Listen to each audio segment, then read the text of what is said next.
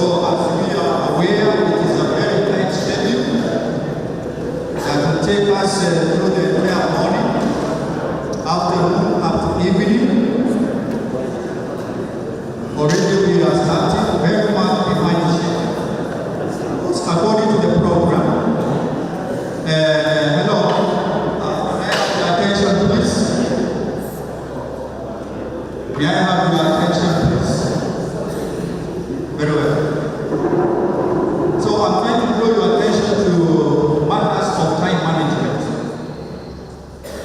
So that when we have the presenters, we shall allow them very limited time. And since they're going to have a chance to go into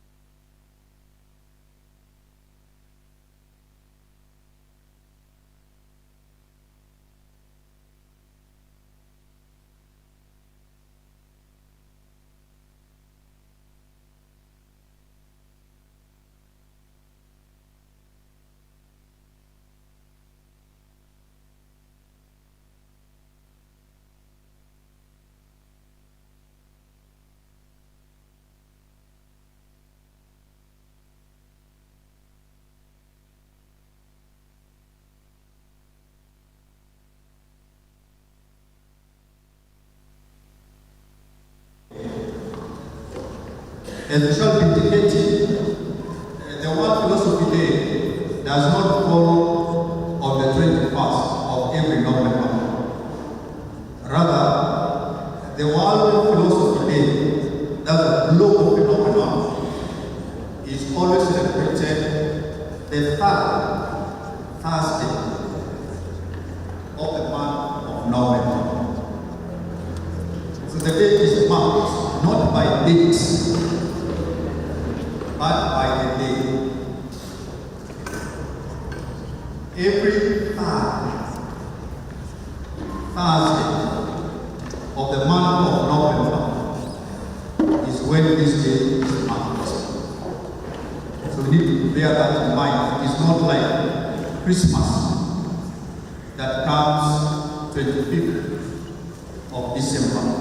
No. World Philosophy Day happens Thursday of November. It just happened that this year the date is 21st. But that's the substance of it, Thursday of November every year. And this day was established by UNESCO. UNESCO is a United Nations organization on education, science, and culture. UNESCO, United Nations Educational, Scientific, and Cultural Organization, UNESCO. So it is the one that in the year 2002, they isolated this day to be celebrated globally. Of all the disciplines that are taught, things that are learned, no other discipline has this privileged recognition global. It is only philosophy that has this recognition. You don't have a history day.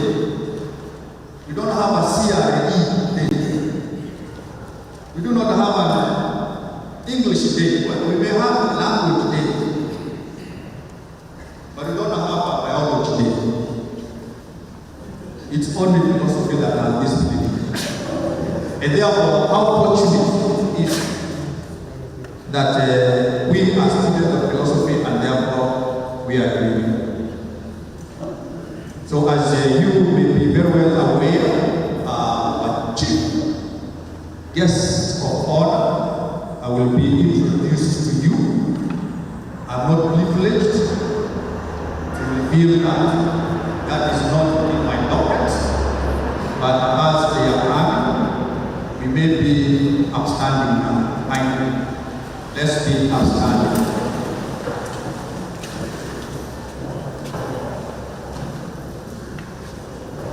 So the rector, our guest of honor, University Administration, you are welcome to take your dignified seats.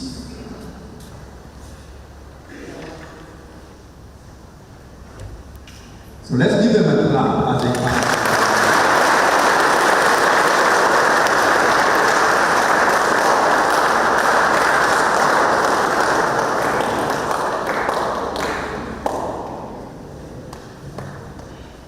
Thank you. So right on to the program, may I invite the Dean of Students, Reverend Father Augustine Mugambi, to lead us with the opening prayer.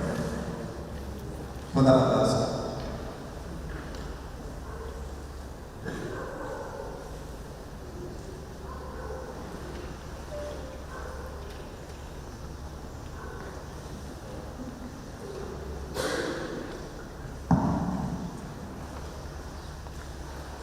Let us pray. In the name of the Father, the Son, and the Holy Spirit. Amen. Heavenly Father, source of all wisdom and truth, we gather before you today with grateful hearts, seeking your guidance and blessings as we engage in this pursuit of knowledge and understanding.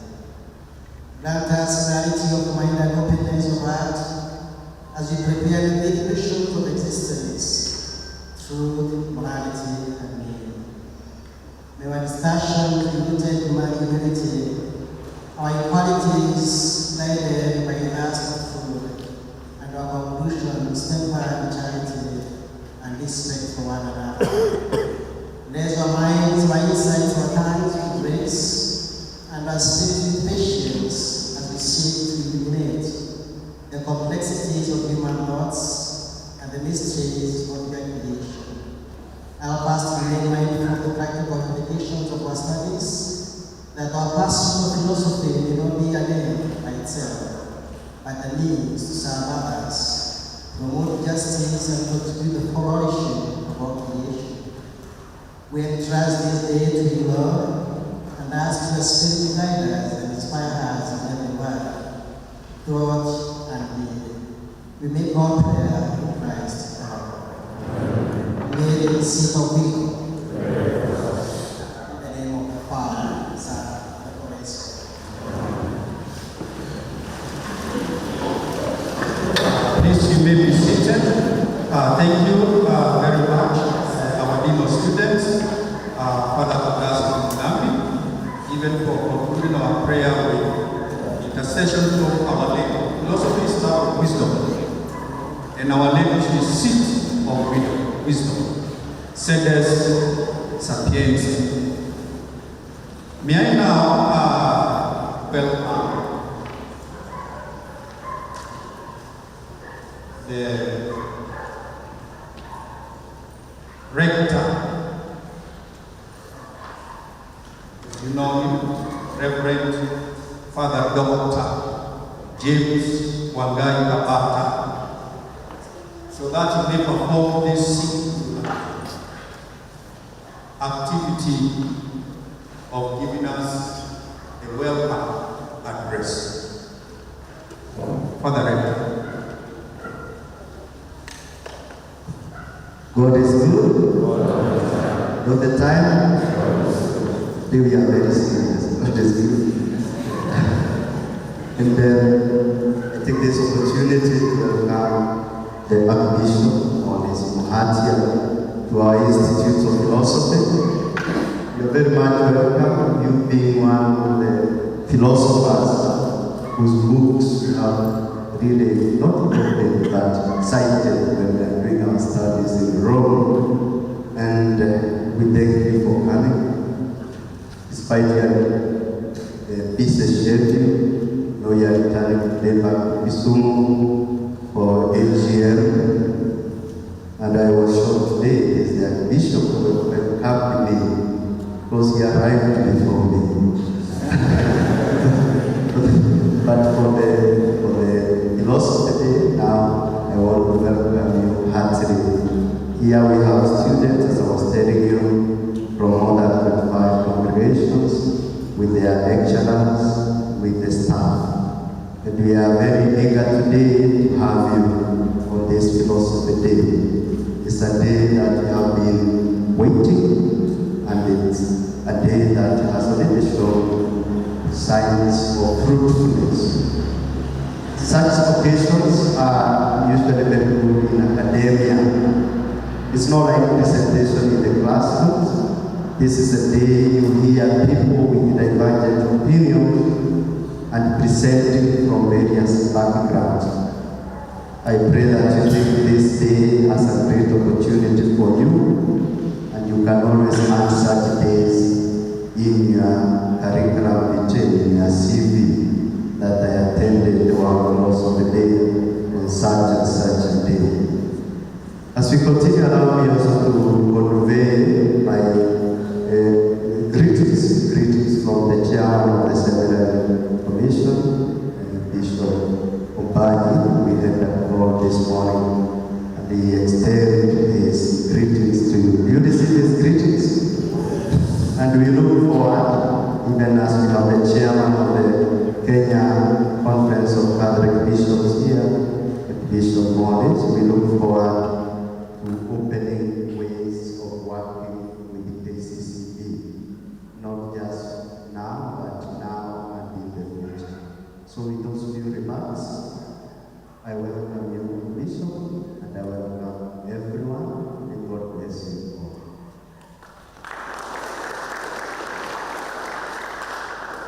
Thank you very much, Father Rector, for introducing to us to our guest of honor. Now that we can mention the name, I couldn't do that because that was not my responsibility. But now you have introduced to us and told us that our guest of honor is His Grace, Reverend Dr. Morris Atia, the Archbishop of the Archdiocese of Kisumu and the chairman of KCCB. Now, welcome very much our guest of honor. And therefore, moving forward, I shall be addressing you through our guest of honor. Our guest of honor, I now take this opportunity to invite our DVC academics, research and student life to make the introduction for this auspicious day of Global Philosophy Day here at Consolata International University. Welcome, Reverend Dr. Gregory Nzao. Let's give him a clap.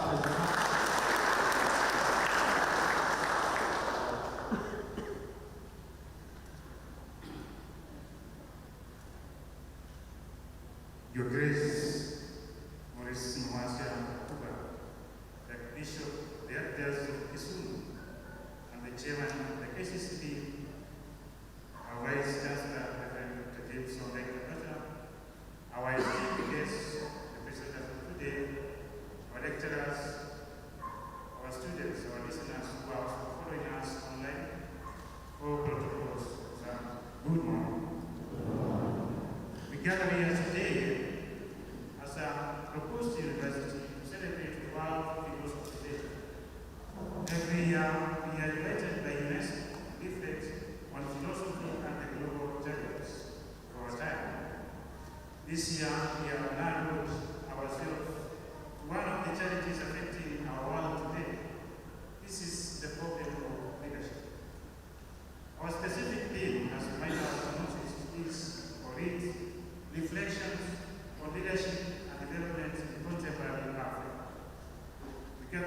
therefore to engage in a serious philosophical discourse as we look for answers and solutions on the issues affecting our contemporary Africa, also the area of education.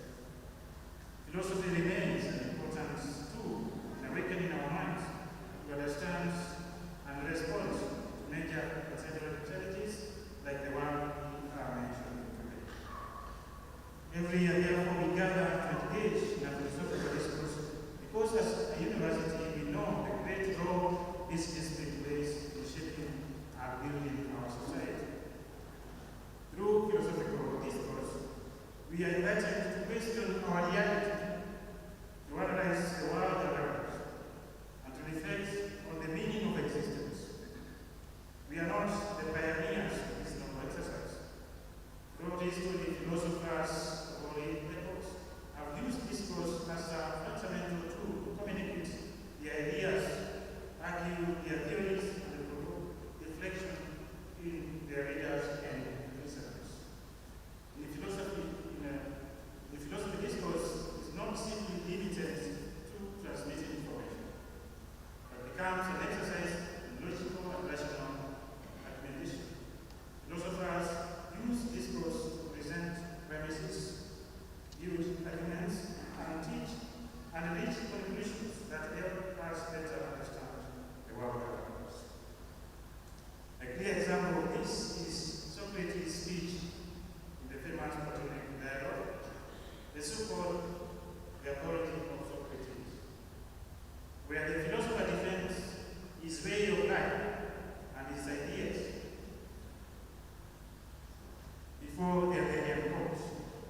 Through his well-known arguments, Socrates tries to convince his judges of the importance of the search for truth and self-knowledge, making use of ideology to refute the accusations against him. For philosophers, discourse is also a tool for the search for wisdom and knowledge. In their writings and speeches, philosophers such as Aristotle, Descartes, or even Kant are invited as to reflect on topics such as ethics, metaphysics, epistemological, opening new possibilities to understand the world around us. A classic example of philosophical discourse is the Descartes' discourse on men, where this French philosopher proposes a method for arriving at true knowledge through methodical data. This is the famous methodical of Descartes. In this discourse, Descartes calls us to question our belief and prejudices in order to arrive at a knowledge based on certainty and evidence. In short, discourse of philosophy is a fundamental tool for communication of ideas, rational argumentation, and the search for wisdom.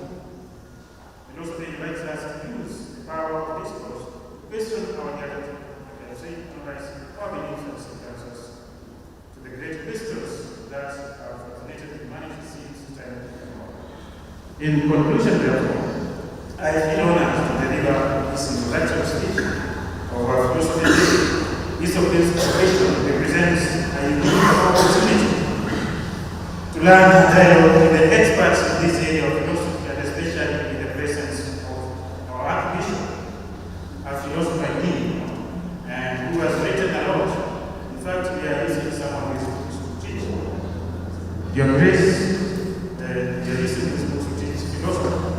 Therefore, as I conclude, may we all have a fruitful philosophical discourse. Thanks.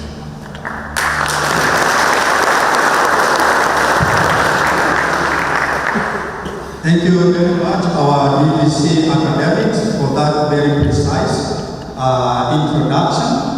So let's give another round of applause. Because he's just setting for us the stage for which we are gathering this morning, that is to listen to the keynote speech from our chief guest. And as he has indicated, our chief guest wears many hats. Archbishop of Kisumu, chairman of KCCB, a philosopher, a rector. They tell me once you are a rector, you are always a rector. And therefore, I am going with one of the books that is used here in our library. That is authored by our guest speaker.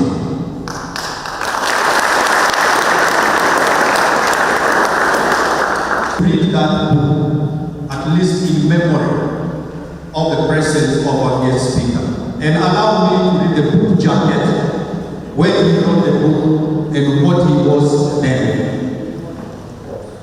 Maurice Mohatia Makumba was born on 19th June 1968. On the 15th of October 1994, he was ordained to the priesthood in the Catholic Diocese of Kakamega. He obtained his doctorate in philosophy from the Pontifical Holy Cross University in Rome. Returning to Kenya, he lectured at St. Augustine Senior Seminary, after which he was appointed rector of St. Matthias Murumba Senior Seminary, Tidini, and St. Thomas Aquinas, Nairobi. On the 27th February 2010, he was ordained Bishop of Nakuru Diocese.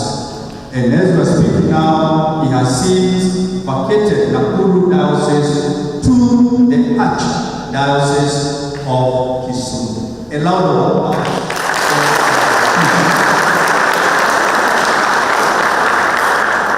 Now, just before he comes, allow me just to read his preface to this book.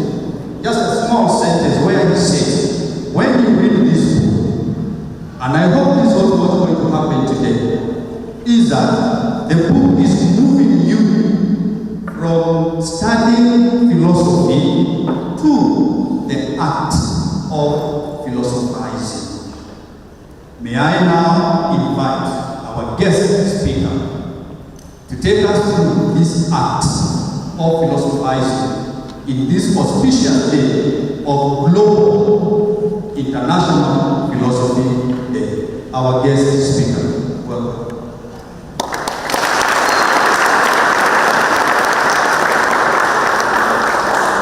Welcome, your grace.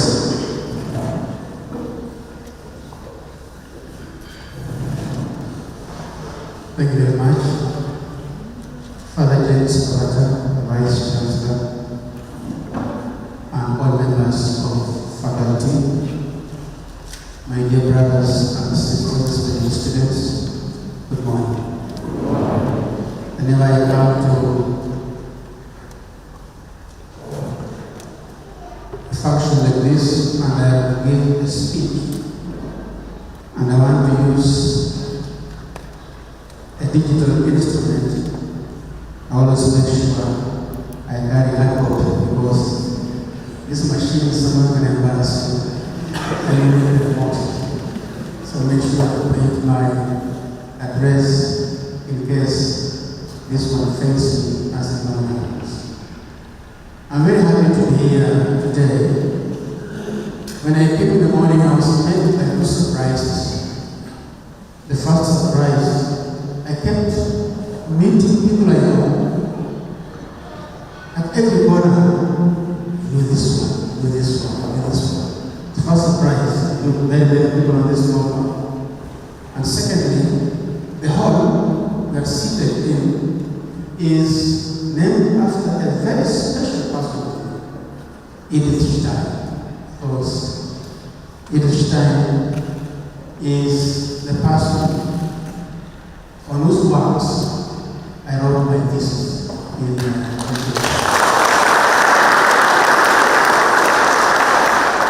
She's very, very special to me. Father James, thank you very much for the invitation to come and be present at this day. Father invited me, and he made sure he kept reminding me almost every week from the time he invited me. He made sure I always to come. Thank you very much for the reminders every now and then, just to make sure But once I was invited for this and I put my dad, I sure was going to come, even though we have no radio. I told I excused myself and I told them that we want to attend this very special invitation at the Promotional Institute of Philosophy, which is slowly transitioning towards the full-fledged university, and makes me very proud. This transition of the Institute of Philosophy, the full-fledged university, is going to give special attention to the teaching of philosophy. My dear friends, my dear brothers and sisters, we gather here today for the World Philosophy Day celebration, whose theme by UNESCO is Philosophy and Global Challenges. I thank the organizing team for inviting me to give the keynote speech on such a special day. The social political environment of the last few months in Kenya, while not being unique to Kenya, has been unsettling as it has been intriguing. Kenya provides us with a window through which we can look at the situation in the African continent in general. It calls for the evaluation of the African social political scene in general and of the Kenyan social political scene in particular from all possible angles and perspectives. Naturally, in such a situation, most of the evaluations and re-evaluations have been and are geared towards seeking practical solutions to a crisis situation. However, it is instructive to note that such a search for a solution cannot be sought in a historical vacuum. The current political environment in Kenya and many parts of Africa is not without precedents in world politics. It's because of this I have chosen as the theme of my address, Philosophy and Democracy in Africa Today, the subtopic being the challenges of tribalism. Philosophy and Democracy in Africa Today, the challenge of tribalism.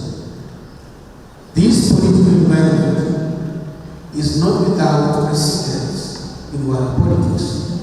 It is certainly not the first political crisis to be experienced in independent Kenya, but it sure has nuances without precedent. The same applies to many other African countries. This reflection intends to highlight some pertinent issues that necessarily come into question when the social political crisis is experienced in the African continent, especially because of our social fabrics in Africa. The reflection is a philosophical analysis of the African social political landscape, showing why its best constitution can be recipe for political chaos. The fact is, political crises deeply affect people at all levels of society, thereby touching the very heart of philosophy, which is the human person. Philosophy, truth, and politics in Africa. You are all aware that since the appearance of the sophists, the term by philosophy from the object to the subject in search for the truth has forever remained unrelated. And when it comes to the human person, it is really true that an unexamined life is not worth living. We know where that quotation is coming from. An unexamined life is not worth living. This celebration of the World Philosophy Day is timely, and the focus on global challenges is opportune. This brings into sharp focus the reality that whatever solutions are sought with regard to human existence are to be in line with the aspiration for the truth. And when it comes to matters of the truth, philosophy cannot afford to sit on the fence. Allow me to begin by noting the obvious. That is, love of wisdom forms the nucleus of philosophy. It is my desire that this be the driving force behind this reflection today. Yet, when we talk about wisdom, its manifestation or love of it does not have to be homogeneous or uniform. Neither need it be perfect. Why? Because of the finite nature of the human person and the diversity of its manifestation. This is even truly so at the political level.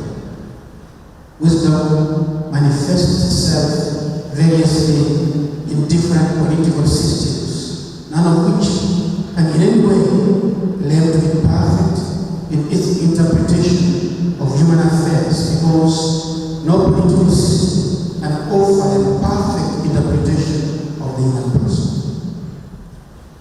The finitude of the human person, which finds expression under the influence of several factors, namely cultural, religious, geographical, historical, etc., introduces nuances in the conception of wisdom in general and of political wisdom in particular.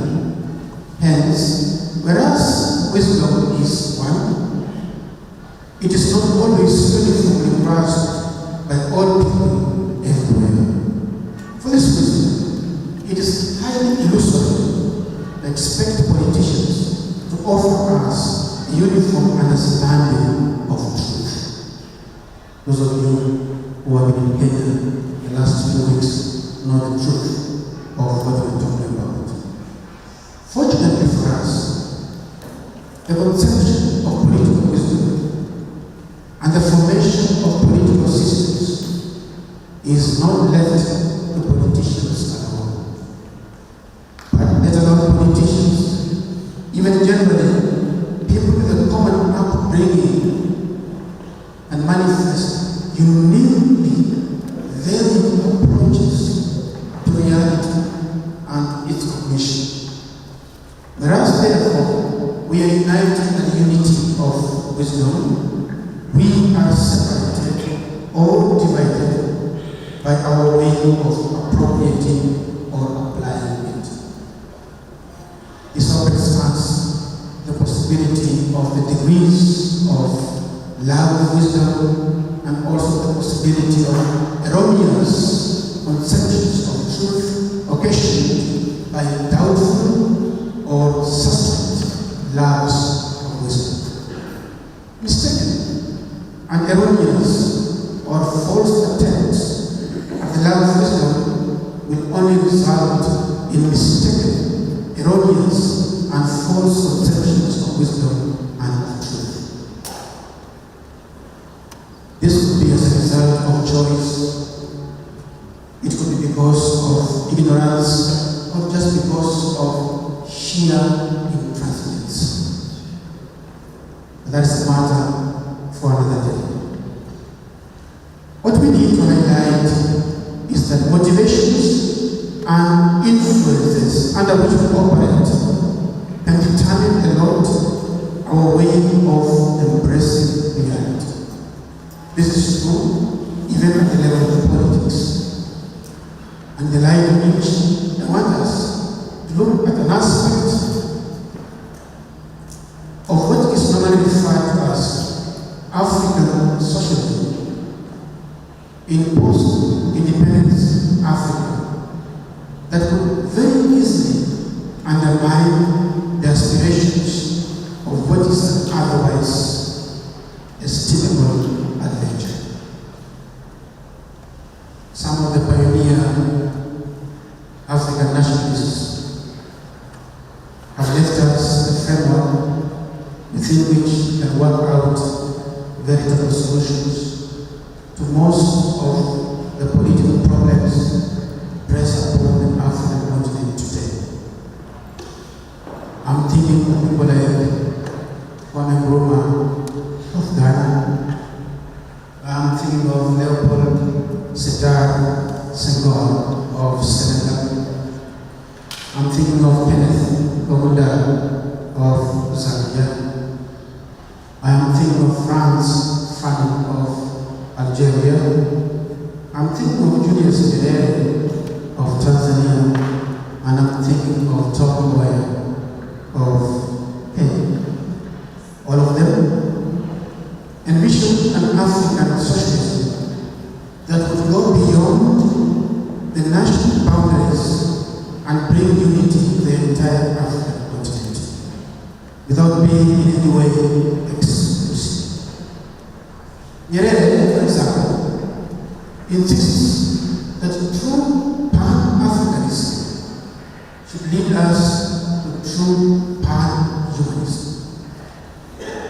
Nyerere was convinced that Ujamaa, that is his version of humanism or socialism, allowed for the sense of familyhood to be extended universally to all. Nkrumah and Kaunda expressed similar sentiments. Yet the question remains as to whether Africa has achieved this goal in the 21st century. Recent events in the African political landscape call for an urgent analysis of the inner aspirations of Africa's pioneer statesmen, with special reference to the ambitions of African socialism. Let me say, for instance, that the central values of Africa are communal rather than individual.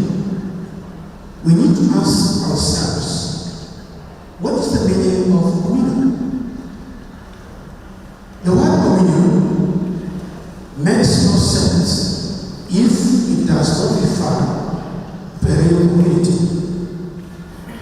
And just which community is the object of African socialism's communal values? Are we dealing with a close community that recoils into itself, or is it an open community that goes all out in favor of interrelationships? Moreover, has African socialism been able to respond satisfactorily to the problems which it was envisioned?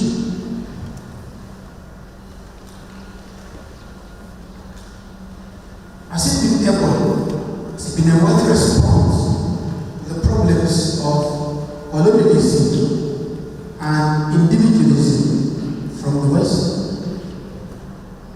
Or does African socialism just act as a catalyst for another form of evil, that is tribal individualism?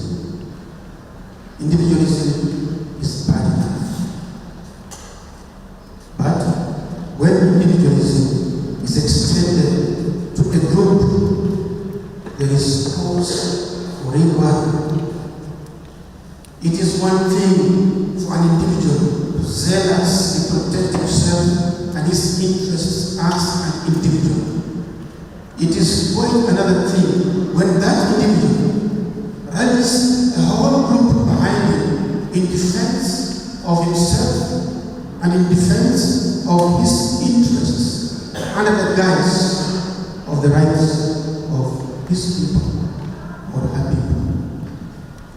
When a group, be it a clan or a tribe or a nation, is tricked into believing the interests of an individual, but in fact the interests of the group, such is great matter that cannot be left unexamined. And this happens in Kenya every day. I don't know about other African countries. When a political leader is in political heat somewhere, he runs back to his people, takes shelter in them, and he convinces them that his interests are actually their interests. And we believe it, and we clap for him. African socialism has been immensely useful. The growth of Africa since the independence of most of its nations. But we can note for that reason no surprise to its possible pitfalls. There's a quotation that's from another work that I've attended to elsewhere. Let me now talk a little bit about the challenges of African socialism in Africa today.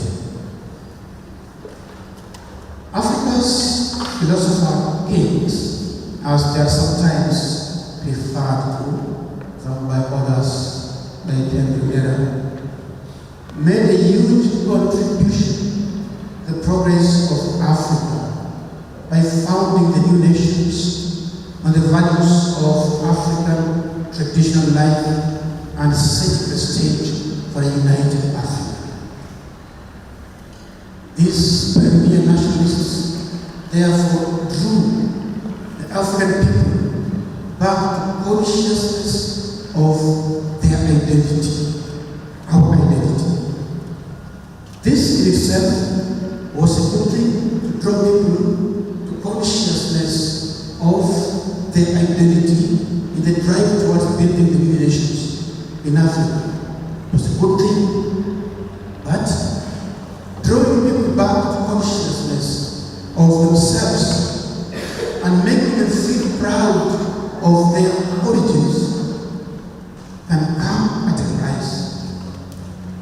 The danger of tribalism and racism stares the grand march towards Pan-Africanism. National consciousness can actually lead to social and political separation if not well nurtured. As France finally notes, and I quote, "The faults that we find in it are quite sufficient explanation of the facility with which, when dealing with the young and independent nations, the nation is passed over for the rest, and the tribe is preferred to the state. These are cracks in the edifice which show the process of retrogression that is so harmful and prejudicial to national effort and national unity."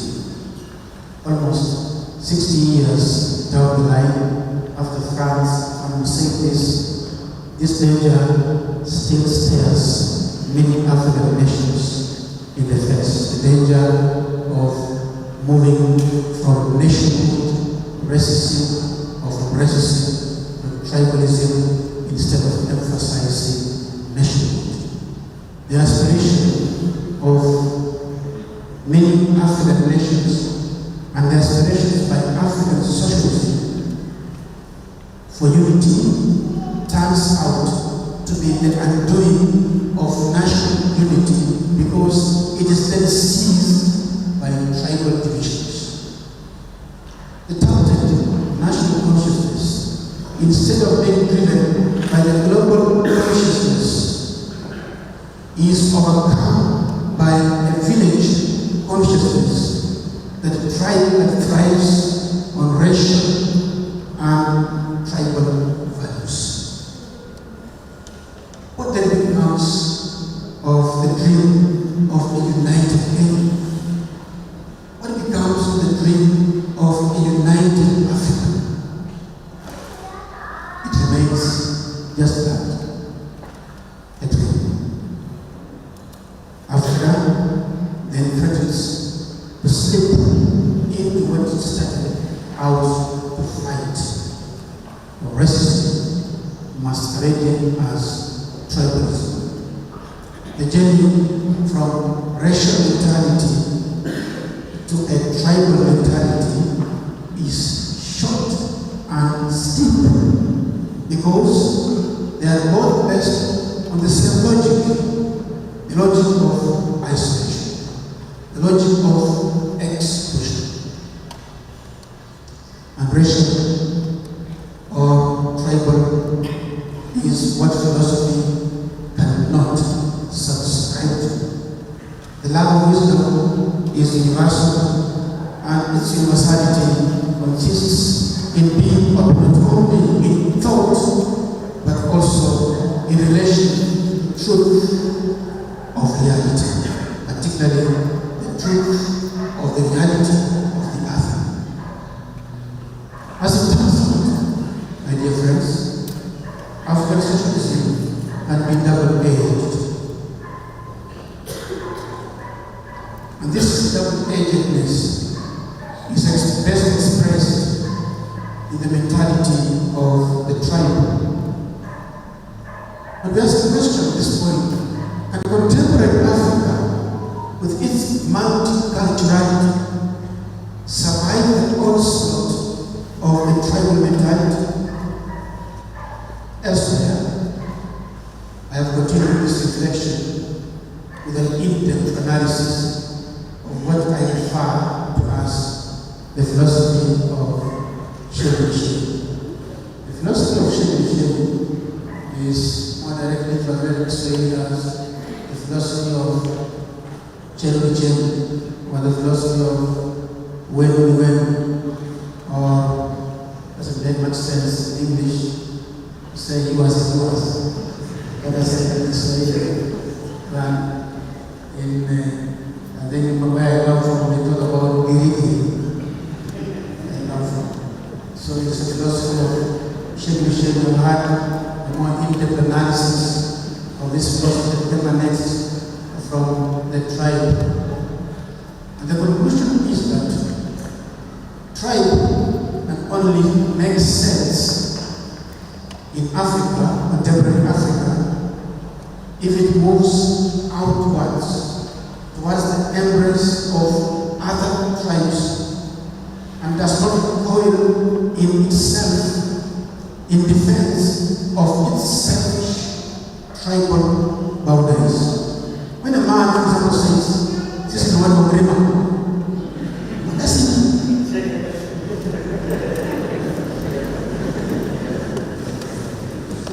What does it mean? Does it mean Rima is so far as it's open to other Rimas? Or does it mean Rima so far as it is close to itself, protecting its interests? This conversation is very alive in Africa today, at least in Kenya. It's a very serious conversation.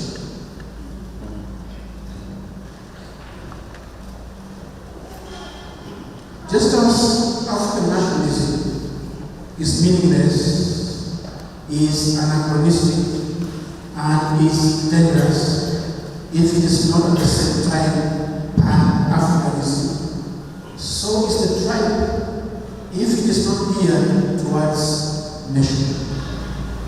Tribe can be dangerous if in its operations it is not geared towards nation, and by extension to Pan-Africanism. At the same time, with the current social matrix in many African countries, it is unrealistic to attempt to untribe people inside nationalism. I'm saying this. Whereas the tribe, unless it embraces other tribes, is a dangerous thing for nation. At the same time, it is not realistic to try to untribe people before forming nationhood, because many of our nations in Africa are steeped in the tribe. Only the tribe, properly understood, can form a very sound basis for the construction of a solid nation. So either way, one has to be alert in the interpretation of the meaning and understanding of tribe in many African nations, Kenya being an example. The tribe still has a hold on many people, and it cannot just be ignored. It is better to bring these positive characteristics that can contribute to nationhood and to nation building. The roots of nationalism are in the tribe positively understood, and the roots of Pan-Africanism are to be found in sound nationalism. This point has been well stressed by most sober pioneer Pan-Africanists. Every tree needs roots to survive, and there is no doubt that there are values in the African tribes that can nourish the African tree for contemporary flowering. Even the drive towards international alliances is not meant to erase national boundaries. The creation, for example, of the East African community is not meant to disintegrate Kenya or Ghana or Tanzania or Rwanda or Burundi or South Sudan. Those involved in such projects will be well advised to remain conscious of this. Building alliances does not mean disintegrating the best. In this, the ever-looming danger of tribalism can never be underestimated. It is not uncommon to find ethnic affinities organized into political forces or political parties. What bothers is the logic behind these connections, the restrictive logic of the protection of one of our own. Already, as early as 1962, the worry had been raised that in some African countries, this was said in 1962. I'm not quoting what I'm reading, was said in 1962. Listen to it. In some African countries,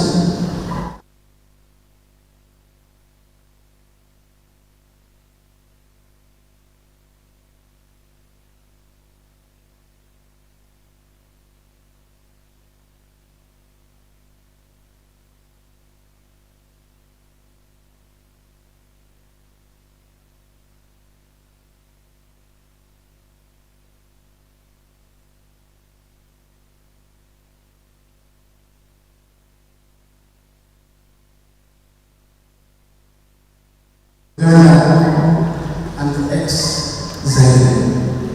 These were the major culprits. The area whereby in some African countries, the tribal scenes correspond to political scenes in spheres of influence. My dear brothers, how is it possible? This was said 62 years ago, and it's as if it was being said last week again. How is it possible? It is worrisome.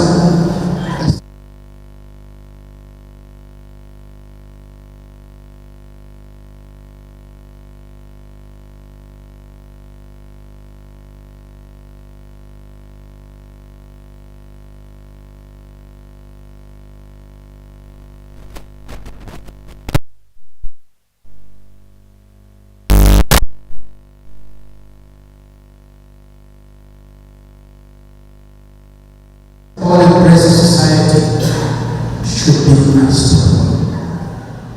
The contemporary African political terrain needs to come to terms with its situation in history. History is dynamic.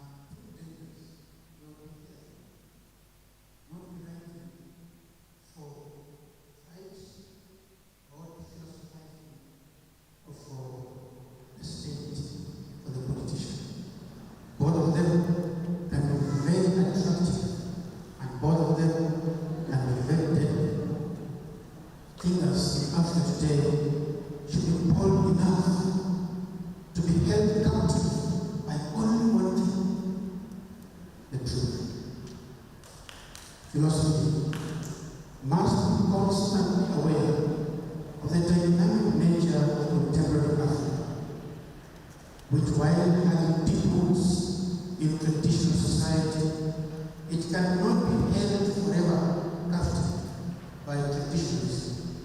Contemporary Africa is a player in contemporary world affairs and world politics.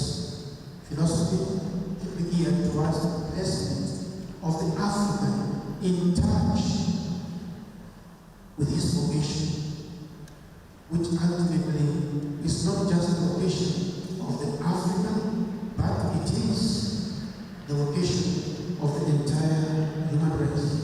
This should be the aspiration of philosophy in Africa and of the philosopher, the thinker in Africa, to put the African person in touch with this vocation, in touch with her vocation. And the vocation of the human person in Africa is also the vocation of the human person elsewhere. An African vocation that alienates the African from the human core is a contradiction.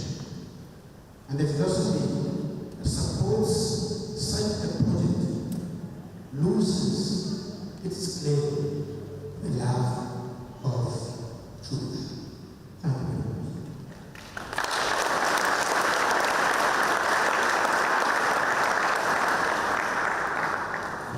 Thank you very much, our guest of honor, for leading such a reflective presentation on the theme of philosophy in contemporary Africa in dealing with the challenge of democracy, whereby then we have to see how do we overcome individual tribalism in building national consciousness.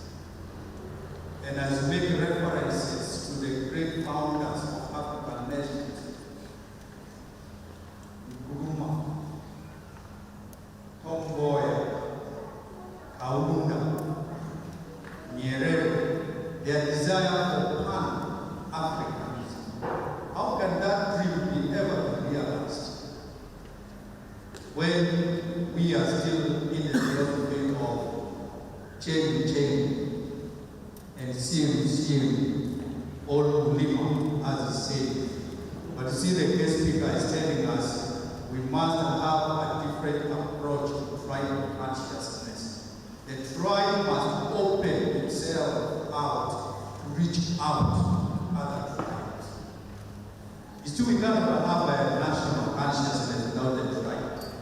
But then when the tribe becomes individualized, that people are thinking about themselves to the exclusion of others, then clearly that must mitigate or must be a danger to the building of nation. Now, it is for you now to engage our guests of honor with questions, but before that, let us rise and give him an applause. And now we demonstrate how we shall do. Now, this is a philosophical institution. And one of the philosophers is Friedrich Nietzsche. Friedrich Nietzsche wrote a poem, Twilights of the Gods.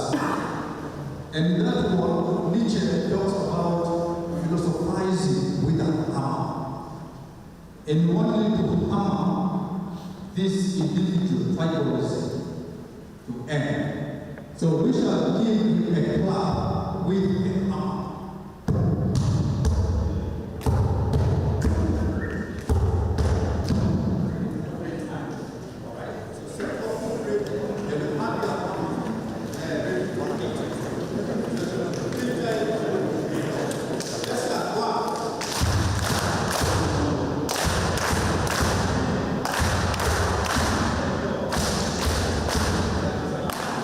Thank you very much, our guest of honor. You have given us a hammer to talk about this negative tribalism. And you can see that his reflections are really consistent with the pastoral letter that they just issued, which has awoken. It was a simple pastoral letter, our guest of honor, only the Socratic guiding plan that has turned people as distant.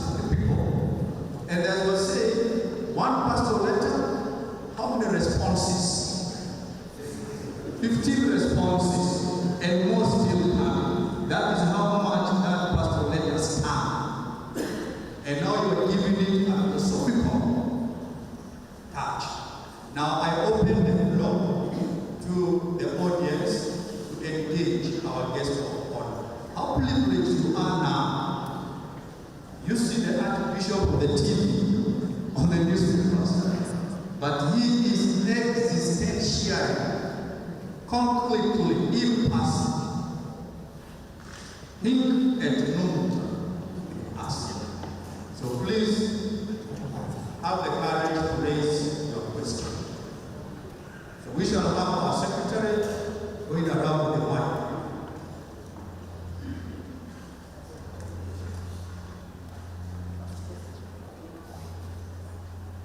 There's a question, there's a hand up there.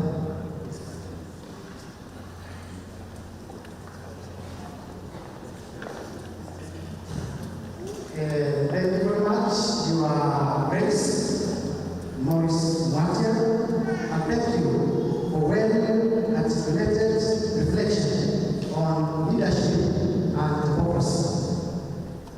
My question is, as philosophers, how can we solve this existing problem of the factual truth and the philosophical truth, or rather the philosophical statements which convinces the audience to be true? We shall have asked questions. That's question one.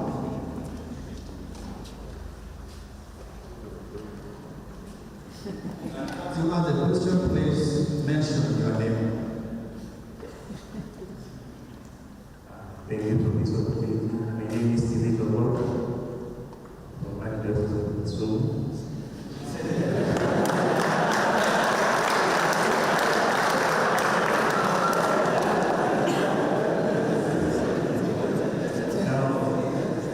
Now, in this place, I have just a simple concern, rather question.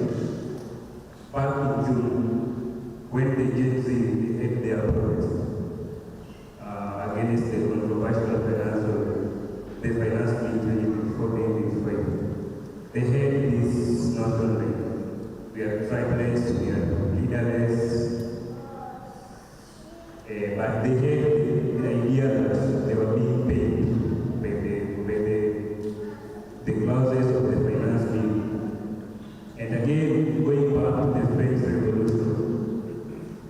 that happened like 1787, 1789. They had that notion with the people to fight for the oppression that they had, the faction between the people and the leaders. Now here we're talking about the democracy and the issue of the capture of the tribes. How do we go the issue of tribes? Let's not speak of myself, the Mulima issue, and unite the country as one without losing my identity as a tribe. Thank you. Thank you. We have that question, then we have the response. Alasanga.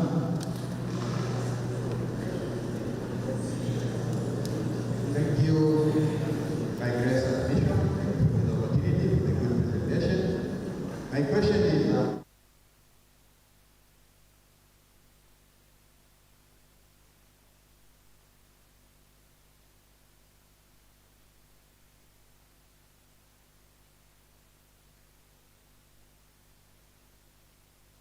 democracy as a system of governance. This is the system of governance that's almost in every country. Now there seems to be ruling everywhere, which is kind of oppressed. These are, and we may say that the founding fathers of philosophy, they have given us the introduction, the principles, they have laid them. But we are still taking this democracy as a system of governance, and now we are struggling to fit it in place, struggling how do we overcome the tribalism that comes to fight this democracy. Should we not go back to the basics and take what they laid for us? For example, aristocracy and other systems which they consider the best government. Thank you very much. Okay, so we turn over to our guest speaker to make a response.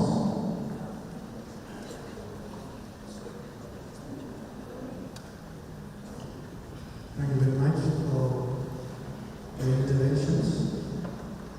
I'll try attempt to respond as much as possible. The first question, you can take an entire day talking about it. The question of truth and how to pass on the truth to audiences. I would like to speak about more fundamental things. Apart from the issue of the phenomenology of knowing, when it comes to truth, we realize that different people approach the issue of truth differently. I would like to begin by saying that it is necessary when you talk about the truth to be clear about the basic presumptions. Because if, for example, St. Thomas Aquinas says truth and Kant says truth, or modern times, says truth, then you know to talk exactly about self-truth. And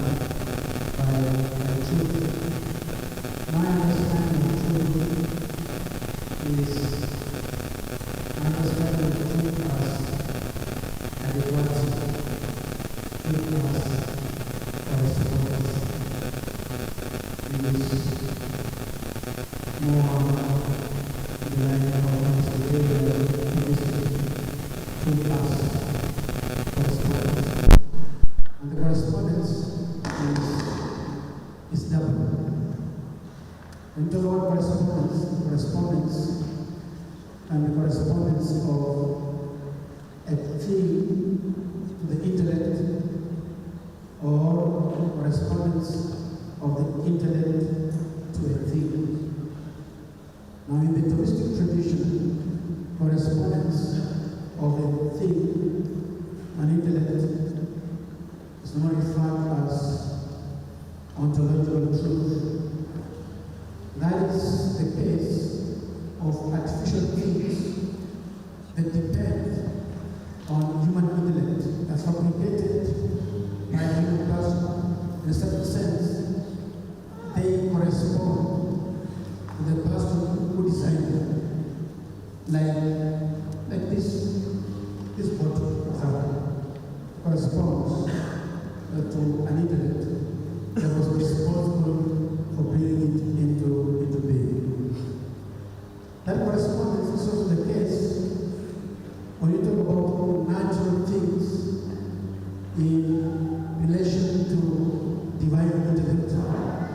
So it is a correspondence that is constitutive, brings into being, either for artificial things in relation to human intellect or natural things in relation to divine intellect. That is one correspondence of things to intellect. The other correspondence of intellect to thing is also called Gnoseological truth. In both cases, talking about ontological truth and Gnoseological truth, is very clear that in this particular tradition, the truth is not hanging somewhere in the air, or hanging somewhere in the air. It has what we call, there is the realistic approach. Now, with that foundation, now we, point of view of the philosopher or philosophical thinking, how do you bring this down to the grassroots? I think it's important in every situation of life. There's the role is played by philosophy, and there's a role is played by non-philosophers. So, for example, in Africa today, the person will ask, how can philosophy today help the African political landscape in helping the African political situation to be inspired by the truth? That would be the role of the philosopher, to lay a foundation for a political landscape that is driven by the truth, by the existing objective truth. Because there is always the danger and the risk of people thinking that the same truth, anybody can say truth, and they all are testifying, depending on their fight. But the existence of this tradition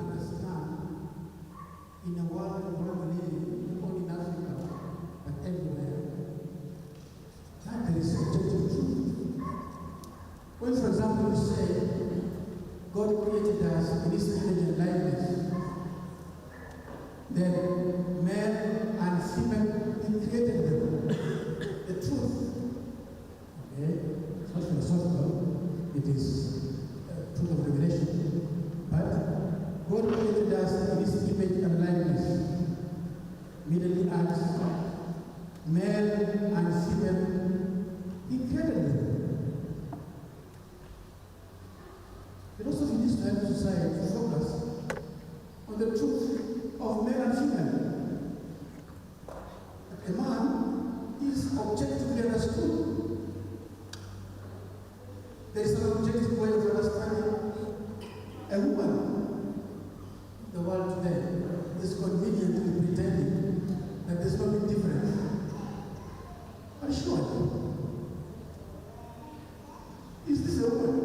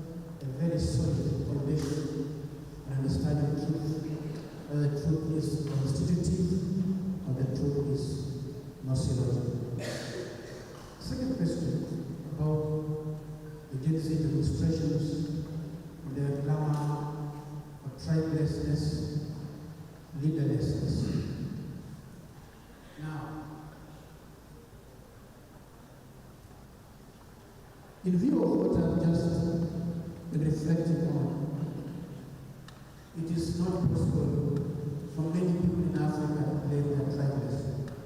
But we need to understand. We need to understand why they are talking about tribelessness. Because the tribe has moved in the direction I was talking about. The direction of the logic of exclusion and the logic of isolation.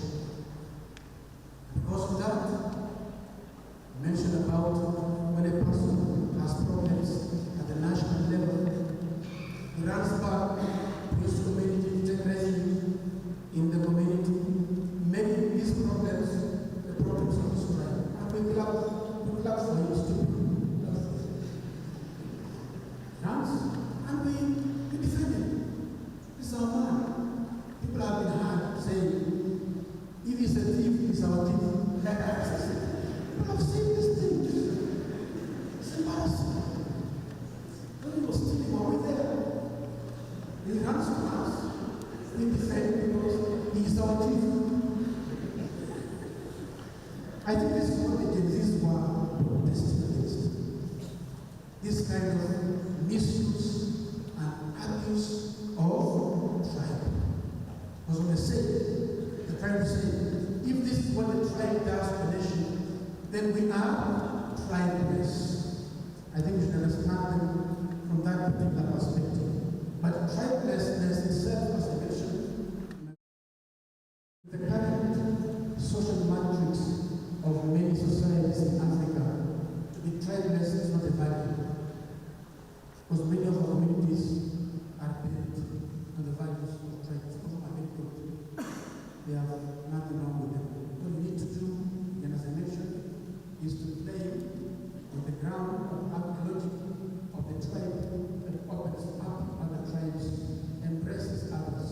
in the building of nationhood.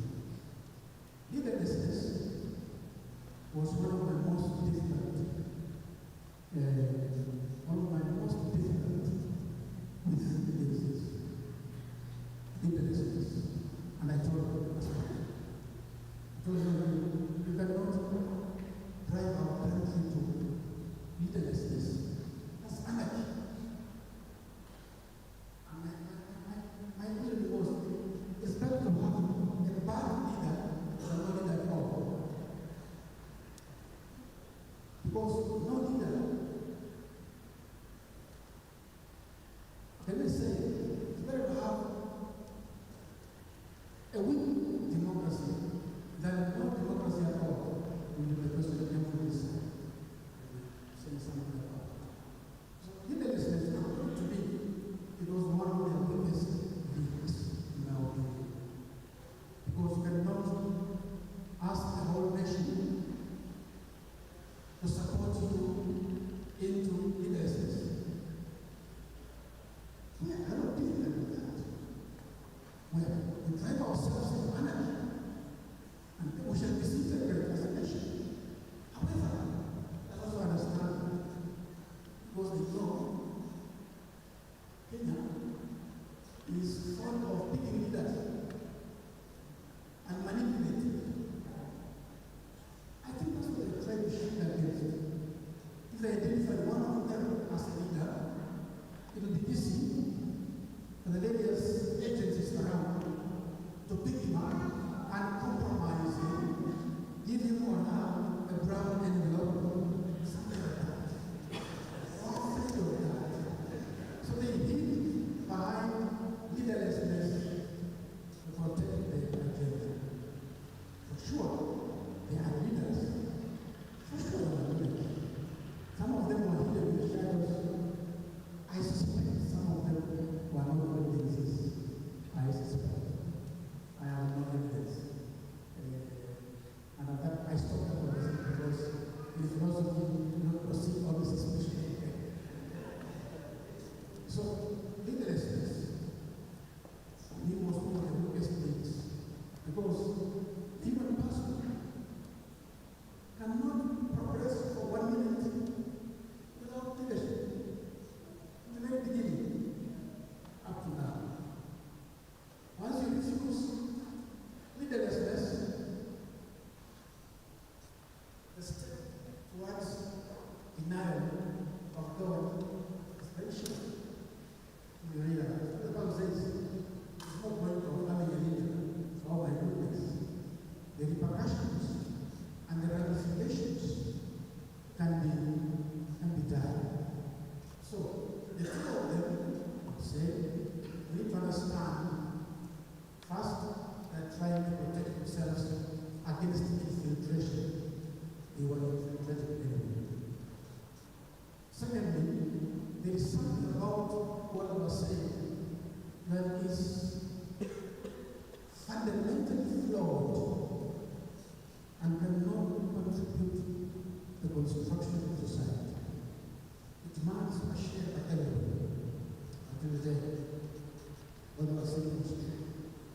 But I can say the strategy was not defined. The strategy was not defined. Because if you move the whole of Kenya to the streets without a leader, how will they go back to the house? Because somebody is telling them to go back to the house. It was a serious situation. However, we are not out of the house because worse things have happened after that. Some of it we mentioned in our address the day of the nation as coming out of what happened in June this year. The Kenyan society and respond now needs to respond to issues affecting society. Not in plastic responses. And I think that's why the advice of Nairobi declined the money. And understand, we are talking about the whole nation. You're doing fine relations in the village. We start going to address the serious issues raised by the nation. Are you telling the people's eyes the real problems of the nation? I think we should I can't guys put it like we see that because we want more fundamental solutions and responses to issues of intimidation. We understand that the people of Soweto are not part of the parliament, but that can be part of the bigger response, not used to snake around the problem. Democracy. I found a question. Yes, sometimes democracy is presented as if it's the only form of government. It's not true. Democracy is not the only form of government, but it's also the one with the least form of evils when it's properly handled. It is one with the least forms of excesses in democracy is properly understood. It's not the only form of government. We have anarchy. We have the judge of life form. It takes the combination of Catholic judge, the combination of many things. It's not pure democracy. And how many times it's supposed to democracy? The judge is actually the right one. But in it embraces a lot of forms of the democratic way of doing things. But numbers is not the only way of running human leadership. It's another way of going about it. So it's true. Democracy is sometimes wrongly presented as the only form of government when it is not. In a country like Britain, it's a mix of monarchic rule and democracy. That is why the king or the queen is the head of state. The prime minister is the head of government. And the king or the queen is the head of the church of England. It's a mix of everything there. We take that as an example, how things are done in Britain. Trying to marry both monarchy and democracy. They seem to have managed to work together for quite a long time. And therefore, at this time, there was something raised by the father. Sometimes to present as if democracy must apply in the same way to all other countries. For what's sake, the 21st century largest continent, what? Sometimes we talk about Africa. The village that they came, Africa is a small village. I remember when I was coming back from my studies in Rome, some years ago. One of the good friend of mine there was sending me to pass his greetings to his friend in Nigeria.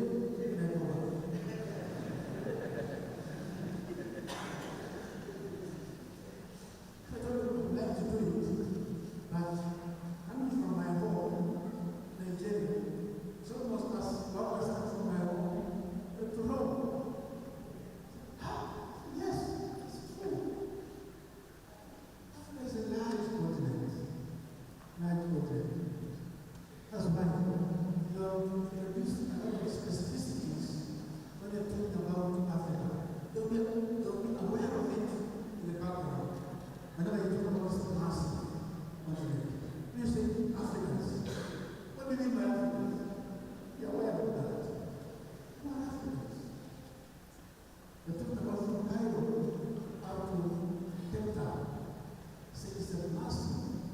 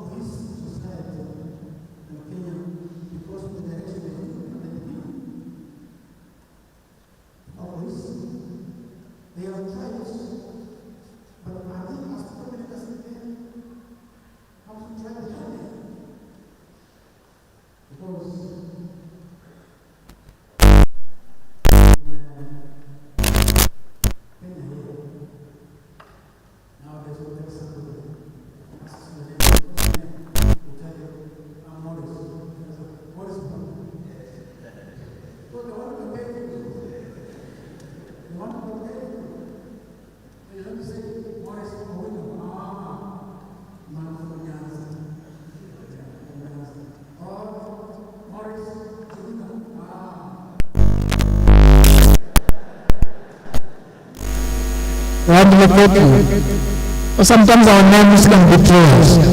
As I used to treat the concern of racism, which was concerns the way Africa is understood, people consider Africa, especially in emphasizing and trying to force democracy. It's a good thing. As I said, it's a form of government with the least forms of excesses, as we understand it. But it's not the only form of government. And it does not have to be done in the same way everywhere, from Cairo up to Cape Town, and from Ismail to Cape Verde. We need to be aligned, but with sobriety, to adapt democracy, the situations on the ground, especially here what I've said, we have some very stemming from traditional African society. But I think we're in the study exclusive or isolationist. They can be brought in to blend into the understanding of democracy today. What is the comment you can make about those three interventions? Thank you. So let's give applause to our guest speaker for that response.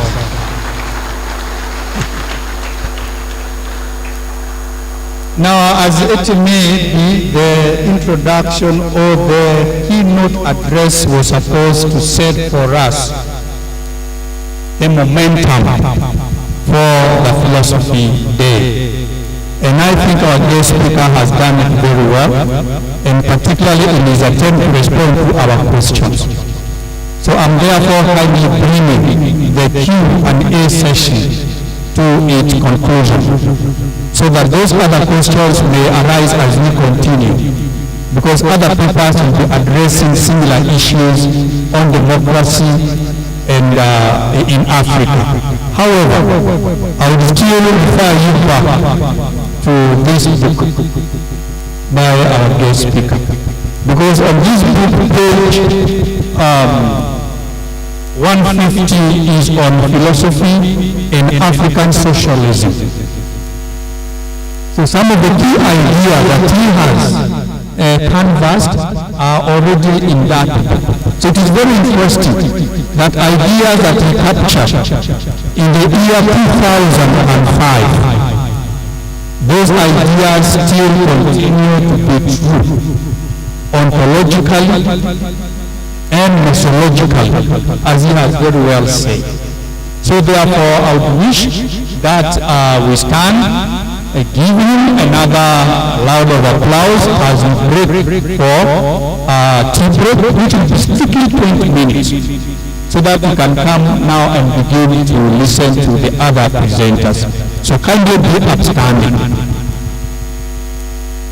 And of course, we remain faithful to the hammer clap in the signature for today. So let's give him 3 hammer claps. So let's set it ready. Let's go.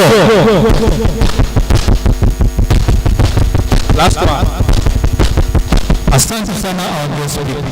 Maybe you give us your Episcopal blessings, please.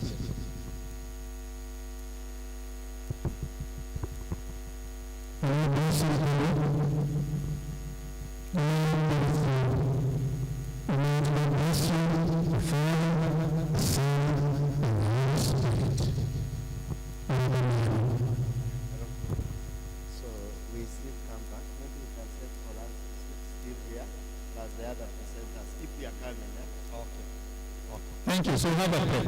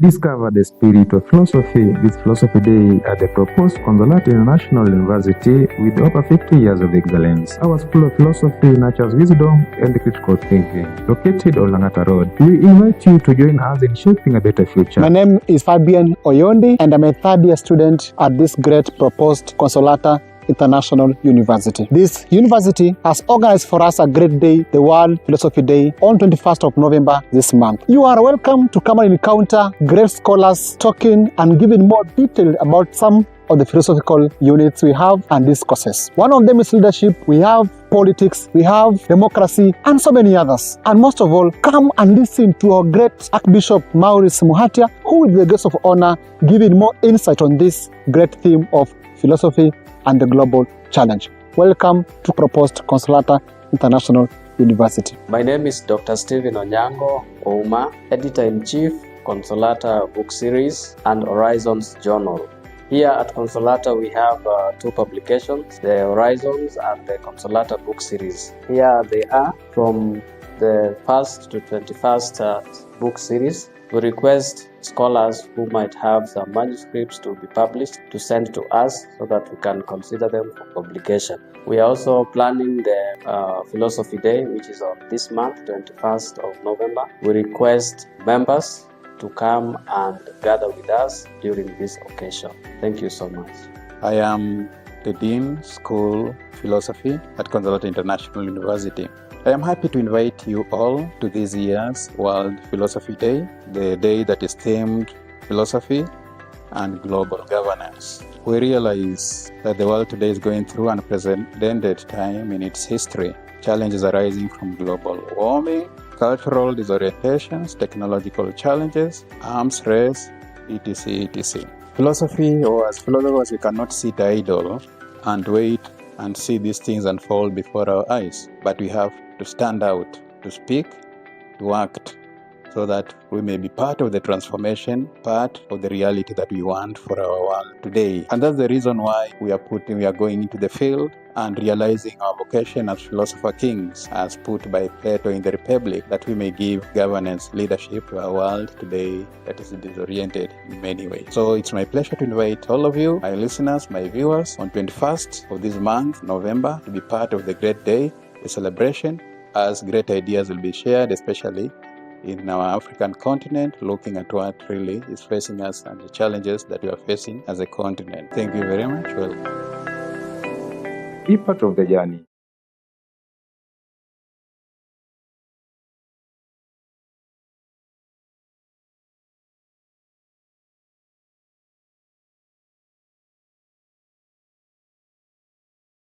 Discover the spirit of philosophy this Philosophy Day at the proposed Consolata International University with over 50 years of excellence. Our School of Philosophy nurtures wisdom and critical thinking. Located on Langata Road, we invite you to join us in shaping a better future. My name is Fabian Oyondi, and I'm a third-year student at this great proposed Consolata International University. This university has organized for us a great day, the World Philosophy Day, on 21st of November this month.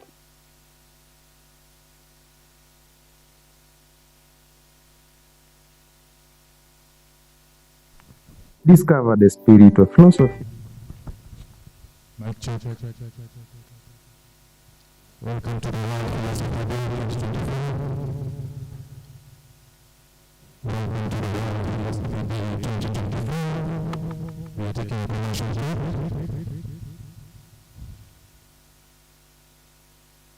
Welcome to the World Philosophy Day.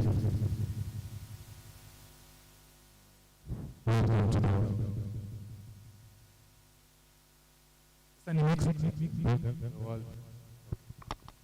Welcome to the World Philosophy Day 2024.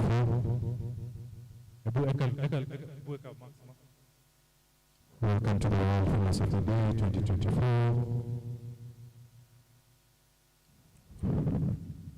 1, 2, 1, 2. Welcome to the World Philosophy Day. Mike ni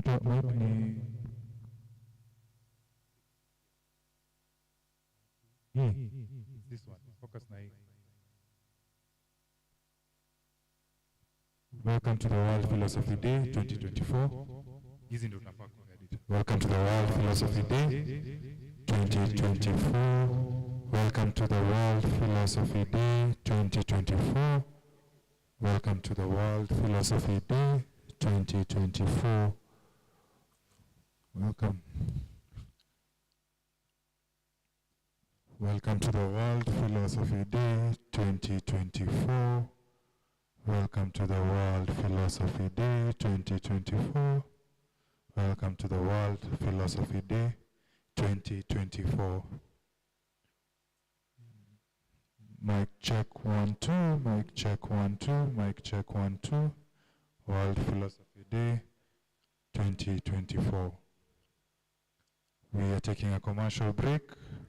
We are taking a commercial break. We are taking a break.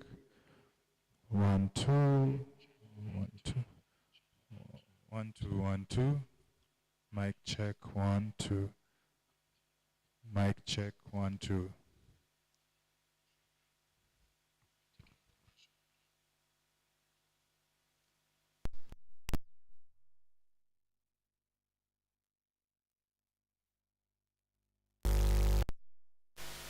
Hey, Ebu. Mic check 1 2. Mic check 1 2. Mic check 1 2. We're taking a commercial break. Mic check 1 2.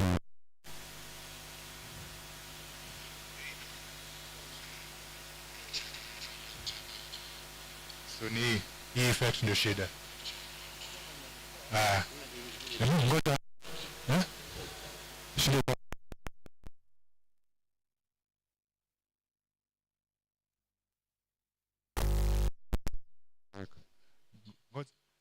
Mulikuwa tume hiyo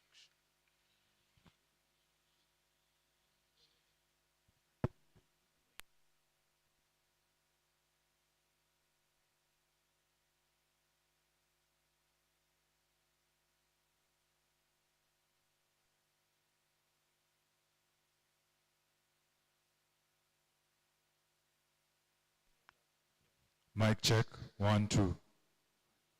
World Philosophy Day 2024. World Philosophy Day 2024. This is a mic test, just to make sure that the online community can hear us loud and clear. Mic check 1 2. Mic check.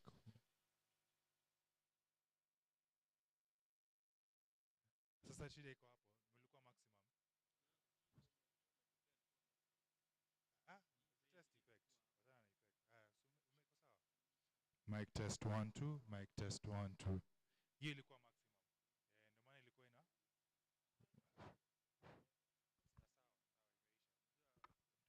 ina 1 2 1 2. Online community, are you able to hear us? Are you able to hear us? You can comment.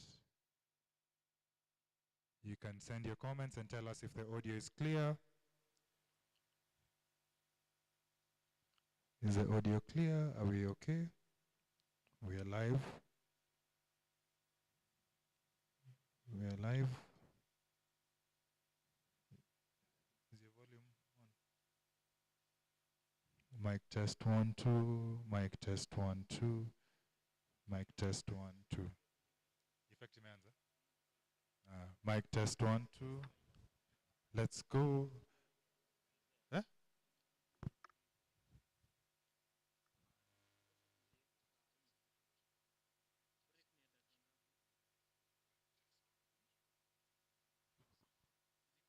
Mic test 1 2. Okay, so this is the final test copy. 1 2 1 2 1 2.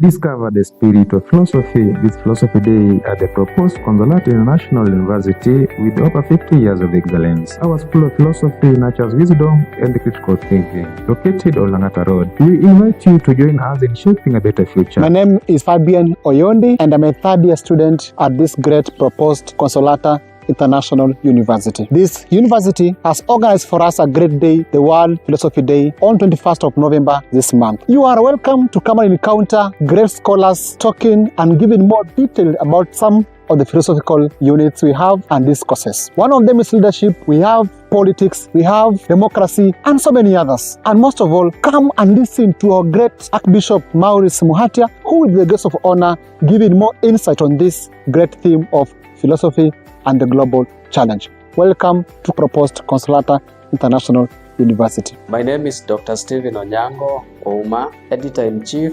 Consolata Book Series and Horizons Journal. Here at Consolata we have two publications, the Horizons and the Consolata Book Series. Here they are from the 1st to 21st book series. We request scholars who might have some manuscripts to be published to send to us so that we can consider them for publication. We are also planning the Philosophy Day, which is on this month, 21st of November. We request members to come and gather with us during this occasion. Thank you so much. I am the Dean, School Philosophy at Consolata International University. I am happy to invite you all to this year's World Philosophy Day, the day that is themed Philosophy and Global Governance. We realize that the world today is going through an unprecedented time in its history. Challenges arising from global warming, cultural disorientations, technological challenges, arms race, etc. etc. Philosophy, or as philosophers, we cannot sit idle and wait and see these things unfold before our eyes, but we have to stand out, to speak, to act, so that we may be part of the transformation, part of the reality that we want for our world today. And that's the reason why we are going into the field and realizing our vocation as philosopher kings, as put by Plato in the Republic, that we may give governance, leadership to our world today that is disoriented in many ways. So it's my pleasure to invite all of you, my listeners, my viewers, on 21st of this month, November, to be part of the great day, the celebration, as great ideas will be shared, especially in our African continent, looking at what really is facing us and the challenges that we are facing as a continent. Thank you very much. Be part of the journey.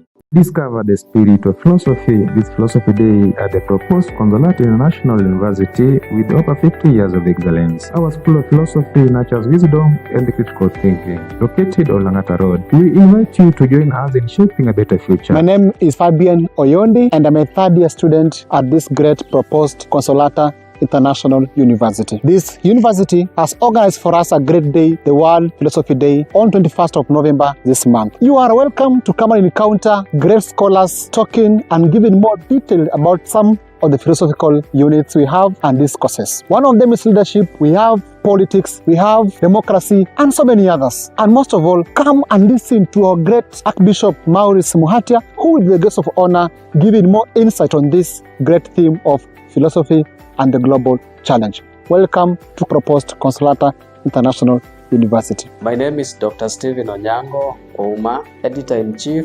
Consolata Book Series and Horizons Journal. Here at Consolata we have two publications, the Horizons and the Consolata Book Series. Here they are from the 1st to 21st book series. We request scholars who might have some manuscripts to be published to send to us so that we can consider them for publication. We are also planning the Philosophy Day, which is on this month, 21st of November. We request members to come and gather with us during this occasion. Thank you so much. I am the Dean, School Philosophy at Consolata International University. I am happy to invite you all to this year's World Philosophy Day, the day that is themed Philosophy and Global Governance. We realize that the world today is going through an unprecedented time in its history. Challenges arising from global warming, cultural disorientations, technological challenges, arms race, etc. etc. Philosophy, or as philosophers, we cannot sit idle and wait and see these things unfold before our eyes. But we have to stand out, to speak, to act, so that we may be part of the transformation, part of the reality that we want for our world today. And that's the reason why we are going into the field and realizing our vocation as philosopher kings, as put by Plato in the Republic, that we may give governance, leadership to our world today that is disoriented in many ways. So it's my pleasure to invite all of you, my listeners, my viewers, on 21st of this month, November, to be part of the great day, the celebration, as great ideas will be shared, especially in our African continent, looking at what really is facing us and the challenges that we are facing as a continent. Thank you very much. Well, be part of the journey. Discover the spirit of philosophy this Philosophy Day at the proposed Consolata International University with over 50 years of excellence. Our School of Philosophy nurtures wisdom and critical thinking.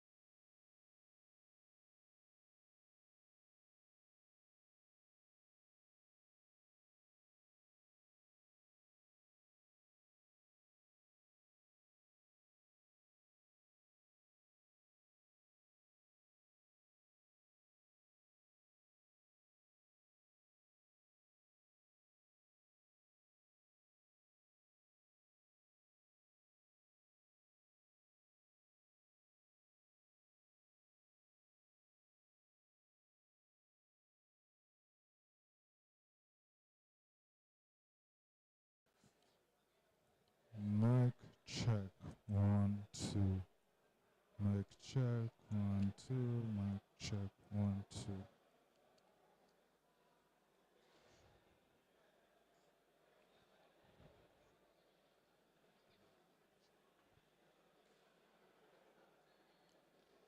Mic check, Riverton translators. Can you hear us loud and clear? Riverton translators, I see you online. Muonge Alexander, we see you. Are you able to hear us? Helen Joseph, are you able to hear us? To the online community, those who are live on YouTube.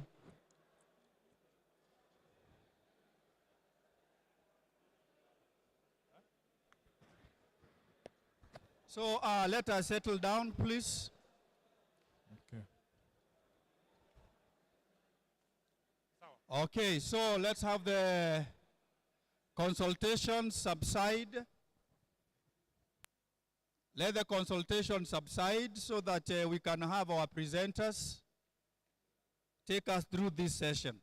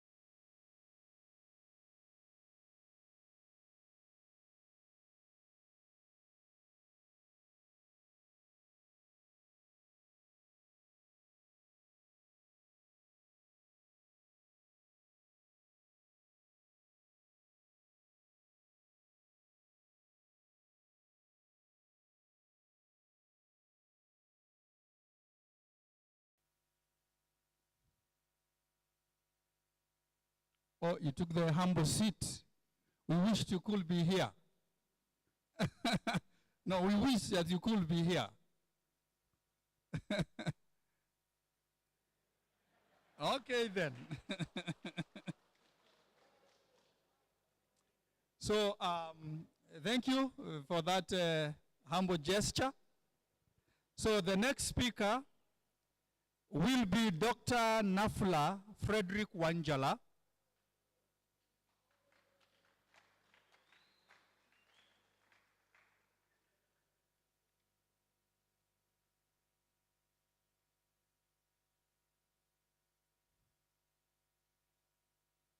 The third speaker is Reverend Father Opondo Raphael, all the way from Christ the King Major Seminary.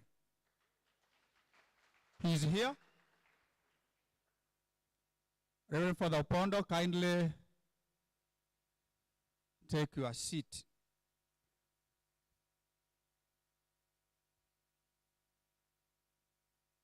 Father Opondo, he is a vice rector, a dean of students in the School of Philosophy at the Christ the King Major Seminary. So I'm an alumni of Christ the King, so she'll be there, Christ the King Major Seminary. So let us dispense with these presenters. Now we shall be very strict on time limits. So the time allocation is 10 minutes for the presenter. So you have to try to work with Occam's razor on the principle of parsimony. Don't multiply entities beyond necessity. Say as much as you can with the least words possible. I therefore want to invite to the dais Dr. Anton Opio Ogutu. His paper is on democracy and good governance in Kenya. Are they compatible? Dr. Opio.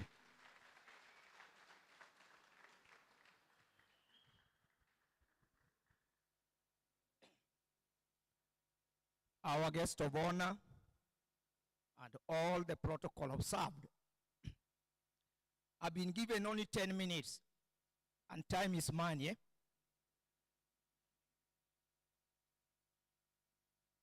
I've worked on my paper for almost 3 months.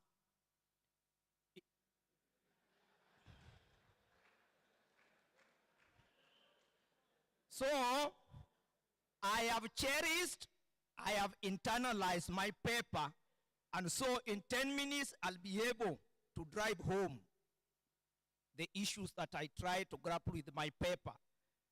But I told my friend, Reverend Dr. Sanga, about the question he asked our Archbishop, Most Reverend Dr.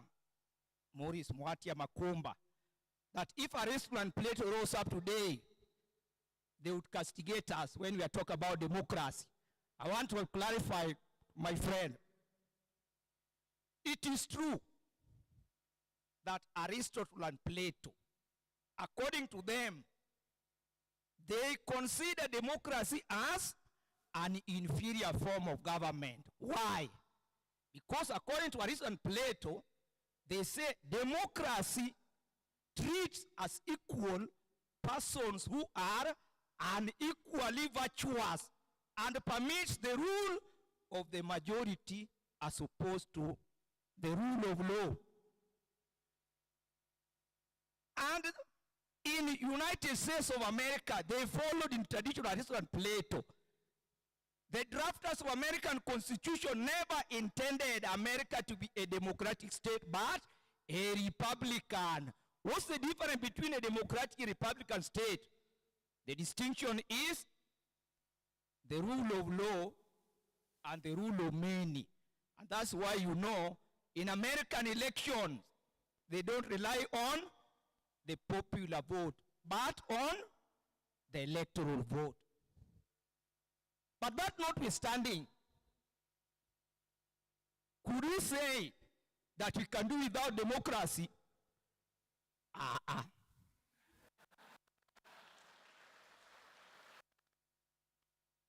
The United States itself today has become a big democratic empire.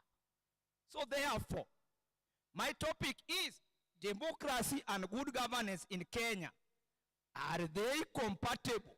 Compatibility or a contradiction?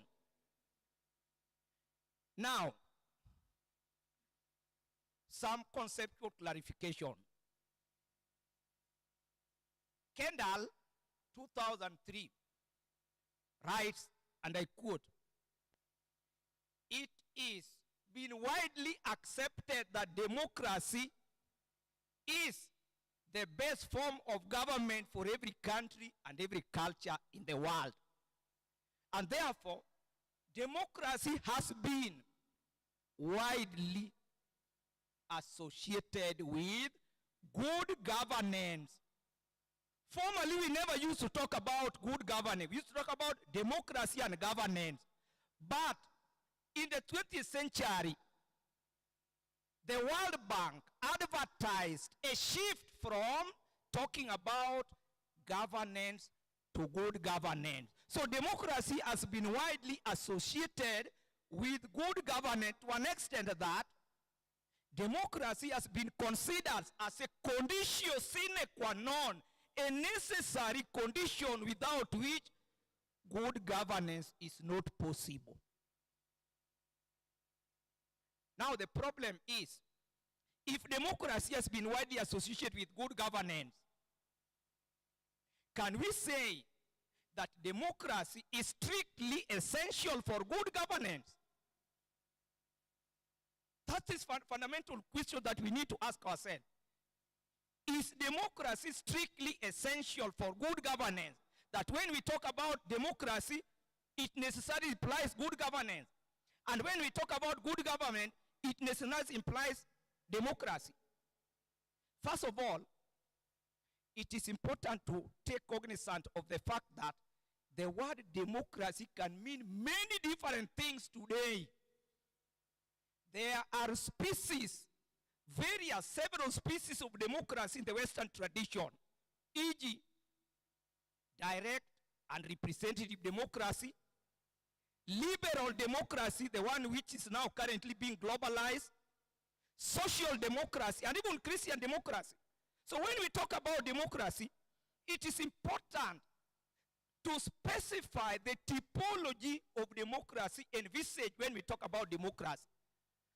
So I want to point out that it has been theoretically proven, no doubt, that democracy is a system of government which is necessary to ensure good governance. This is theoretically speaking. It has been theoretically proven that democracy is a system of government which is necessary to ensure good governance. But can we say that democracy can secure directly good governance? No. Ideally, democracy is supposed to secure good governance.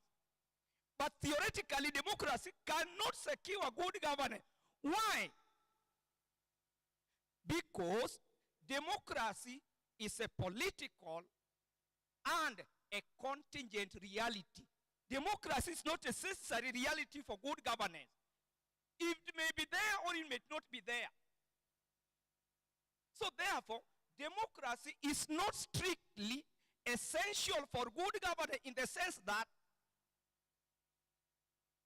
it is possible that we can have a non-democratic system which has transparent and accountable public sector to serve the citizens.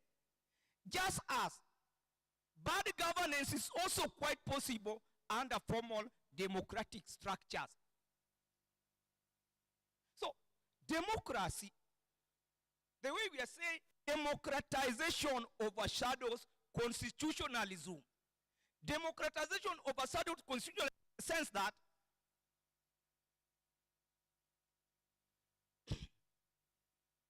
democratization overshadowed constitution in the sense that constitutionalism, putting into practice legal aspects of the constitution, or democratization overshadowed constitutionalism, because the constitution must be made a living document. Now, let us come to the gist of the argument.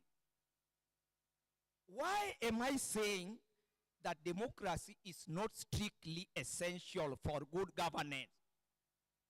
Democracy is not strictly essential for good governance because democracy is a contingent. Democracy is a political government which depends on the one who is in office. October 2008, they pointed out that there is an inextricable link between three things. There is an inextricable link between politics, governance, and development. So, October, they say the nature of politics affects the quality of governance. The nature of politics affects the quality of governance, and this ultimately determines development outcomes. So therefore, that's why we are saying the leadership we elect determine the quality of governance. The quality of life in any society is largely a reflection of the quality of leadership. The pace of development in any nation is closely correlated with the quality of leadership. And that's why we are saying the key to good governance is not only the rule of law. Apart from sound democratic institutions, what do we need? We need virtuous leadership. And that's why we are talking about a very close correlation between ethics and politics. We need virtuous leadership. And that is the center of what I call virtue ethics. Virtue ethics, as an approach to ethics, starts by asking what qualities make a person a good human being. These are virtues: truthfulness, courageousness, honesty,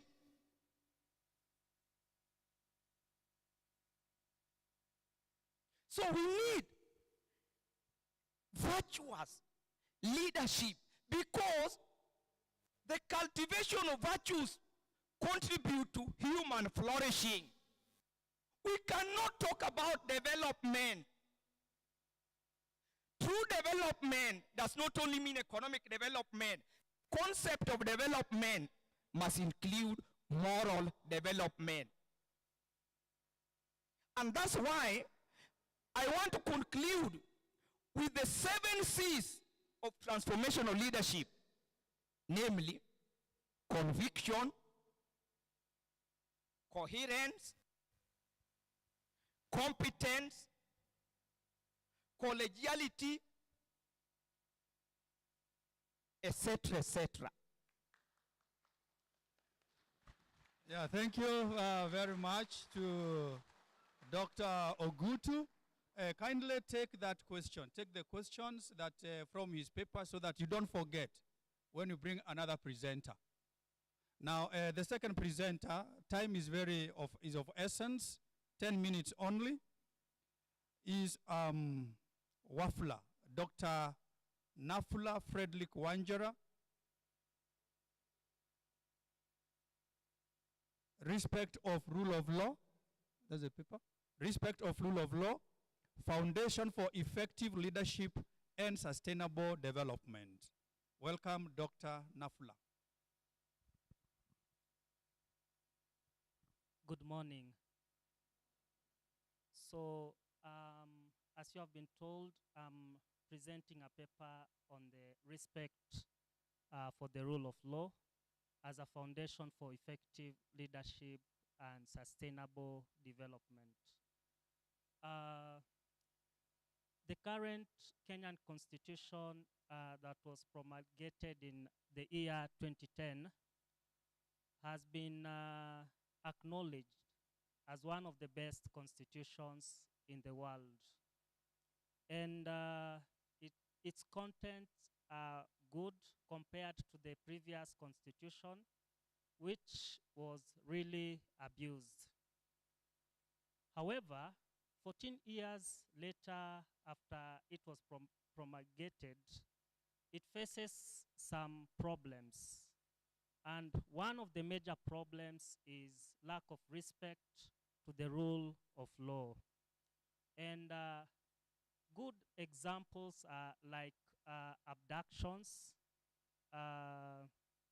imagination by some leaders or some citizens that they're above the law, the arrest and killing of protesters during the Gen Z's protest that was in June, and the consequences of failing to respect the rule of law affect leadership and development. Kenya as a country cannot develop if we do not respect the rule of law, and then also we cannot have good leadership.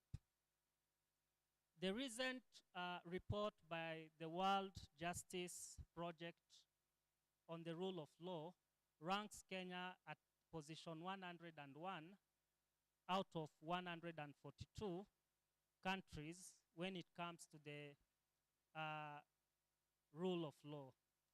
This simply points out that Kenya as a country, when it comes to the respect of the rule of law, we are faring on badly.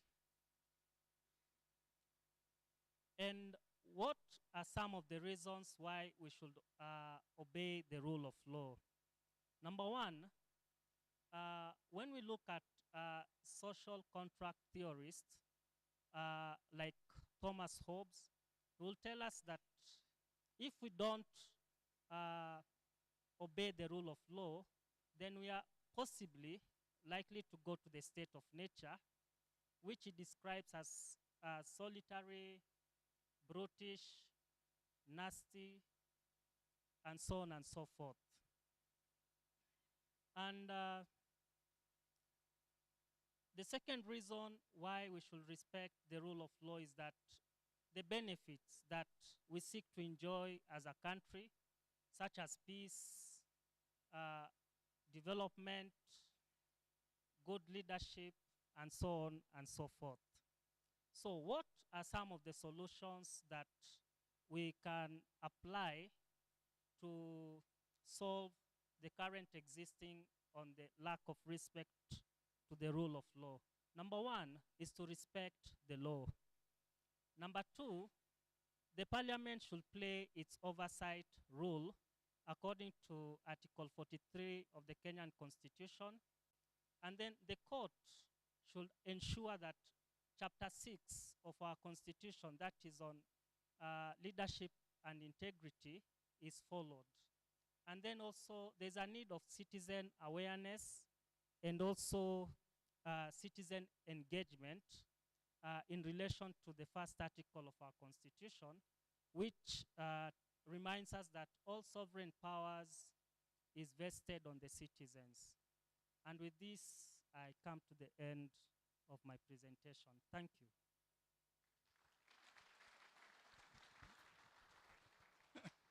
awesome, Dr. Wanjara, for very well synthesized presentation. Well, in the same spirit, allow me now to invite Father Opondo. So as we indicated, he is all the way from Christ the King Major Seminary in Nyeri, and he's going to talk to us about politics and development in Africa. Welcome, Father Opondo. I'm honored to be here. It's a real privilege.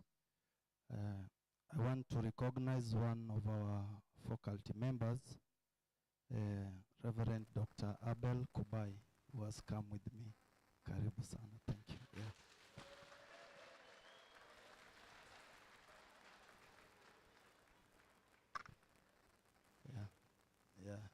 Oh, yeah. So, I'll try to be brief, but you know our politics here in Kenya, you cannot talk about it in 10 minutes. What about now politics in Africa?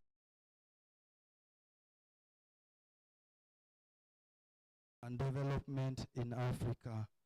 I will skip the examples and a lot of explanation, but only highlight the key points. In our introduction, we say politics and development, there are things that we can, politics is very integral for any development in a country.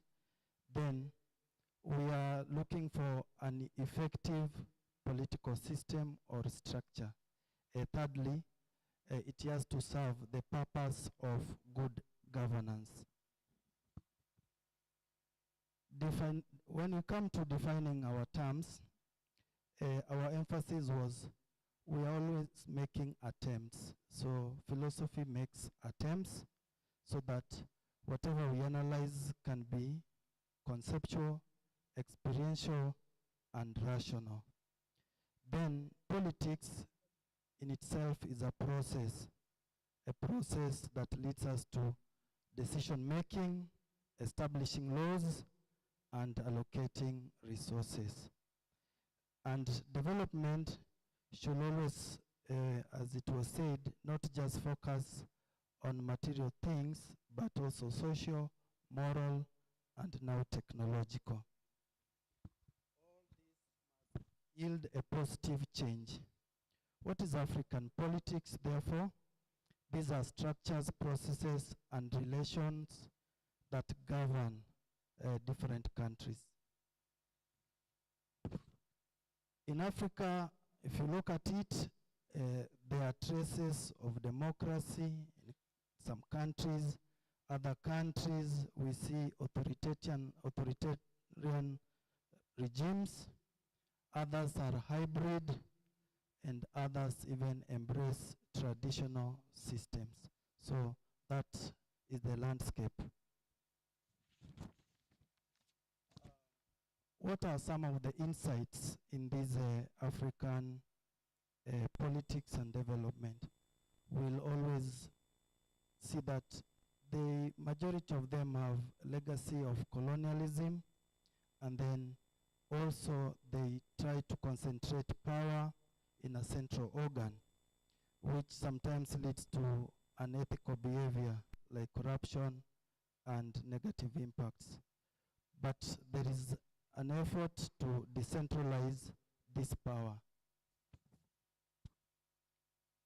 Our philosophy of development is not just about an individual, but it should be a process also to take care of the members as well as the individual so that their choices are enlarged.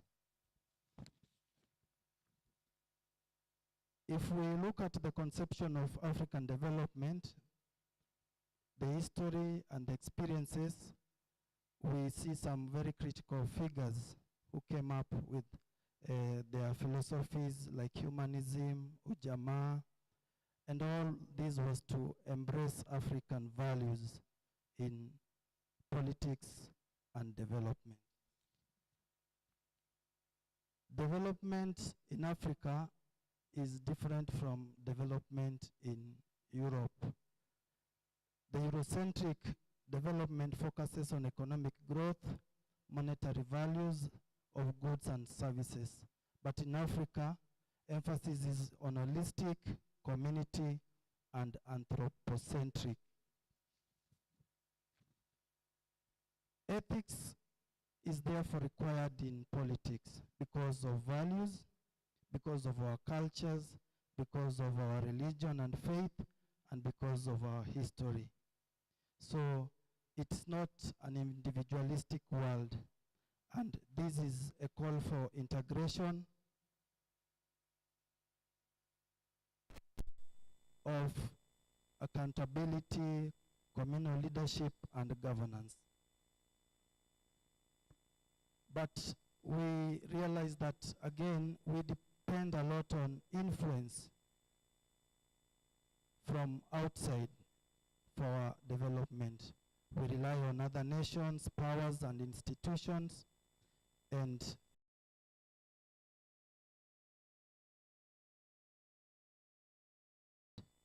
again, we are attracted to policies and conditions that sometimes leave Africa divided.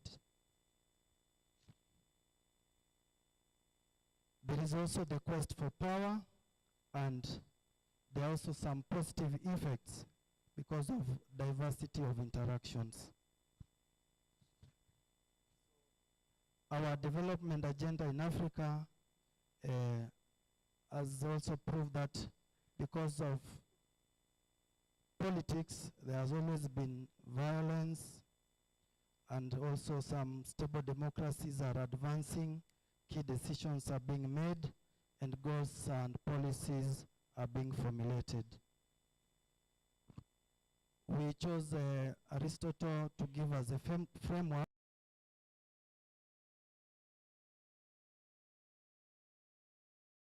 and that happiness or flourishing, eudaimonia. We have quoted our African leaders who perpetuated common good humanism to provide an environment that Africans can flourish. So according to Aristotle, there are those forms of government. They have been mentioned here by the past speakers, but for him, he was for polity. This is a mixture of oligarchy and democracy. The rule of law and justice is a key component if Africa is to develop.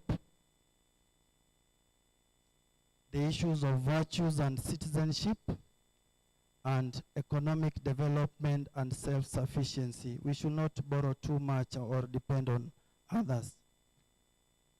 In conclusion, political goodwill is a catalyst for development in Africa, and we must champion strong concepts of political practices, legislation, loyalty to the Constitution, integrity, and accountability. Just for the politicians, but citizens as well. So our recommendations: one, we need like least number of political parties, but with diverse agenda. Two, we need to embrace our own cultural values as well as modern technology. We must learn from ourselves, Africans learning from other Africans. And we must also evaluate what are the parameters for development and achievement. And we call for civic education to promote public participation, especially among the young people. So we are concluding by saying, you see it, you say it, and you sort it out. Thank you very much.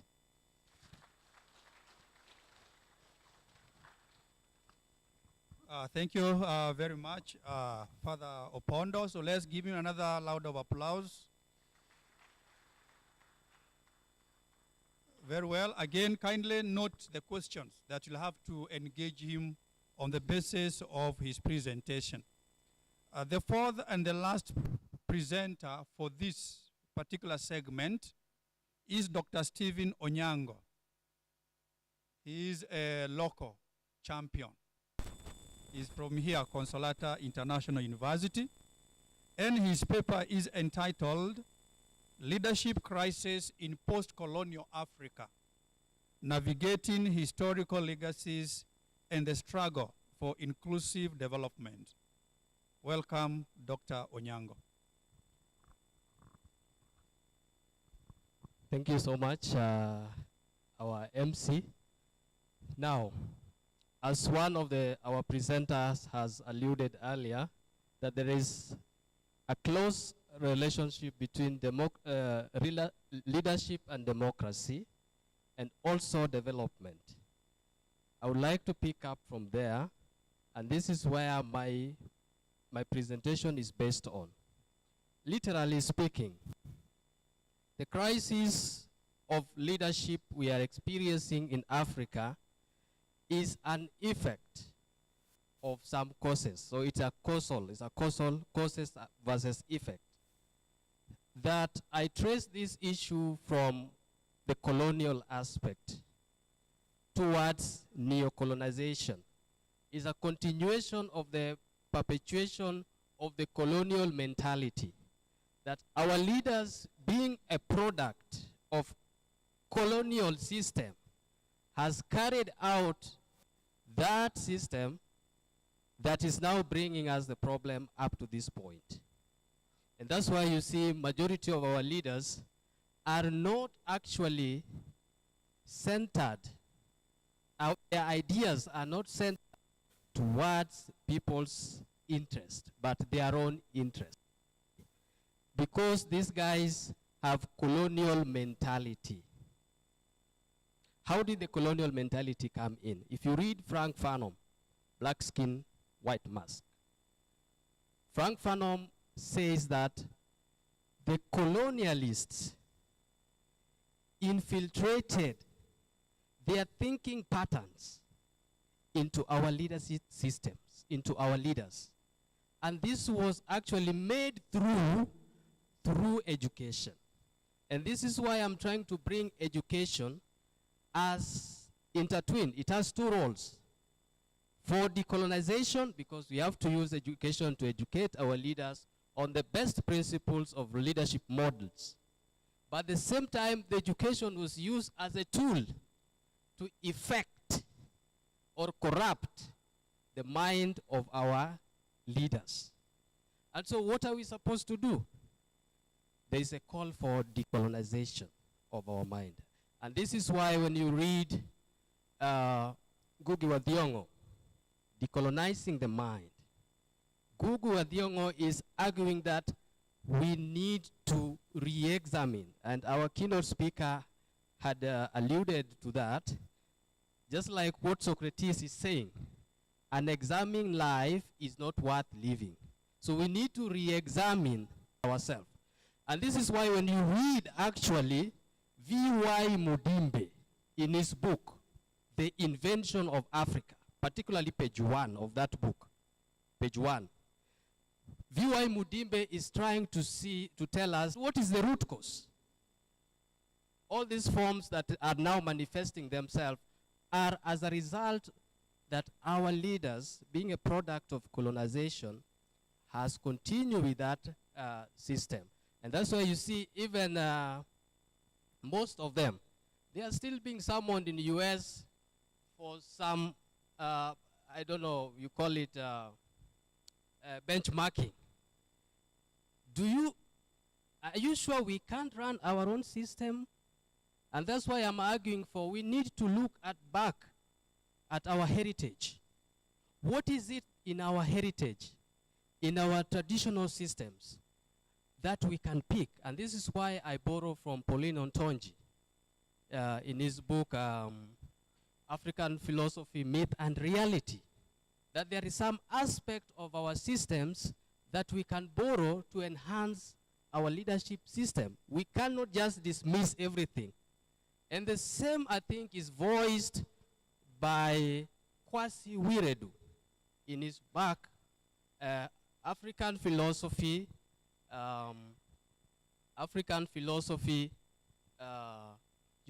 Cultural, Universal, and Particulars. So we need to, the best way to handle leadership problem in the continent, let us see from the traditional, what can work, can we borrow? And then the kind of education that we are going through. And this is why I borrow from Marcus Garvey in his work, Miseducation, that in some time we were miseducated. We need to see what kind of education system are we feeding our own people. What kind of education are we giving is it the right education? Last but not least, I would like to mention for you a very great work also by Chinua Achebe, The Trouble with Nigeria.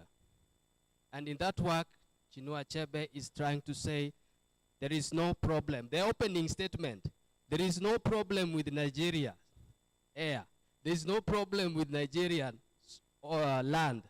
The problem of Nigeria is a problem of leadership. So as we move on as Africans, for many times we have blamed the colonialists as the result of the problem we are having. But we need now to own up to ourselves by taking things. The only problem is that we are still in that system and we are stuck there. How are we going to move there? We need proper education. We need proper education. And that's why our curriculums should emanate from our heritages so that we have what we call homegrown systems of education that will champion our cultures, that will champion our interest. And in that way, our leaders will not deviate and have the interest of others instead of having the interest of the people. And that's why you see even our economies are actually being controlled by the great world economic institutions such as World Bank, IMF. Our leaders run there for economic support. And as Frank Farnham says, he who feeds you actually controls you. So when you run there and you get help from there, they even dictate the kind of policies that you're supposed to use. They even dictate the subsidies that you're supposed to have. If they say we are subsidizing unga, you have no option. So we need to align ourselves with our own interest. And that means we need to hold our leaders accountable. Accountability. It starts with me, it ends with me. So we need to put them on board. Thank you so much.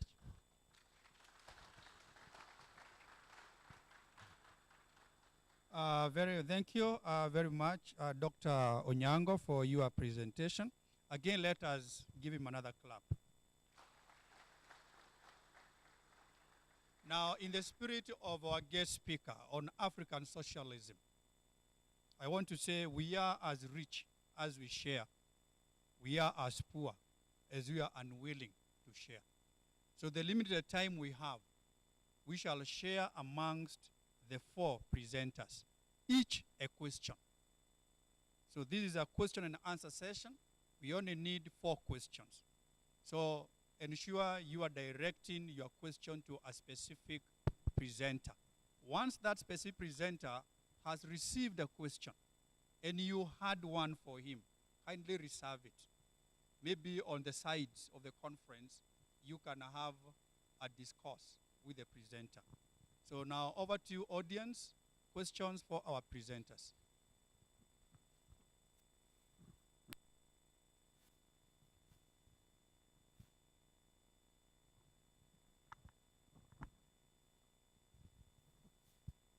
Okay, thank you very much. My name is Father Andrew, directed to Dr. Opio.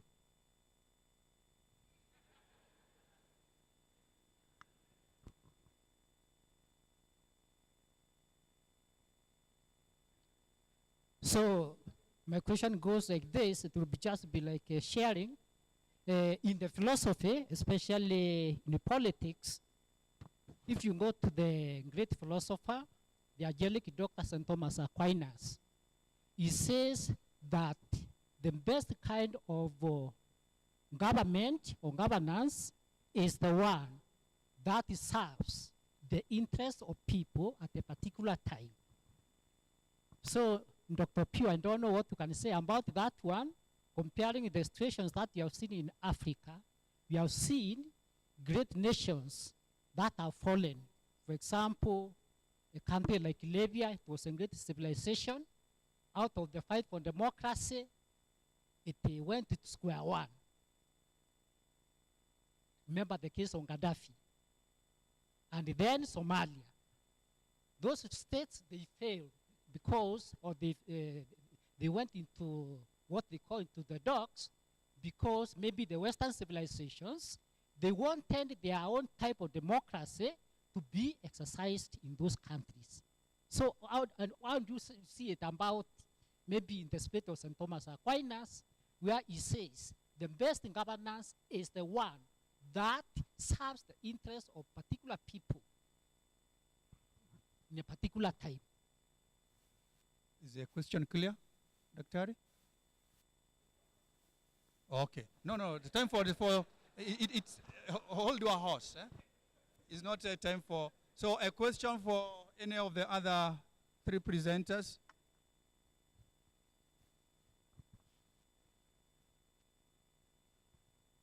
Thank you. My question goes to Dr. Wanjala. He presented about the rule of law. So my question is, rule of law is one of an element for democracy. In your version, I believe you are a Kenyan.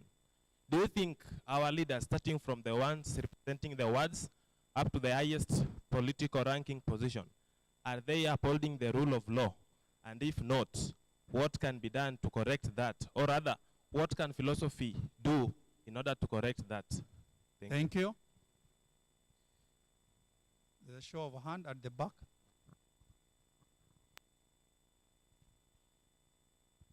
My question goes to Dr. Opio. Now, we may not allow you to ask Dr. Opio. Dr. Opio belongs to Father Kubai. Okay. Wanjala also talked about almost the same. Wanjala belongs to somebody else. Kindly, we said we are as rich as we are willing to share. Please.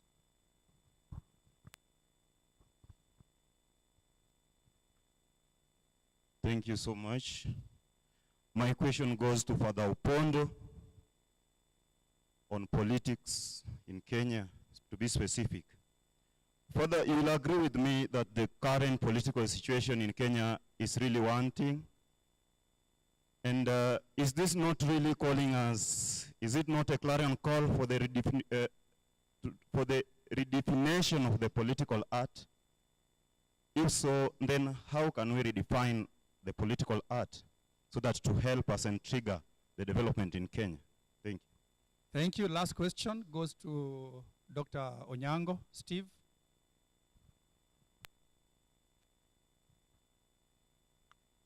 My name is Boniface Mwendwa. My question goes to Dr. Steve Onyango. He talked about leadership, whereby he said one aspect which brings to effective leadership is corruption. Corruption, in my aspect, I can say that it is greed. But we can see our forefathers who are not colonized. They had greed such as raiding of animals, which I can consider it as corruption. So he said that corruption is brought by those who colonized us, but our forefathers were not colonized, but they had such aspect of corruption. Thank you very much. Over to the presenters. Presenters, 1 minute. 1 minute. Dr. Opio, 1 minute. Thank you very much, Reverend Dr. Kubai. I hope I got to right when you mentioned the late Colonel Gaddafi. I think I was very clear when I pointed out that the term democracy can mean many different things today. Just as I said, there are various species, several species of democracy in the Western tradition: direct democracy, representative democracy, social democracy, liberal democracy, even Christian democracy. I made it clear when I said that democracy is not strictly essential for good governance. For it is possible to have a non-democratic state, but which has transparent and accountable public sector to serve the citizens, just as well as non-government, just as well as good governance is also quite possible under formal democratic structures. And therefore, Colonel Gaddafi underwent a lot of problem because of the Western conception of democracy. So I finish by saying Africa's political problem, and to be specific Kenya, is not about democracy per se, but about which brand of democracy is suitable for the people of this era. So even Kenyans themselves, we need to develop a satisfactory form of democracy for our people, not the Western. Thank you very much, Dr. 1 minute. Thank you very much. The question that was fronted to me is our forefathers were not corrupt. I didn't get the question very well, but they were also corrupt. And African leaders are also corrupt. So what's the difference? Now, corruption is also a very complex term. There is political corruption. There is corruption in many forms. Now, when you talk about our forefathers, whether they were corrupt or not, I think the degree now here matters. The way political class are perpetuating corruption in Africa is actually very worried. I hold the opinion that we may not do away in any way we are corrupt in one way or the other. But the manifestation in the political angle is so worried. So I don't deny fathers were not corrupt, and that there's a continuation from the traditional to the current system. But I think when I want to respond to that question, I think the manifestation and the way our political class is carrying out that form of corruption is actually worrying. Thank you so much. So, Father? 1 minute. I have 1 minute. Allow me to use an analogy.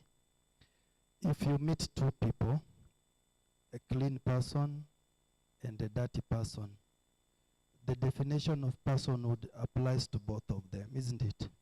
So the question to be addressed is the hygiene aspect. So maybe it's not about redefining politics in Kenya, but bringing hygiene in our politics. And this will call for a lot of civic education so that we don't tire in looking for a leadership that has that moral aspect.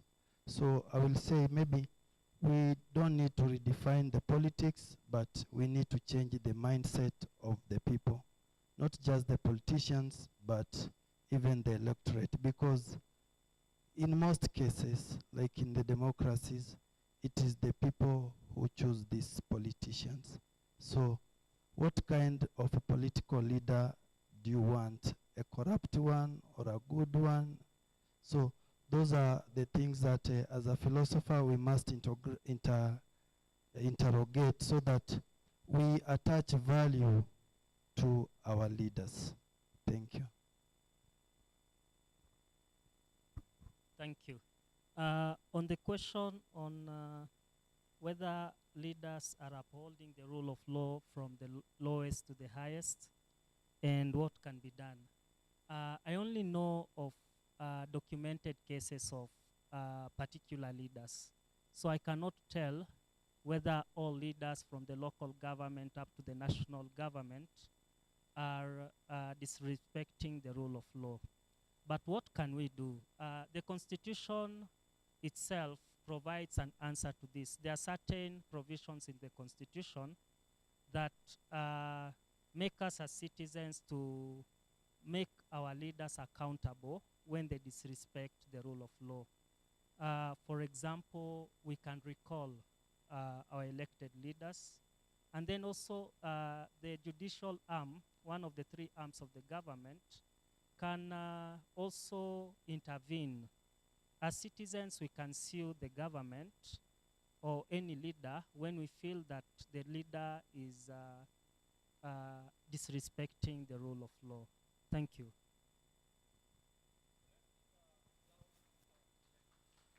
Thank you, Dr. Okay, so thank you very much. That's the first segment. So the second segment, just three presenters only. And this segment, as you may realize, the first one is about democracy, leadership, governance. So this segment is about technology, ethics, and AI, artificial intelligence. So the three papers, therefore, that is their focus. Now, the first presenter is Reverend Dr. Asanga Patrick. The paper is entitled Artificial Intelligence. Sorry, he's changed that. Sorry that for the Asanga. His paper is entitled... many of them. So this one leaves us in a dilemma, situation whereby do with these kind of events that are happening.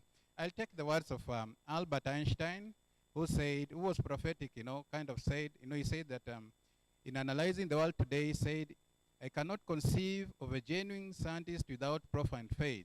Science without religion is blind, and religion without science is lame. These one are key, keywords according, which I took in kind of dealing with this theme. So when we go to these aspects of analyzing science, especially in the modern world, first of all, we have to look at the indigenous society, first of all, in the traditional society. There, of course, science was very much, in line with the natural realities. We speak of, for example, natural family planning. We speak of when somebody is using the pulley to maybe draw water from somewhere. We speak of using making of fire, levers, and all those things. They did not require a technical application of ethics in managing the society or managing these inventions. But now we are speaking of a totally different situation, whereby science seems to have gone more and more, to reach levels that are far beyond what we used to experience in the traditional society. What are we experiencing today? We are experiencing a situation whereby an author called it, acute technosocial opacity. Acute technosocial opacity, so to mean that is we are not in a position in many times to give an ethical evaluation of what is coming out from the industry, from the scientific world. It has become very difficult, especially if we look on the side of the church. If we look at ourselves, for example, most of the time we appear like we are trying to play a catch-up game, Science seems to run faster than we can catch up with. It's not like in the traditional society, but now with the things that are coming up on a daily basis, for example, the issues of gender, the Archbishop spoke of it, His Grace spoke of it, the issues of LGBTQ, many issues which up game. And this one has become very technical, very difficult in our society.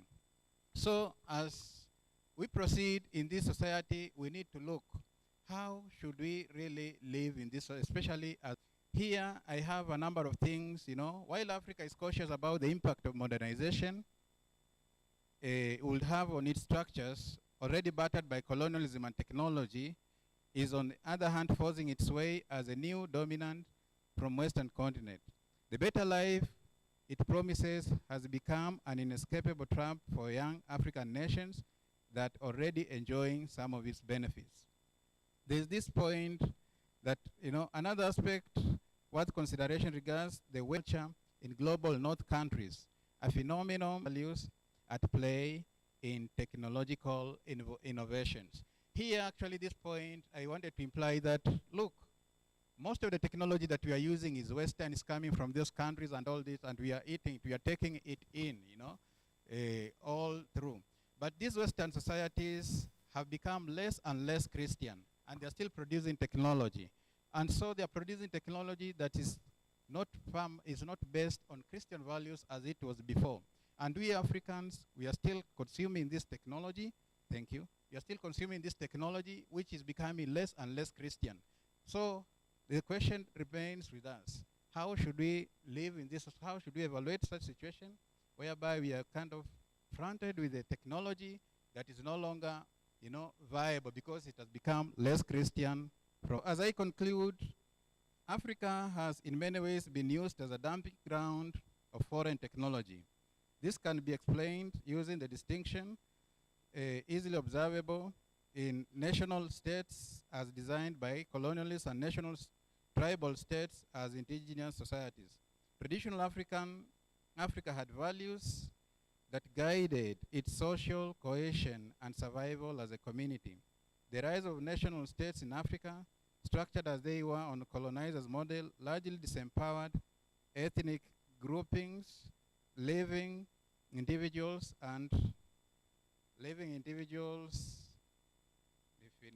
the mercy of the often accessible and sometimes indifferent and corrupt state operatives, So here is to say what I wanted to imply with this as I finish is that in the African society, traditional African society, the tribal societies that we had, in the traditional African society, they were managed in a certain way. But when the colonialists came, they organized us in a different way, and this has brought up other difficulties, especially when it comes to policing. The national state level is not as the same as it was at the level of the tribal level, when the society was more cohesive, more united, smaller in size.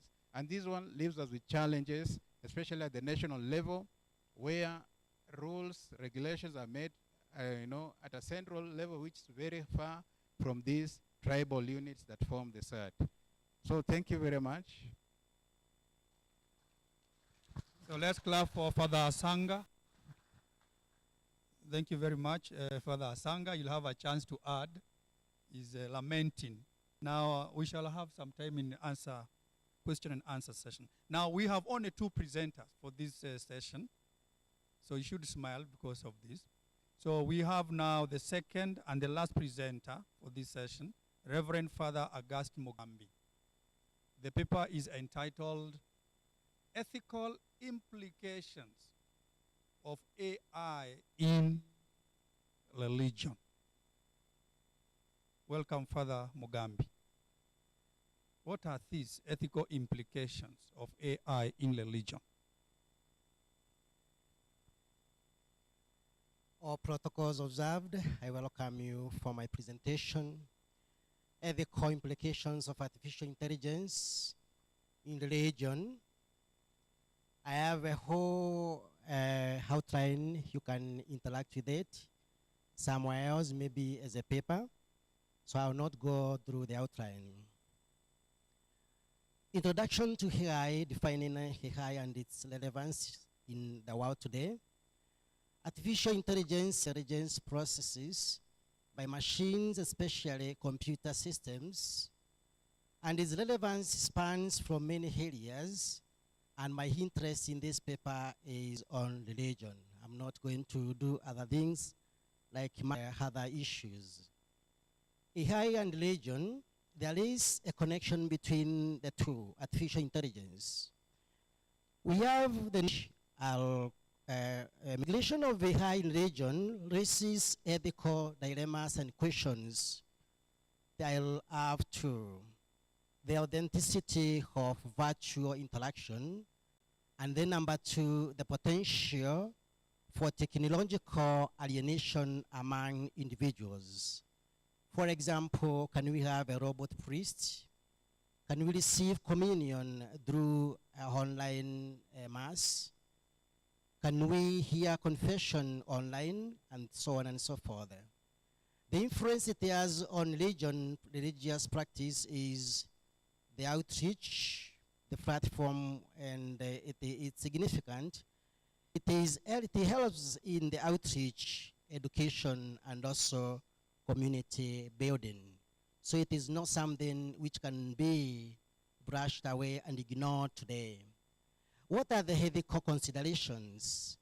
Understanding the ethical complications and the implications, we are supposed to look at 3 issues. Number 1 is autonomy. Number 2 is privacy. And number 3 is accountability. Is a human person free to do with what she wants or she wants with technology? Am I 100% free to do when I interact with the computers and the internet? Is my privacy accused or taken because I interact with technology? Am I accountable? So we have some 3 characteristics of AI. It has the ability for learning. Without human intervention, of course, a machine can be fed and it can give a lot of information. The automation tasks, it includes religion, where tasks can range from administration to data hunter processing skills, whereby AI processes data quickly, potentially leading to better information and decisions in management and accountability. It saves time when you interact with the AI. But now, what about the African context, whereby we know we relate as human beings, not as machines? And that's why I put Ubuntu philosophy.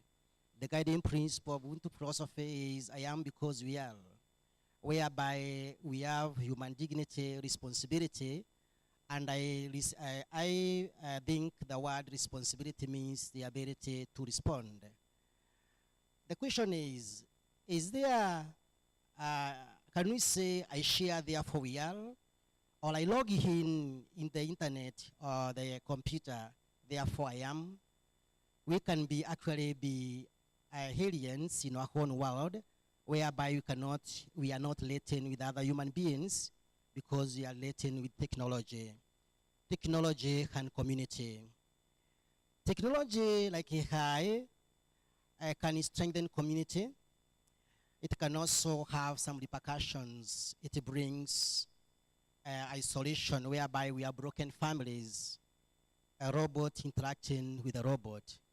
A human being interacting with a robot. Instead of people sitting together, maybe sharing food, maybe sharing tea, or maybe sharing water to get internet and computer can also alienate us and become strangers.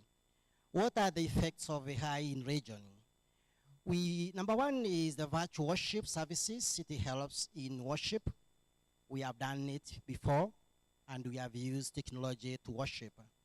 It also enhances learning opportunities, as well as also it has an impact on leadership roles, whereby automated systems could assume the function of a human person. Let's now go to AI culture and religious culture, because AI, I call it a culture, and also we have a religious culture. AI culture it takes the digital culture, it takes precedence over tradition, whereby religion is rooted in culture. Religious culture depends with tradition and community, whereby AI depends only on digital. What about the human development? Driving human process. AI can significantly advance human development in healthcare, education, economics, and the rest. But my interest is how AI can provide new educational systems which can be used globally and also can be adopted by the church. As we know, these days we use it. Suggestions whereby we are supposed to be stewards morality of accountability.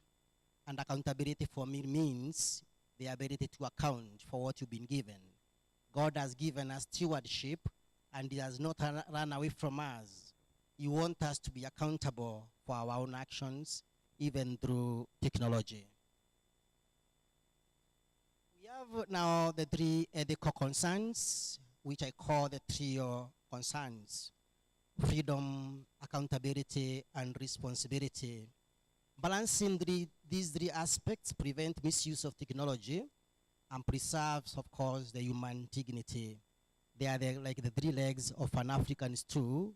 Without responsibility, the ability to respond; freedom, the ability to be free; and also the ability to be accountable. What about solidarity? AI fosters inclusivity, of course, the Ubuntu philosophy, the tribe of religion, whereby we all belong to one God. And also it encourages global connections, whereby we have the shared human values, because human dignity is human dignity, whether you are Christians or Muslims or Catholics or philosophers or theologians, men or women, we are all human beings.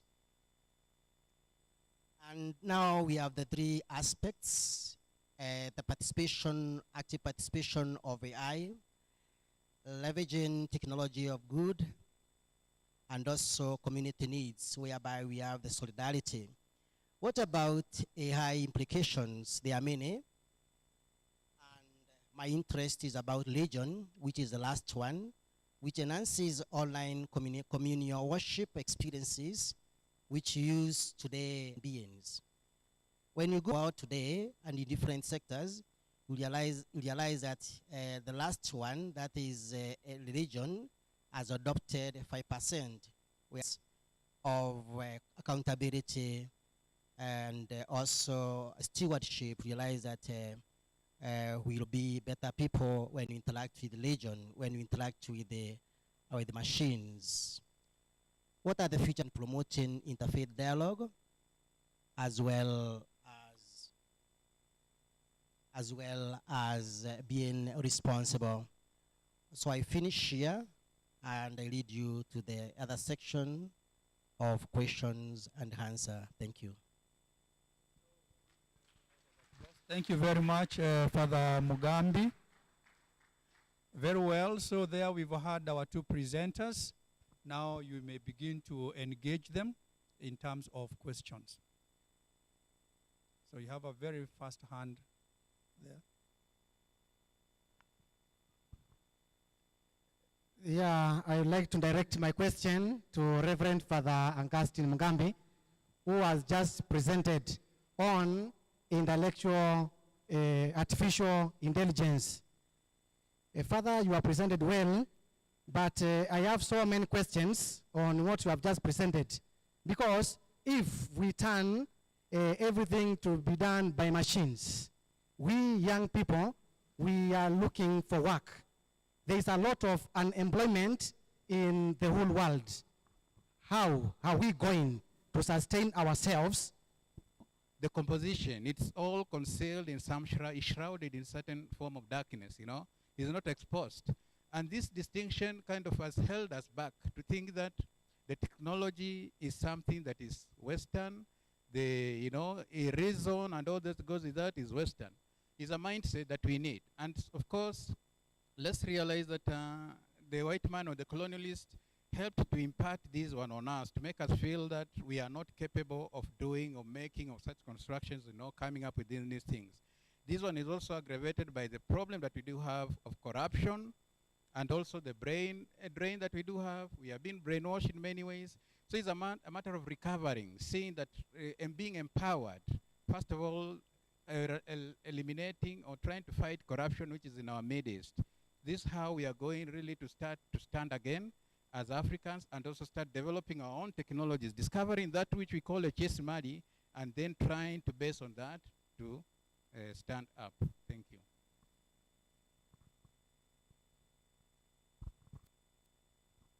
So let us clap for our presenters. Now, when you scrutinize your chronometers, you realize that the program and that chronometer of viewers, there is adequacy.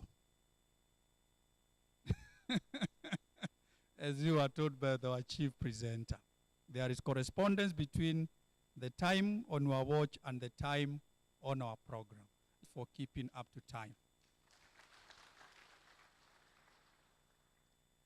At this point then, we are breaking for lunch. And just as we are breaking for lunch on time and in time, we also urge you to respond during the afternoon session. Kindly be on time, in time. That is at 12. That is precisely at 1 p.m. At 1 p.m., we should be assembled here because the first presenter will do the paper from 1 to 1:12. So I ask then we be upstanding. And for those who are presenters and who are staff here present, you are asked to accompany our guest speaker to the seminary dining. So let us arise. And since we are going for lunch, our guest speaker, don't tire. Although we don't see the meal now, in faith we do. Please bless for us our lunch.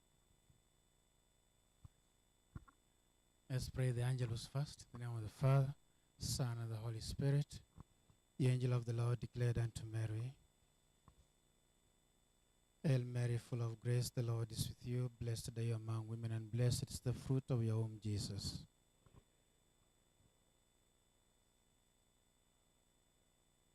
Behold the handmaid of the Lord. Hail Mary, full of grace, the Lord is with you. Blessed are you among women, and blessed is the fruit of your womb, Jesus.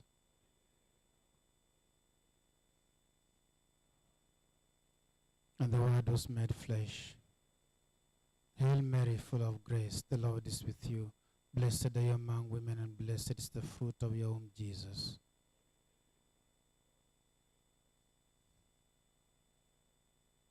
Pray for us, Holy Mary, Mother of God.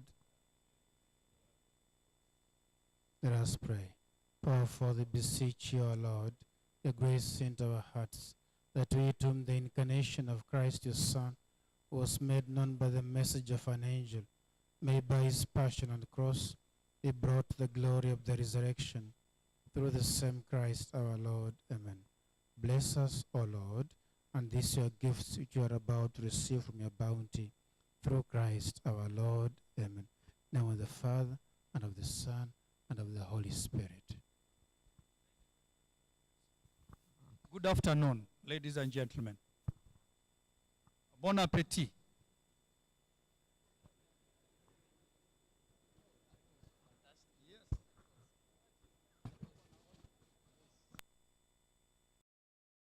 Discover the spirit of philosophy this Philosophy Day at the proposed Consolata International University with over 50 years of excellence. Our School of Philosophy nurtures wisdom and critical thinking. Located on Langata Road, we invite you to join us in shaping a better future. My name is Fabian Oyondi, and I'm a third-year student at this great proposed Consolata International University. This university has organized for us a great day, the World Philosophy Day, on 21st of November this month. You are welcome to come and encounter great scholars talking and giving more detail about some of the philosophical units we have and these courses. One of them is leadership, we have politics, we have democracy, and so many others. And most of all, come and listen to our great Archbishop Maurice Muhatia, who will be the guest of honor, giving more insight on this great theme of philosophy and the global challenge. Welcome to proposed Consolata International University. My name is Dr. Stephen Onyango Ouma, Editor-in-Chief,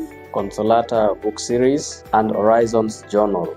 Here at Consolata we have two publications, the Horizons and the Consolata Book Series. Here they are from the 1st to 21st book series. We request scholars who might have some manuscripts to be published to send to us so that we can consider them for publication. We are also planning the Philosophy Day, which is on this month, 21st of November. We request members to come and gather with us during this occasion. Thank you so much.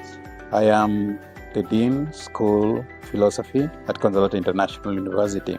I am happy to invite you all to this year's World Philosophy Day, the day that is themed Philosophy and Global Governance. We realize that the world today is going through an unprecedented time in its history. Challenges arising from global warming, cultural disorientations, technological challenges, arms race, etc., etc. Philosophy, or as philosophers, we cannot sit idle and wait and see these things unfold before our eyes, but we have to stand out, to speak, to act, so that we may be part of the transformation, part of the reality that we want for our world today. And that's the reason why we are going into the field and realizing our vocation as philosopher kings, as put by Plato in the Republic, that we may give governance, leadership to our world today that is disoriented in many ways. So it's my pleasure to invite all of you, my listeners, my viewers, on 21st of this month, November, to be part of the great day, the celebration, as great ideas will be shared, especially in our African continent, looking at what really is facing us and the challenges that we are facing as a continent. Thank you very much. Be part of the journey. Discover the spirit of philosophy this Philosophy Day at the proposed Consolata International University with over 50 years of excellence. Our School of Philosophy nurtures wisdom and critical thinking. Located on Langata Road, we invite you to join us in shaping a better future. My name is Fabian Oyondi, and I'm a third-year student at this great proposed Consolata International University. This university has organized for us a great day, the World Philosophy Day, on 21st of November this month. You are welcome to come and encounter great scholars talking and giving more detail about some of the philosophical units we have and these courses. One of them is leadership, we have politics, we have democracy, and so many others. And most of all, come and listen to our great Archbishop Maurice Muhatia, who with the guest of honor giving more insight on this great theme of philosophy and the global challenge. Welcome to proposed Consolata International University. My name is Dr. Stephen Onyango Ouma, Editor-in-Chief, Consolata Book Series and Horizons Journal. Here at Consolata we have two publications, the Horizons and the Consolata Book Series. Here they are from the 1st to 21st book series. We request scholars who might have some manuscripts to be published to send to us so that we can consider them for publication. We are also planning the Philosophy Day, which is on this month, 21st of November. We request members to come and gather with us during this occasion. Thank you so much. I am the Dean, School Philosophy at Consolata International University. I am happy to invite you all to this year's World Philosophy Day, the day that is themed Philosophy and Global Governance. We realize that the world today is going through an unprecedented time in its history. Challenges arising from global warming, cultural disorientations, technological challenges.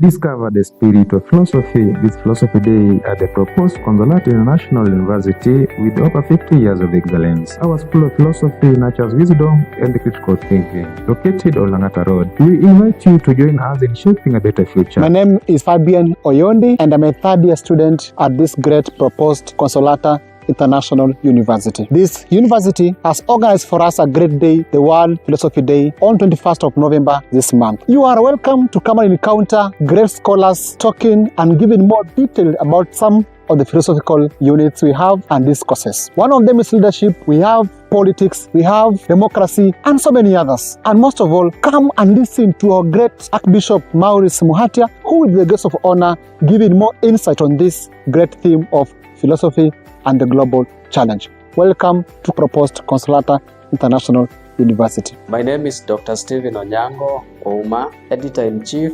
Consolata book series and Horizons journal.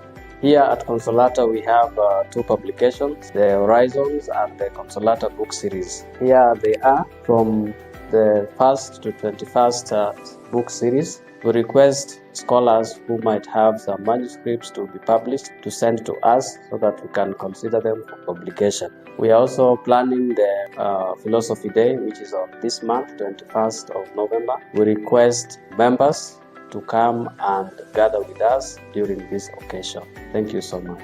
I am the Dean, School Philosophy at Consolata International University. I am happy to invite you all to this year's World Philosophy Day, the day that is themed Philosophy and Global Governance. We realize that the world today is going through an unprecedented time in its history. Challenges arising from global warming, cultural disorientations, technological challenges, arms race, etc., etc. Philosophy, or as philosophers, we cannot sit idle and wait and see these things unfold before our eyes, but we have to stand out, to speak, to act, so that we may be part of the transformation, part of the reality that we want for our world today. And that's the reason why we are going into the field and realizing our vocation as philosopher kings, as put by Plato in the Republic, that we may give governance, leadership to our world today that is disoriented in many ways. So it's my pleasure to invite all of you, my listeners, my viewers, on 21st of this month, November, to be part of the great day, the celebration, as great ideas will be shared, especially in our African continent, looking at what really is facing us and the challenges that we are facing as a continent. Thank you very much. Be part of the journey. Discover the spirit of philosophy this Philosophy Day at the proposed Consolata International University with over 50 years of excellence. Our School of Philosophy nurtures wisdom and critical thinking. Located on Langata Road, we invite you to join us in shaping a better future. My name is Fabian Oyondi, and I'm a third-year student at this great proposed Consolata International University. This university has organized for us a great day, the World Philosophy Day, on 21st of November this month. You are welcome to come and encounter great scholars talking and giving more detail about some of the philosophical units we have and these courses. One of them is leadership, we have politics, we have democracy, and so many others. And most of all, come and listen to our great Archbishop Maurice Muhatia, who will be the guest of honor, giving more insight on this great theme of philosophy and the global challenge. Welcome to proposed Consolata International University. My name is Dr. Stephen Onyango Ouma, Editor-in-Chief, Consolata book series and Horizons journal. Here at Consolata, we have two publications, the Horizons and the Consolata book series. Here they are from the 1st to 21st book series. We request scholars who might have some manuscripts to be published to send to us so that we can consider them for publication. We are also planning the Philosophy Day, which is on this month, 21st of November. We request members to come and gather with us during this occasion. Thank you so much. I am the Dean, School Philosophy at Consolata International University. I am happy to invite you all to this year's World Philosophy Day, the day that is themed Philosophy and Global Governance. We realize that the world today is going through an unprecedented time in its history. Challenges arising from global warming, cultural disorientations, technological challenges, arms race, etc., etc. Philosophy, or as philosophers, we cannot sit idle and wait and see these things unfold before our eyes, but we have to stand out, to speak, to act, so that we may be part of the transformation, part of the reality that we want for our world today. And that's the reason why we are going into the field and realizing our vocation as philosopher kings, as put by Plato in the Republic, that we may give governance, leadership to our world today that is disoriented in many ways. So it's my pleasure to invite all of you, my listeners, my viewers, on 21st of this month, November, to be part of the great day, the celebration, as great ideas will be shared, especially in our African continent, looking at what really is facing us and the challenges that we are facing as a continent. Thank you very much. Be part of the journey. Discover the spirit of philosophy this Philosophy Day at the proposed Consolata International University with over 50 years of excellence. Our School of Philosophy nurtures wisdom and critical thinking. Located on Langata Road, we invite you to join us in shaping a better future. My name is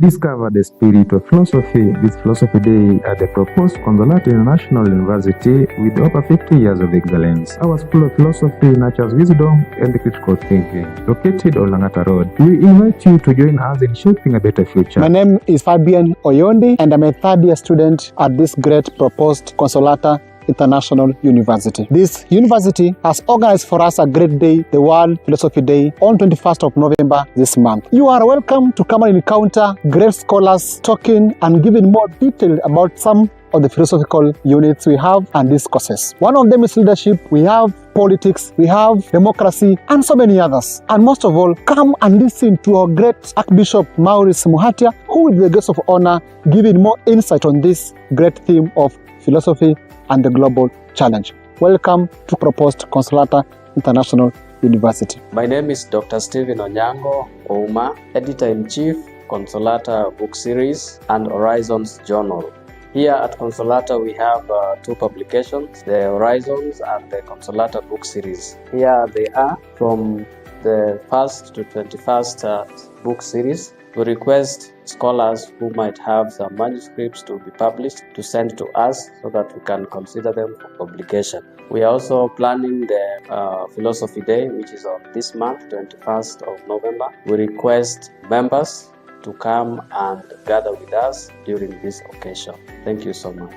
I am the Dean, School Philosophy at Consolata International University. I am happy to invite you all to this year's World Philosophy Day, the day that is themed Philosophy and Global Governance. We realize that the world today is going through an unprecedented time in its history. Challenges arising from global warming, cultural disorientations, technological challenges, arms race, etc., etc. Philosophy, or as philosophers, we cannot sit idle and wait and see these things unfold before our eyes. But we have to stand out, to speak, to act, so that we may be part of the transformation, part of the reality that we want for our world today. And that's the reason why we are going into the field and realizing our vocation as philosopher kings, as put by Plato in the Republic, that we may give governance, leadership to our world today that is disoriented in many ways. So it's my pleasure to invite all of you, my listeners, my viewers, on 21st of this month, November, to be part of the great day, the celebration, as great ideas will be shared, especially in our African continent, looking at what really is facing us and the challenges that we are facing as a continent. Thank you very much. Welcome. Be part of the journey. Discover the spirit of philosophy this Philosophy Day at the proposed Consolata International University with over 50 years of excellence. Our School of Philosophy nurtures wisdom and critical thinking. Located on Langata Road, we invite you to join us in shaping a better future. My name is Fabian Oyondi, and I'm a third-year student at this great proposed Consolata International University. This university has organized for us a great day, the World Philosophy Day, on 21st of November this month. You are welcome to come and encounter great scholars talking and giving more detail about some of the philosophical units we have and discourses. One of them is leadership, we have politics, we have democracy, and so many others. And most of all, come and listen to our great Archbishop Maurice Muhatia, who will be the guest of honor, giving more insight on this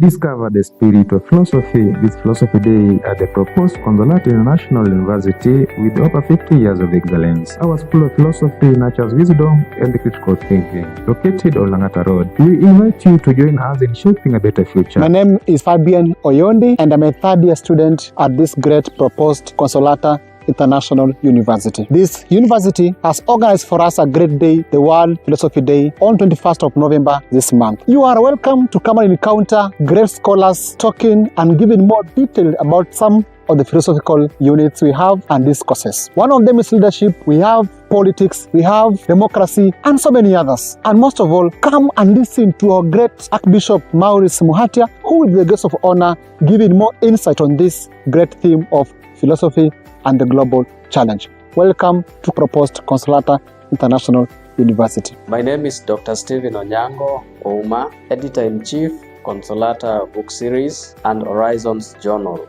Here at Consolata we have two publications, the Horizons and the Consolata Book Series. Here they are from the 1st to 21st book series. We request scholars who might have some manuscripts to be published to send to us so that we can consider them for publication. We are also planning the Philosophy Day, which is on this month, 21st of November. We request members to come and gather with us during this occasion. Thank you so much. I am the Dean, School Philosophy at Consolata International University.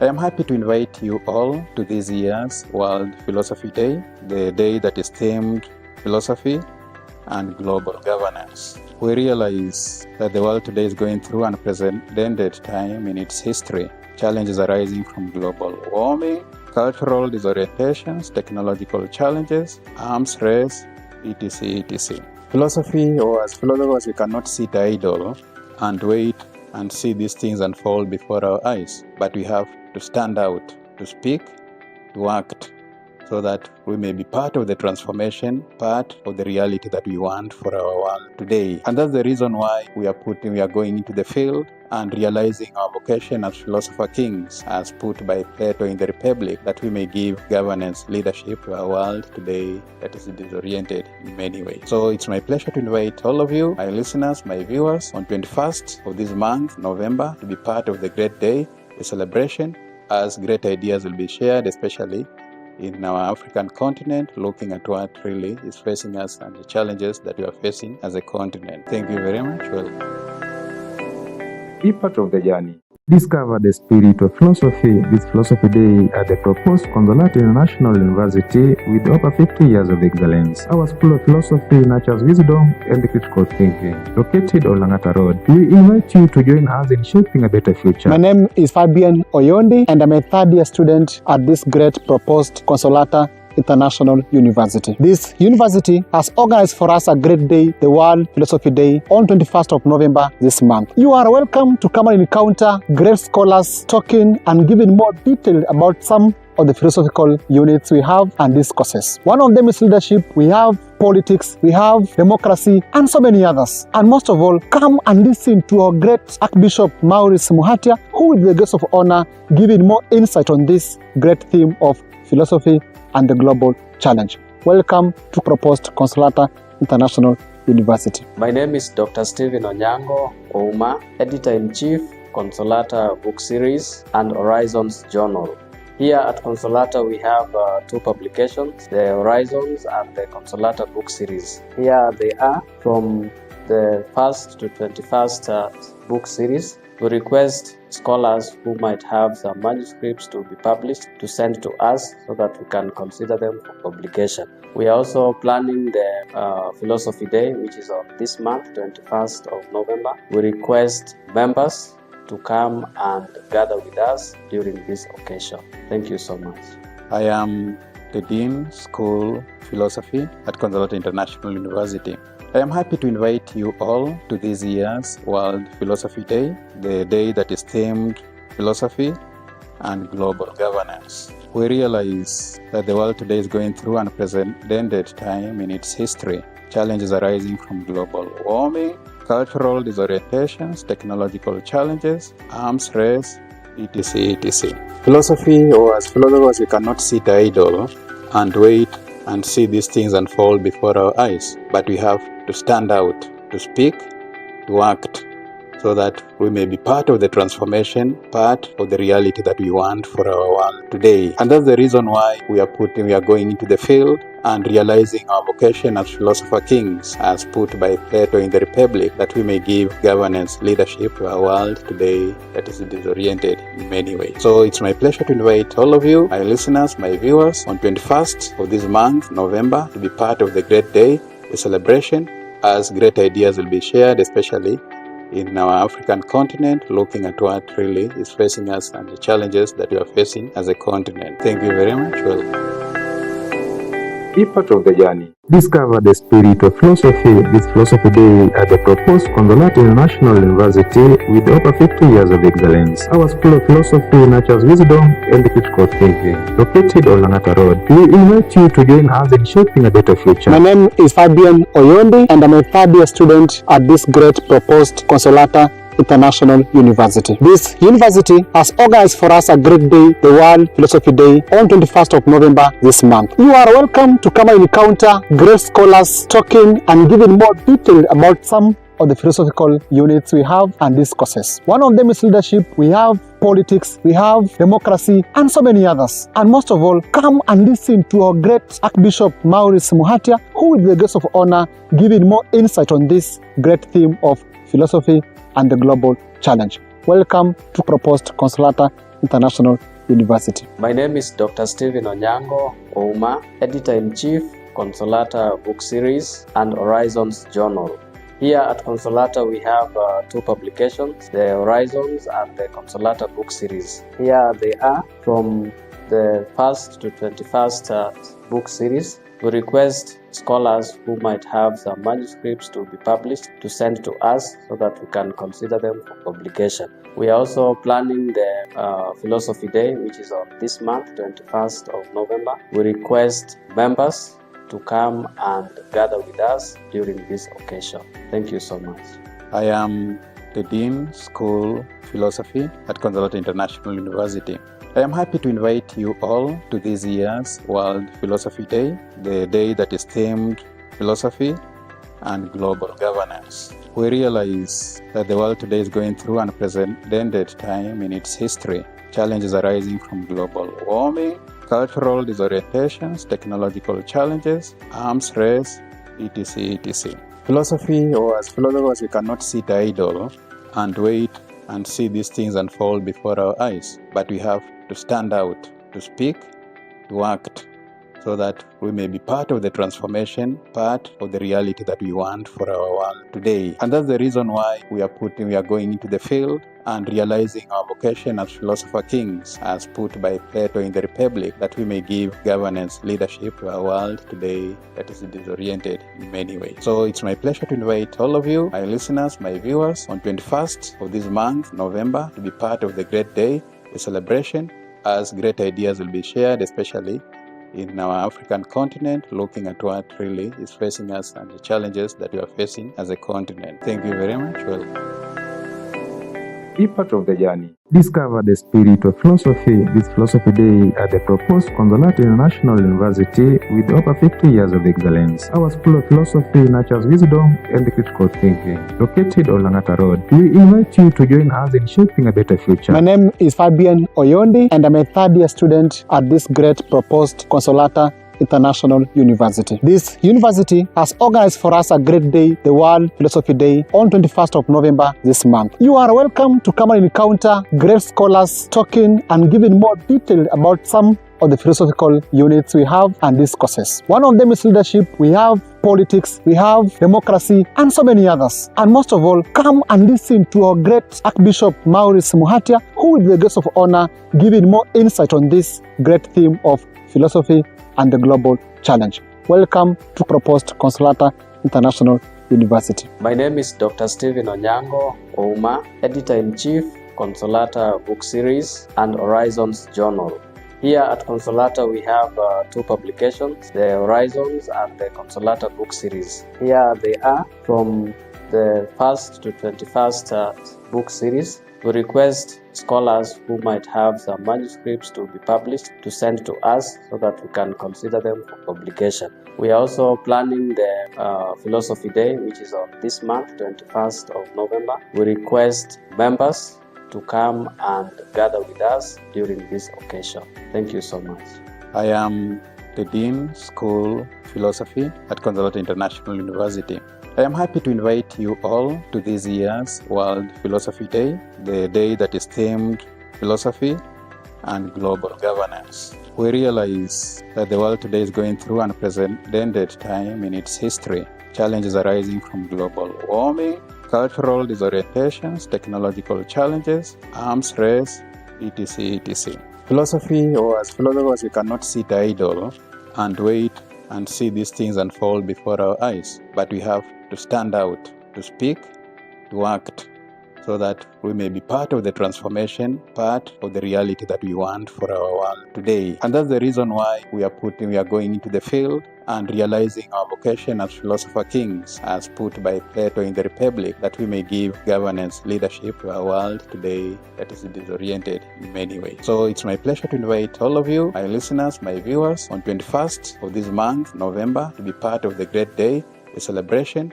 as great ideas will be shared, especially in our African continent, looking at what really is facing us and the challenges that we are facing as a continent. Thank you very much. Welcome. Be part of the journey. Discover the spirit of philosophy this Philosophy Day at the proposed Consolata International University with over 50 years of excellence. Our School of Philosophy nurtures wisdom and critical thinking. Located on Langata Road, we invite you to join us in shaping a better future. My name is Fabian Oyondi, and I'm a third-year student at this great proposed Consolata International University. This university has organized for us a great day, the World Philosophy Day, on 21st of November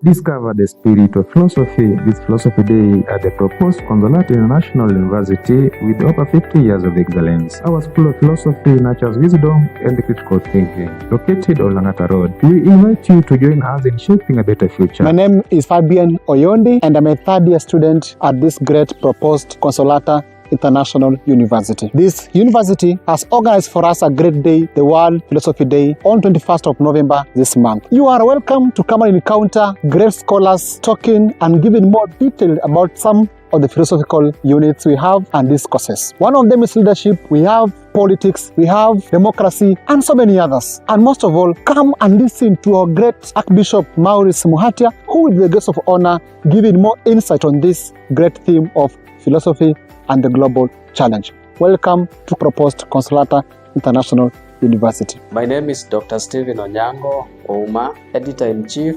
Consolata Book Series and Horizons Journal. Here at Consolata, we have two publications, the Horizons and the Consolata Book Series. Here they are from the 1st to 21st book series. We request scholars who might have some manuscripts to be published to send to us so that we can consider them for publication.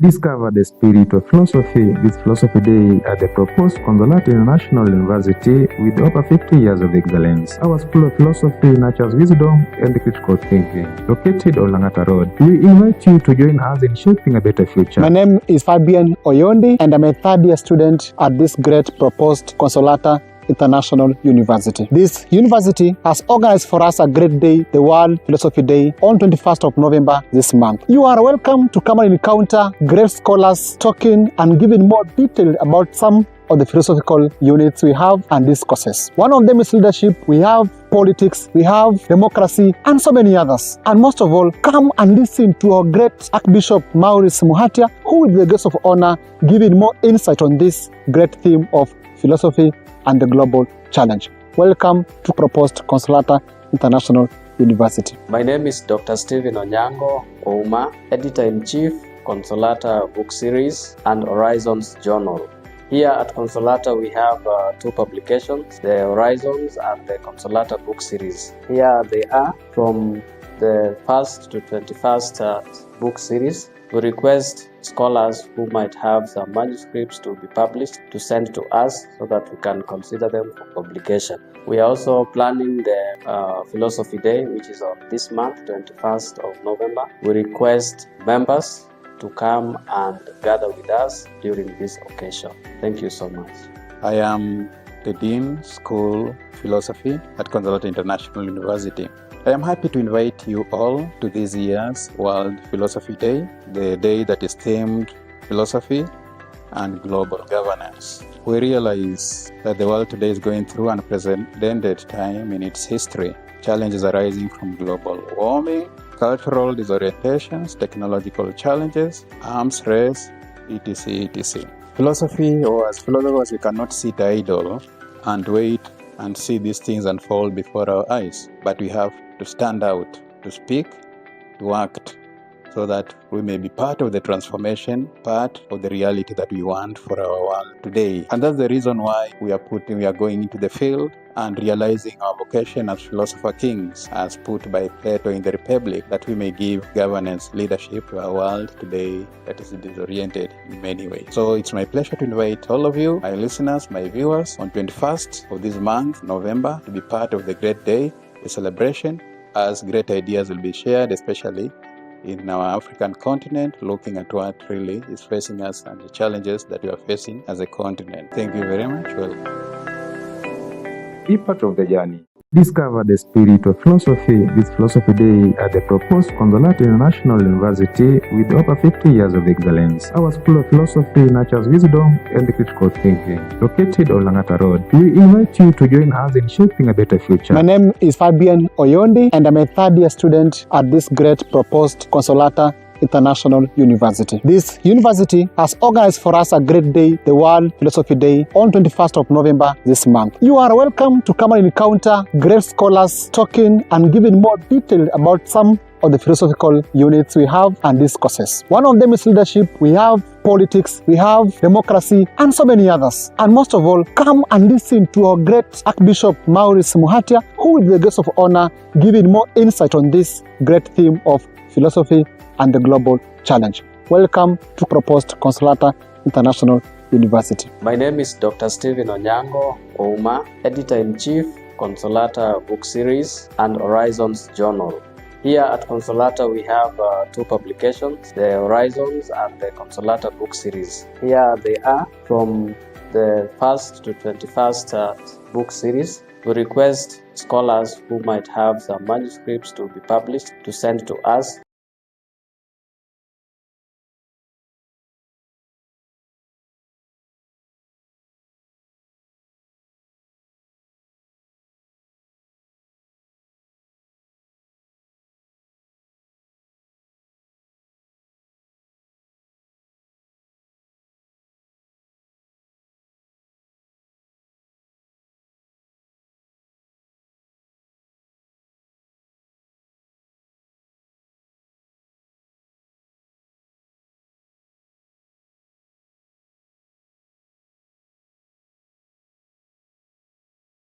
Discover the spirit of philosophy this Philosophy Day at the proposed Consolata International University with over 50 years of excellence. Our School of Philosophy nurtures wisdom and critical thinking. Located on Langata Road, we invite you to join us in shaping a better future. My name is Fabian Oyondi, and I'm a third-year student at this great proposed Consolata International University. This university has organized for us a great day, the World Philosophy Day, on 21st of November this month. You are welcome to come and encounter great scholars talking and giving more detail about some of the philosophical units we have and these courses. One of them is leadership, we have politics, we have democracy, and so many others. And most of all, come and listen to our great Archbishop Maurice Muhatia, who will be the guest of honor, giving more insight on this great theme of philosophy and the global challenge. Welcome to proposed Consolata International University. My name is Dr. Stephen Onyango Ouma, Editor-in-Chief, Consolata Book Series and Horizons Journal. Here at Consolata we have two publications, the Horizons and the Consolata Book Series. Here they are from the 1st to 21st.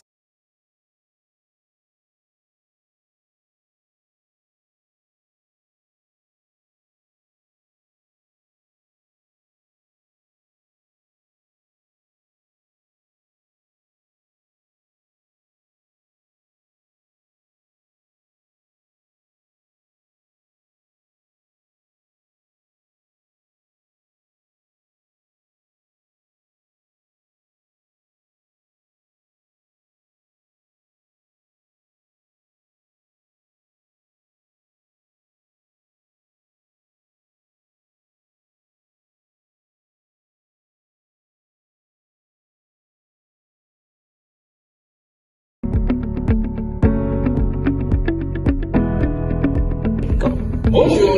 Bonjour. Comment ça va? Ça va bien, merci. D'accord. Comment tu t'appelles? Je m'appelle Elisabeth. Et dis-nous un peu, tu étudies au cerveau J'étudie ici au Consolata. Quel niveau? Oh, très bien, dis-moi. Est-ce que tu peux me parler du Consolata? Qu'est-ce qui est bon ici? Consolata, c'est bon. À classe, parce que nous avons très compétents professeurs avec ton directeur par Père Alex. Nous avons une bibliothèque avec beaucoup de livres. Donc si je parle à la bibliothèque, je vais trouver tous les livres. Ça c'est très intéressant. Alors ici nous sommes à Consolata, vous avez vu, c'est le niveau intermédiaire. Mais écoutez le français, comment ils ont bien parlé français. Merci beaucoup. Bienvenue à Consolata. Bienvenue à Consolata. Très bien. So we continue appreciating and also thank you for coming. It's a very good step, and as you can see, some teachers are working in the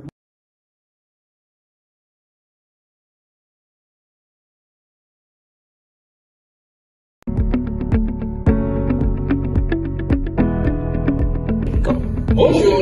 Bonjour. Comment ça va? Ça va bien, merci. D'accord. Comment tu t'appelles? Je m'appelle Elisabeth. Et dis-nous un peu, tu étudies au cerveau J'étudie ici au Consolata. Quel niveau? Oh, très bien, dis-moi.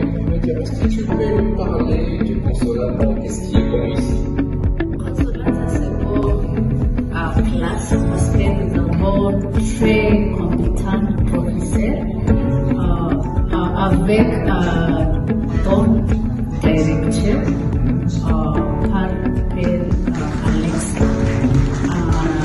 Nous avons une bibliothèque avec beaucoup de livres. Donc si je parle à la bibliothèque, je vais trouver tous les livres. Ça c'est très intéressant. Alors ici nous sommes à Consolata, vous avez vu, c'est le niveau intermédiaire. Mais écoutez le français, comment ils ont bien parlé français. Merci beaucoup. Bienvenue à Consolata. Bienvenue à Consolata. Très bien.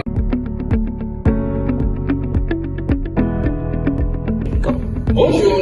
Bonjour. Comment ça va? Ça va bien, merci. D'accord. Comment tu t'appelles? Je m'appelle Elisabeth. Dis-nous un peu, tu étudies au cerveau monégo. J'étudiais ici au conservatoire. Quel niveau? Oh, très bien, dis-moi. Est-ce que tu peux nous parler du consolata? Qu'est-ce qui est bon ici? Consolata, c'est pour classe spend the whole très compétent professeur avec ton directeur par père Alex. Nous avons une bibliothèque avec beaucoup de livres. Donc, si je parle avoir la bibliothèque, je vais trouver tous les livres. Ça, c'est très intéressant. Alors, ici, nous sommes à Consolata, vous avez vu, c'est le niveau intermédiaire. Mais écoutez le français, comment ils ont bien parlé le français. Merci beaucoup. Bienvenue à Consolata. Bienvenue à Consolata. Très bien.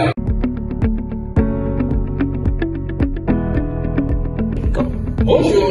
Bonjour. Comment ça va? Ça va bien, merci. D'accord. Comment tu t'appelles? Je m'appelle Elisabeth. Dis-nous un peu, tu étudies au cerveau monégo. J'étudiais ici au conservatoire. Quel niveau? Oh, très bien, dis-moi. Est-ce que tu peux nous parler du consolata? Qu'est-ce qui est bon ici?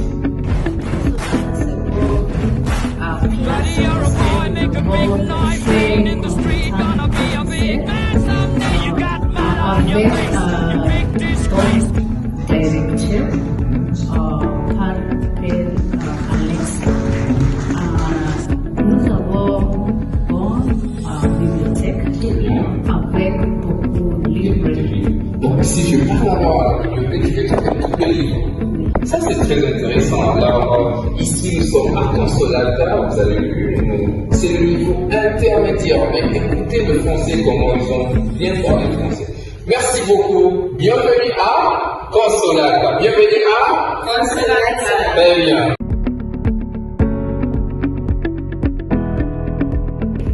Bonjour. Bonjour. Comment ça va? Ça va bien, merci. D'accord. Comment tu t'appelles? Je m'appelle Elisabeth. Dis-nous un peu, tu étudies au cerveau monégo. J'étudiais ici au conservatoire. Quel niveau?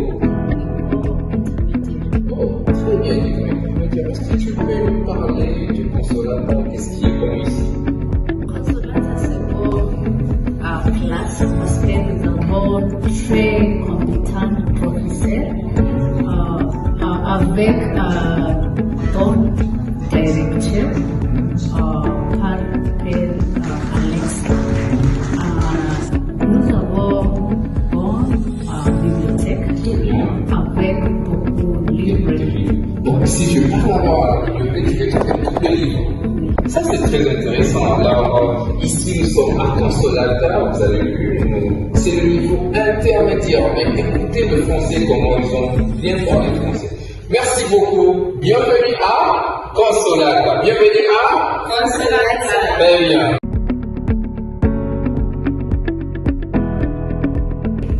Bonjour. Bonjour. Comment ça va? Ça va bien, merci. D'accord. Comment tu t'appelles? Je m'appelle Elisabeth. Dis-nous un peu, tu étudies au cerveau monégo. J'étudiais ici au conservatoire. Quel niveau? Oh, très bien, dis-moi. Est-ce que tu peux nous parler du consolata? Qu'est-ce qui est bon ici? Consolata, c'est pour classe spend the whole très compétent professeur avec ton directeur par père Alex. Nous avons une bibliothèque avec beaucoup de livres. Donc, si je parle avoir la bibliothèque, je vais trouver tous les livres. Ça, c'est très intéressant. Alors, ici, nous sommes à Consolata, vous avez vu, c'est le niveau intermédiaire. Mais écoutez le français, comment ils ont bien parlé le français. Merci beaucoup. Bienvenue à Consolata. Bienvenue à Consolata. Très bien.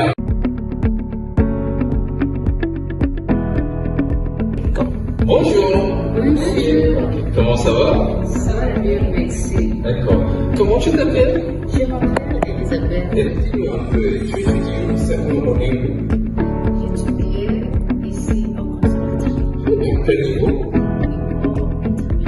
Oh, très bien, dis-moi. Est-ce que tu peux me parler du consolata? Qu'est-ce qui est bon ici? Consolata, c'est pour classe parce que nous avons très compétents professeurs avec ton directeur par Père Alex. Nous avons une bibliothèque avec beaucoup de livres. Donc, si je parle à la bibliothèque, je vais trouver tous les livres. Ça, c'est très intéressant. Alors, ici, nous sommes à Consolata, vous avez vu, c'est le niveau intermédiaire. Mais écoutez le français, comment ils ont bien parlé le français. Merci beaucoup. Bienvenue à Consolata. Bienvenue à Consolata. Très bien.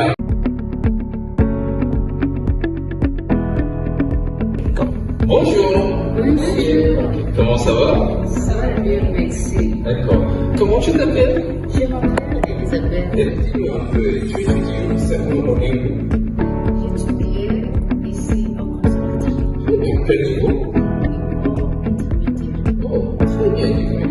Est-ce que tu peux me parler du consolata? Qu'est-ce qui est bon ici? Consolata, c'est pour classe parce que nous avons très compétents professeurs avec ton directeur par Père Alex. Nous avons une bibliothèque avec beaucoup de livres. Donc, si je parle à la bibliothèque, je vais trouver tous les livres. Ça, c'est très intéressant. Alors, ici, nous sommes à Consolata, vous avez vu, c'est le niveau intermédiaire. Mais écoutez le français, comment ils ont bien parlé le français. Merci beaucoup. Bienvenue à Consolata. Bienvenue à Consolata. Très bien.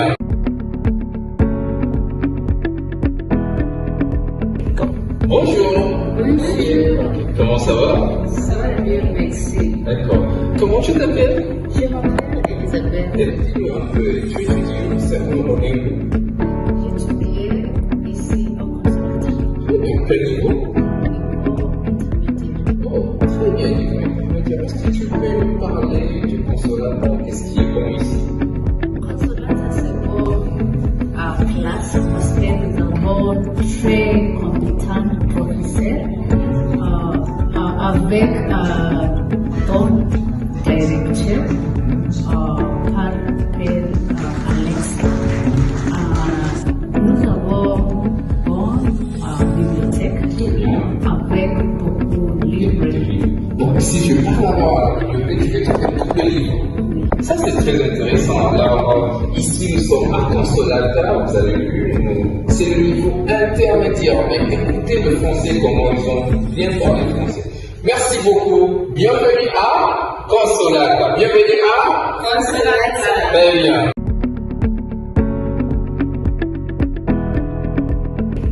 Bonjour. Bonjour. Comment ça va? Ça va bien, merci. D'accord. Comment tu t'appelles? Je m'appelle Elisabeth. Dis-nous un peu, tu étudies certainement au niveau. J'étudiais ici au conservatoire. Quel niveau? Oh, très bien, dis-moi. Est-ce que tu peux me parler du consolata? Qu'est-ce qui est bon ici? Consolata, c'est pour classe parce que nous avons très compétents professeurs avec ton directeur par Père Alex. Nous avons une bibliothèque avec beaucoup de livres. Donc, si je parle à la bibliothèque, je vais trouver tous les livres. Ça, c'est très intéressant. Alors, ici, nous sommes à Consolata, vous avez vu, c'est le niveau intermédiaire. Mais écoutez le français, comment ils ont bien parlé le français. Merci beaucoup. Bienvenue à Consolata. Bienvenue à Consolata. Très bien.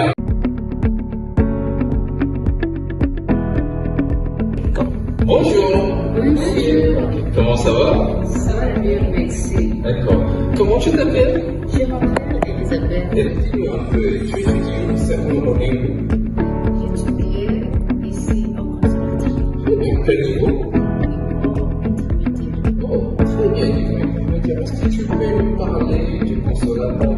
bon ici. Classe possède d'abord très compétent professeur avec ton directeur par Père Alex. Nous avons une bibliothèque avec beaucoup de livres. Donc si je parle avoir la bibliothèque, je vais trouver tous les livres. Ça c'est très intéressant. Alors ici nous sommes à Consolata, vous avez vu, c'est le niveau intermédiaire. Mais écoutez le français, comment ils ont bien parlé le français. Merci beaucoup. Bienvenue à Consolata. Bienvenue à Consolata. Très bien.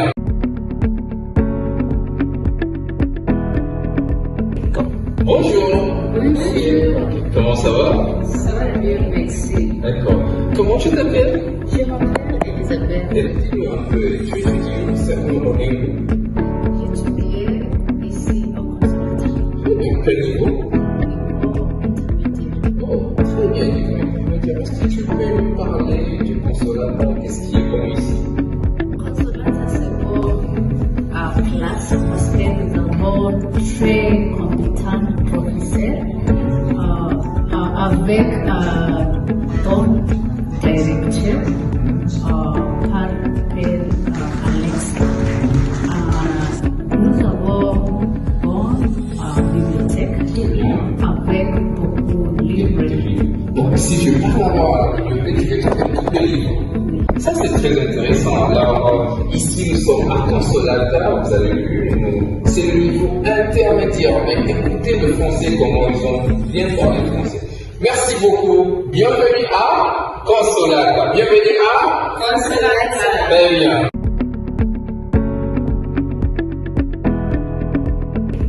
Bonjour. Bonjour. Comment ça va? Ça va bien, merci. D'accord. Comment tu t'appelles? Je m'appelle Elisabeth. Dis-nous un peu, tu étudies où? C'est où au niveau? J'étudiais ici au Consolata. Quel niveau? Oh, très bien, dis-moi. Est-ce que tu peux me parler du Consolata? Qu'est-ce qui est bon ici? Consolata, c'est bon. Classe possède d'abord très compétent professeur avec ton directeur par Père Alex. Nous avons une bibliothèque avec beaucoup de livres. Donc si je parle avoir la bibliothèque, je vais trouver tous les livres. Ça c'est très intéressant. Alors ici nous sommes à Consolata, vous avez vu, c'est le niveau intermédiaire. Mais écoutez le français, comment ils ont bien parlé le français. Merci beaucoup. Bienvenue à Consolata. Bienvenue à Consolata. Très bien.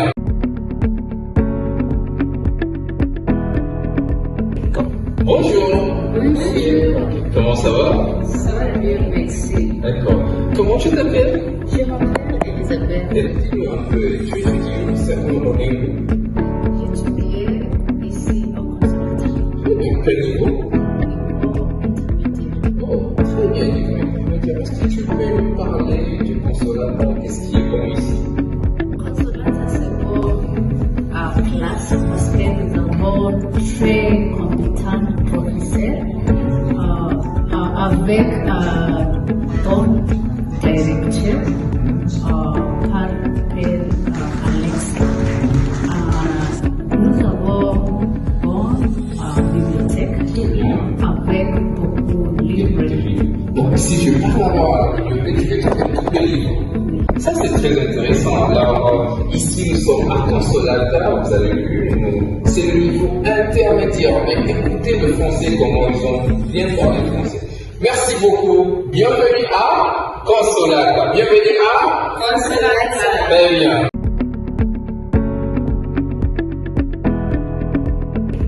Bonjour. Bonjour. Comment ça va? Ça va bien, merci. D'accord. Comment tu t'appelles?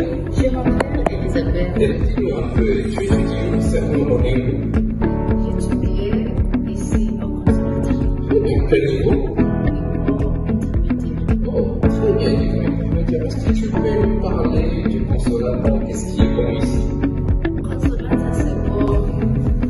Classe possède mode très compétent professeur avec ton directeur par Père Alex. Nous avons une bibliothèque avec beaucoup de livres. Donc si je parle avoir la bibliothèque, je vais tous les livres. Ça c'est très intéressant. Alors ici nous sommes à Consolata, vous avez vu, c'est le niveau intermédiaire. Mais écoutez le français, comment ils ont bien parlé français. Merci beaucoup. Bienvenue à Consolata. Bienvenue à Consolata. Très bien.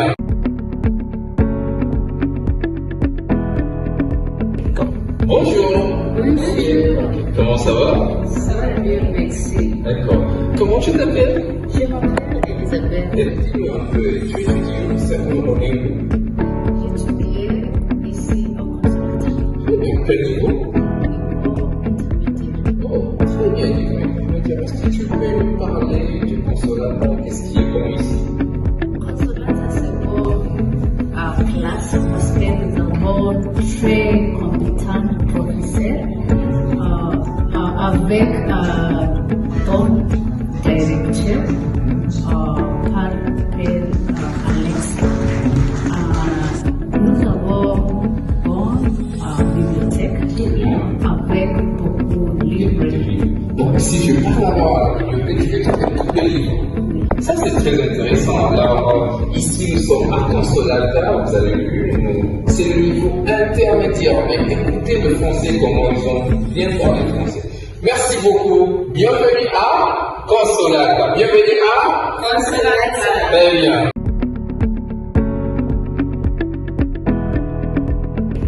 Bonjour.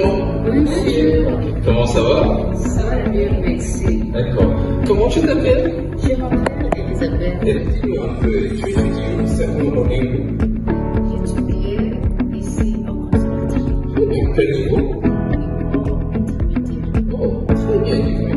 Est-ce que tu peux me parler du Consolata? Qu'est-ce qui est bon ici? Consolata, c'est pour classe parce que nous avons très compétent professeur avec ton directeur par Père Alex. Nous avons une bibliothèque avec beaucoup de livres. Donc si je parle avoir la bibliothèque, je vais tous les livres. Ça c'est très intéressant. Alors ici nous sommes à Consolata, vous avez vu, c'est le niveau intermédiaire. Mais écoutez le français, comment ils ont bien parlé français. Merci beaucoup. Bienvenue à Consolata. Bienvenue à Consolata. Très bien.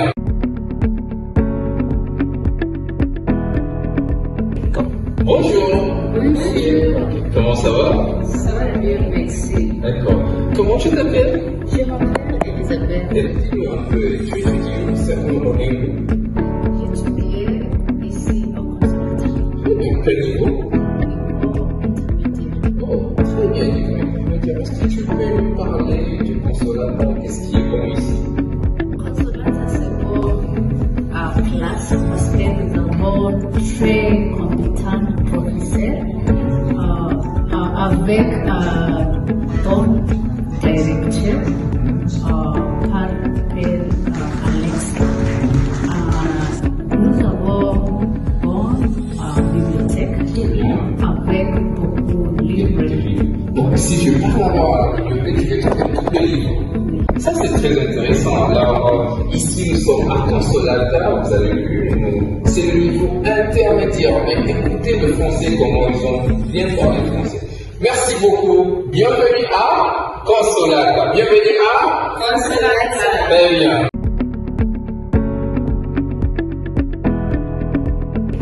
Bonjour. Bonjour. Comment ça va? Ça va bien, merci. D'accord. Comment tu t'appelles? Je m'appelle Elisabeth. Dis-nous un peu, tu étudies où? C'est où? J'étudiais ici au Consolata. Quel niveau? Oh, très bien, dis-moi. Est-ce que tu peux me parler du Consolata? Qu'est-ce qui est bon ici? Consolata, c'est pour classe parce que nous avons très compétent professeur avec ton directeur par Père Alex. Nous avons une bibliothèque avec beaucoup de livres. Donc si je parle avoir la bibliothèque, je vais trouver tous les livres. Ça c'est très intéressant. Alors ici nous sommes à Consolata, vous avez vu, c'est le niveau intermédiaire. Mais écoutez le français, comment ils ont bien parlé français. Merci beaucoup. Bienvenue à Consolata. Bienvenue à Consolata. Très bien.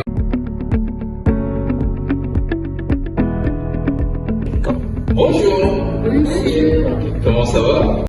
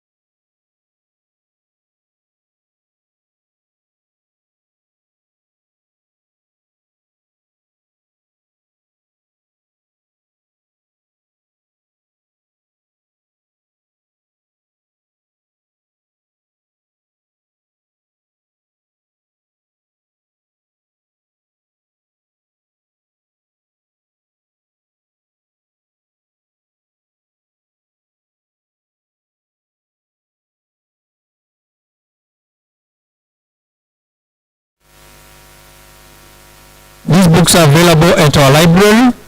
The other book is on theodicy with an African annotation.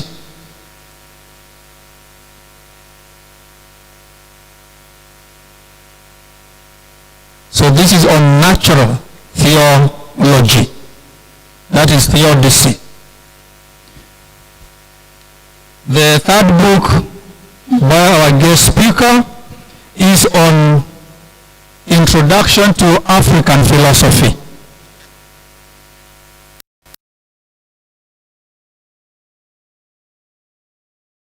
They should be put on the reserve in the library so that we can peruse and make plan on which one to read. And we also, I believe there are core texts in these areas.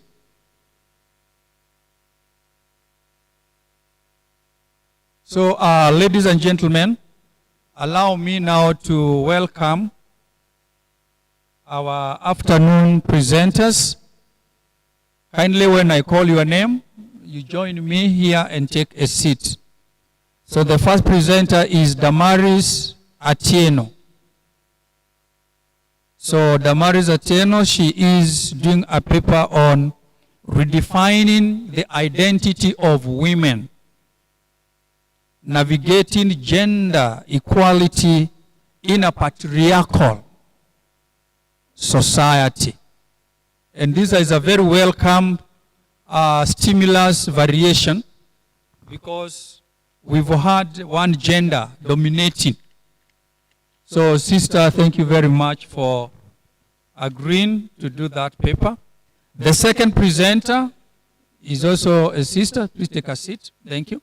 Is Reverend Sister Barasa Nasabu Joy. Is she here? Sister Barasa Nasabu Joy. Welcome, sister. Please take a seat in front here. So sister's paper is on implementing Plato's concept of the philosopher king for contemporary Kenya's sustainable development.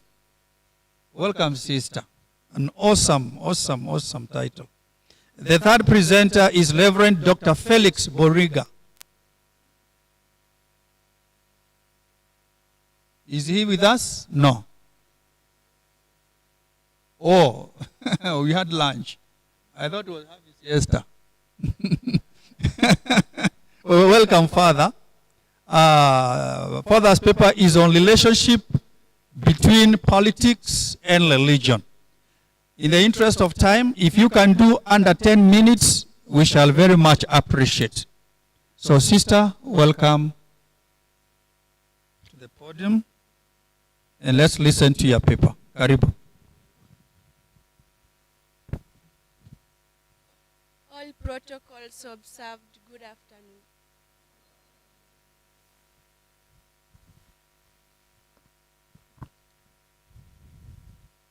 Presenting work on redefining the identity of women, navigating gender equality in a patriarchal society. And the aim of this paper is to be able, in redefining the identity of women, is one way that trying to give to the women the equal opportunities they deserve, since over the time we have limited ourselves to the thought with one gender, only recognizing the men as the only one way that we can approach is our way of thinking. But even though we are redefining the identity of women, we are not focusing on what science has established for us.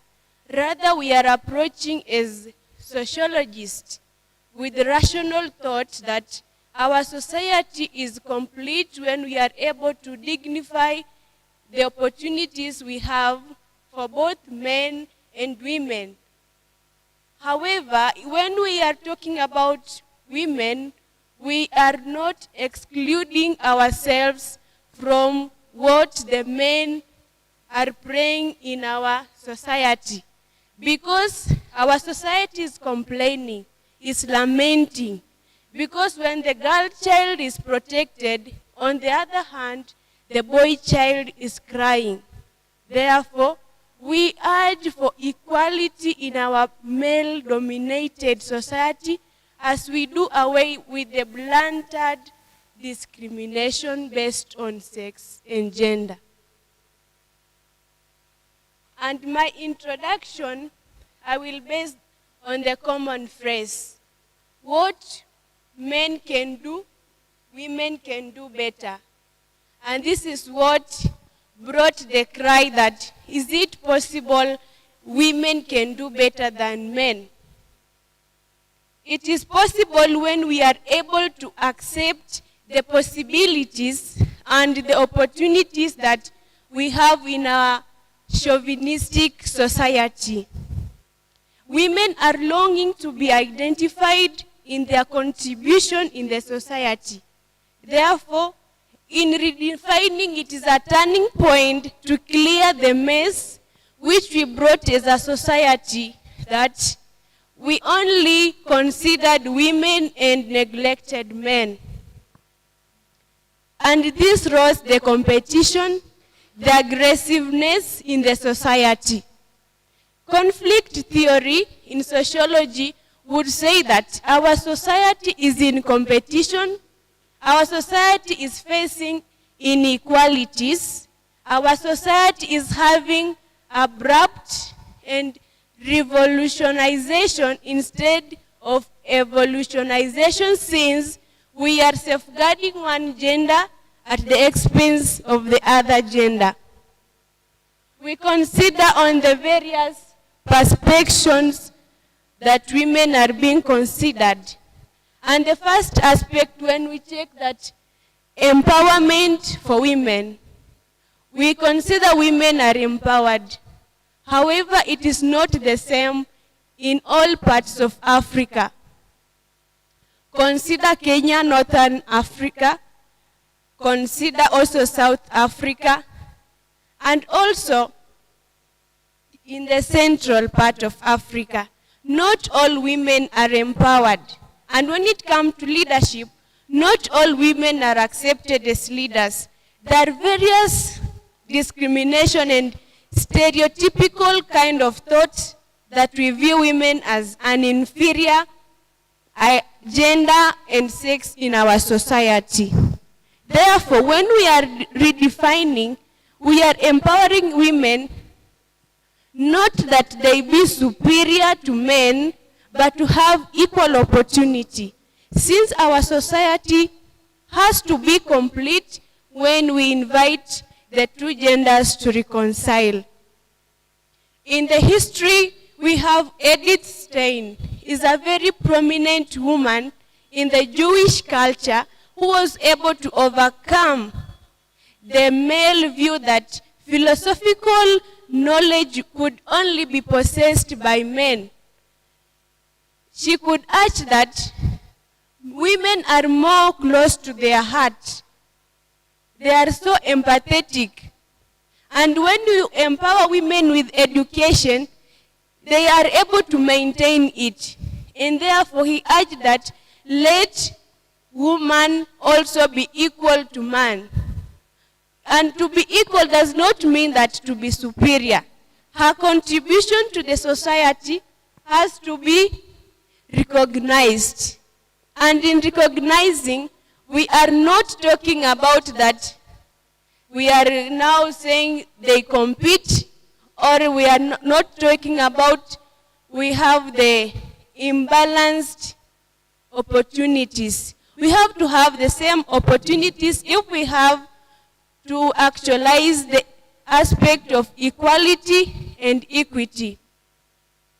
On the other thing is that in Africa, there is a way we view a proper woman for Africa.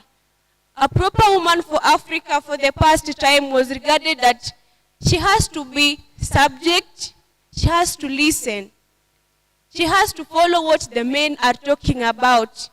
When it comes to leadership, she was meant to be a wife and a mother. In the contemporary time, we have to empower women with leadership. When we have the various political seats, a woman vying for it, let us not use our narrow-minded, tender-minded view that it is not possible for women. It is possible when we combine both abilities for men and women. And this will be able to combat the challenges we are facing in terms of development, so that we close the gaps in the science, technology, engineering, and the medicine field. That also women, it is possible for them to vie and to access the various opportunities we have in the various sectors. Article 27 of the Constitution of Kenya promotes the aspect of equality between men and women, that both men and women, they have access to same opportunities. And as I conclude, I say that our society in this contemporary time, it is better to do away with one gender perspective and to uphold a complete society which embraces men and women. A society is a metaphor of motherhood, nurtures all her children with her two breasts, brings them up, and at the old age, they come back to take care of her. And that is our society which we need, both men and women, for a better way to develop our contemporary Africa. Thank you.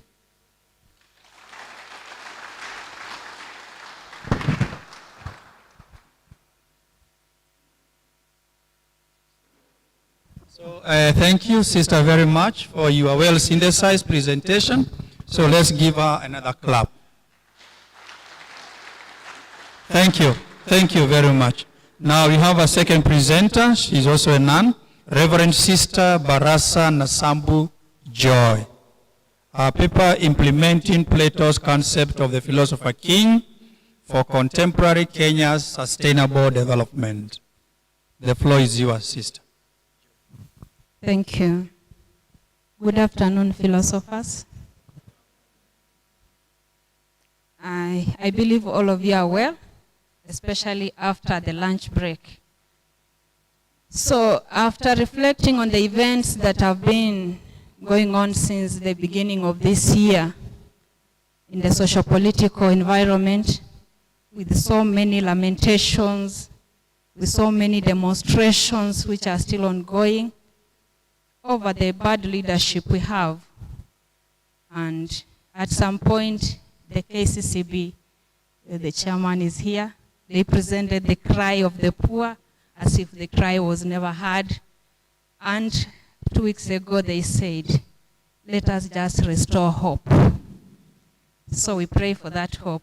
But meanwhile, I say we need a philosopher king for Kenya's sustainable development. And that is what inspired me to come up with this topic, which we have here reflected in the PowerPoint. So, the main objective for this presentation is to promote leadership grounded on moral and intellectual education.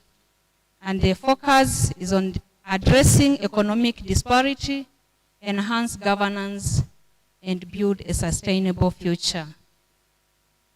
So, the presentation is in 3 sections, which I hope I will cover within the 10 minutes. The first one is Plato's views concerning the formation of the guardians for ideal state. And then the second one is on the current challenges faced by Kenyans that contradict the envisioned leadership, that is the philosopher kingship. And the third part will deal with the implementation itself. Which ideas can we put into practice if we need that Kenya that is developed? So, the first part, which deals with the Plato's views, we start with the question, are leaders by nature or by nurture? And so from Plato's views, leaders are born with the potential to lead. So all of us are born with the potentiality to lead. But we are made leaders or good leaders through proper education and training.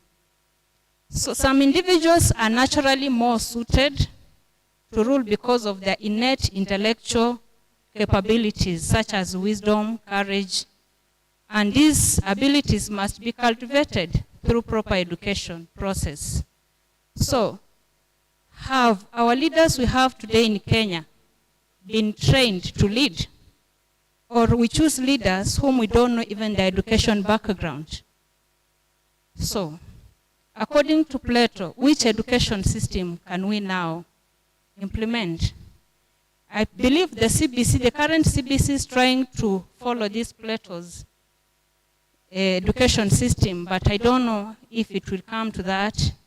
And the first is the basic education, which deals with the gymnastics, that is the bodily exercise, and the music, which is the exercise of the spirit. And the second part of the education is like pure science, which also deals with the mathematics, and this is basically the training in astronomy to nurture the soul. And the third part of it, after those two, after the leaders or the people have gone through the 2 steps, they are selected to become good leaders. That is when we come to the philosopher king. And they study philosophy and dialectics. And note that Plato believed that it was good to form the mind and the soul, or the soul. And this is to educate and train it in easy and progressive stages, not like it just comes all of a sudden. So this education system is meant to train leaders for an ideal state. And this ideal state is what we long for, even in today's society. So the ideal state has 3 classes, and that is the producers, the auxiliaries, and the philosopher kings. The producers are many, like artisans, farmers, teachers, and I believe the majority in the society belong there because theirs is to produce what is needed for the needs of the society. And these producers, although they are considered to be pleasure-minded, if they're not taken, their needs are not taken care of, then there will be chaos in the society. That is why we are seeing the demonstrations. The lecturers are still on the strike. The doctors, we don't know if their needs were fulfilled. The teachers, the Kupet and the wherever, they belong to the line of the producers. So if their needs are not taken care of, then there is chaos all over. Then there is also the auxiliaries. Now the soldiers we have, yeah, they are supposed to tame the spirit of the producer. But is it possible to do it peacefully or with force?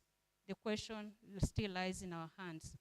And the philosopher king is the one who is qualified in all stages to become the ruler and the guardian of the stage. So the philosopher king combines knowledge and temperament with political skill and power. They are not driven by hunger for power or wealth, but by wisdom and justice. Act with their deep understanding of truth and value for the common good. And this, they should always check the excessive flow of wealth in the state. They ensure the rule of justice should be maintained. They ensure that no changes should be made in the education system without proper reason. They also ensure the well-being of every citizen, that is, working for the common good. So these are the qualities of the philosopher king. So when we look at that, the qualities of the philosopher king, the leaders we have, do they have those qualities? Looking at the current challenges like corruption, heavy taxation, unfavorable education reforms, unemployment and underemployment, leaders' deceptions,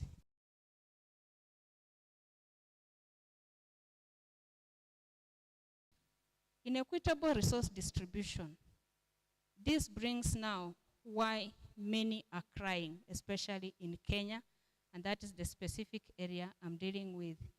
So, how do we implement the third section, the Plato's concept? I based it on the bottom-up economic transformative agenda, which is called BETTER, that our current president came up with, that all of us thought now we have reached, we are going to develop.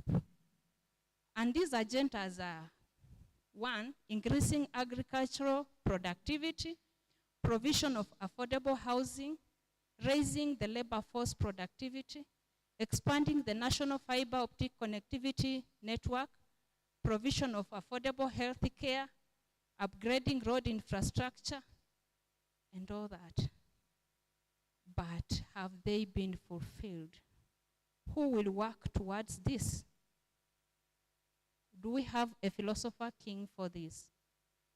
So in my mind, like, if we are to reach that and realize this kind of dreams, then leaders must put the following into consideration. First, listen, see, judge, and act. Although in philosopher king, the philosopher king of Plato is not democratic as per se, but he needs to work with the people and for the people. So the Kenyan leaders need to listen to the voice of the people still and see how to go about it, their cry, and implement this kind of the better future they have. It's also holistic education for civil responsibility. And Aristotle said, educating the mind without educating the heart is not education at all. So both need to be educated.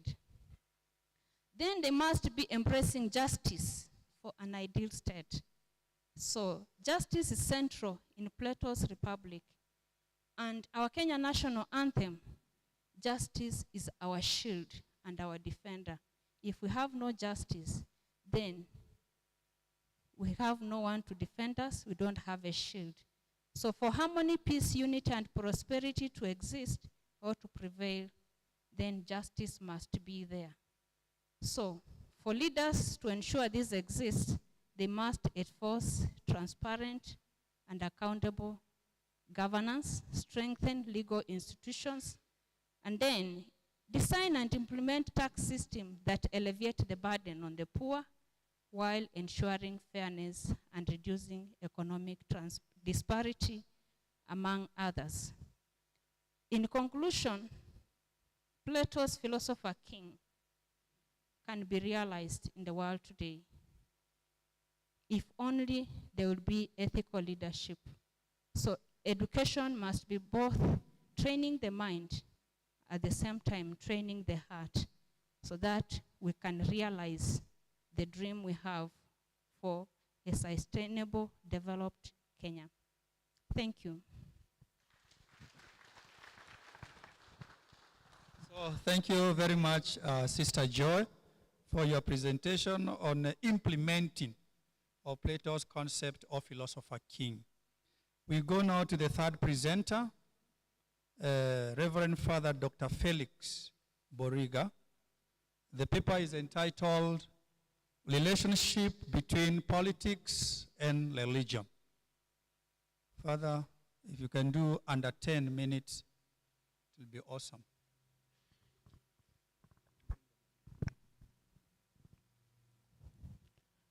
Our guest speaker, Most Reverend Maurice Mwati Makumba, who is the Archbishop of Kisumu, and my teacher,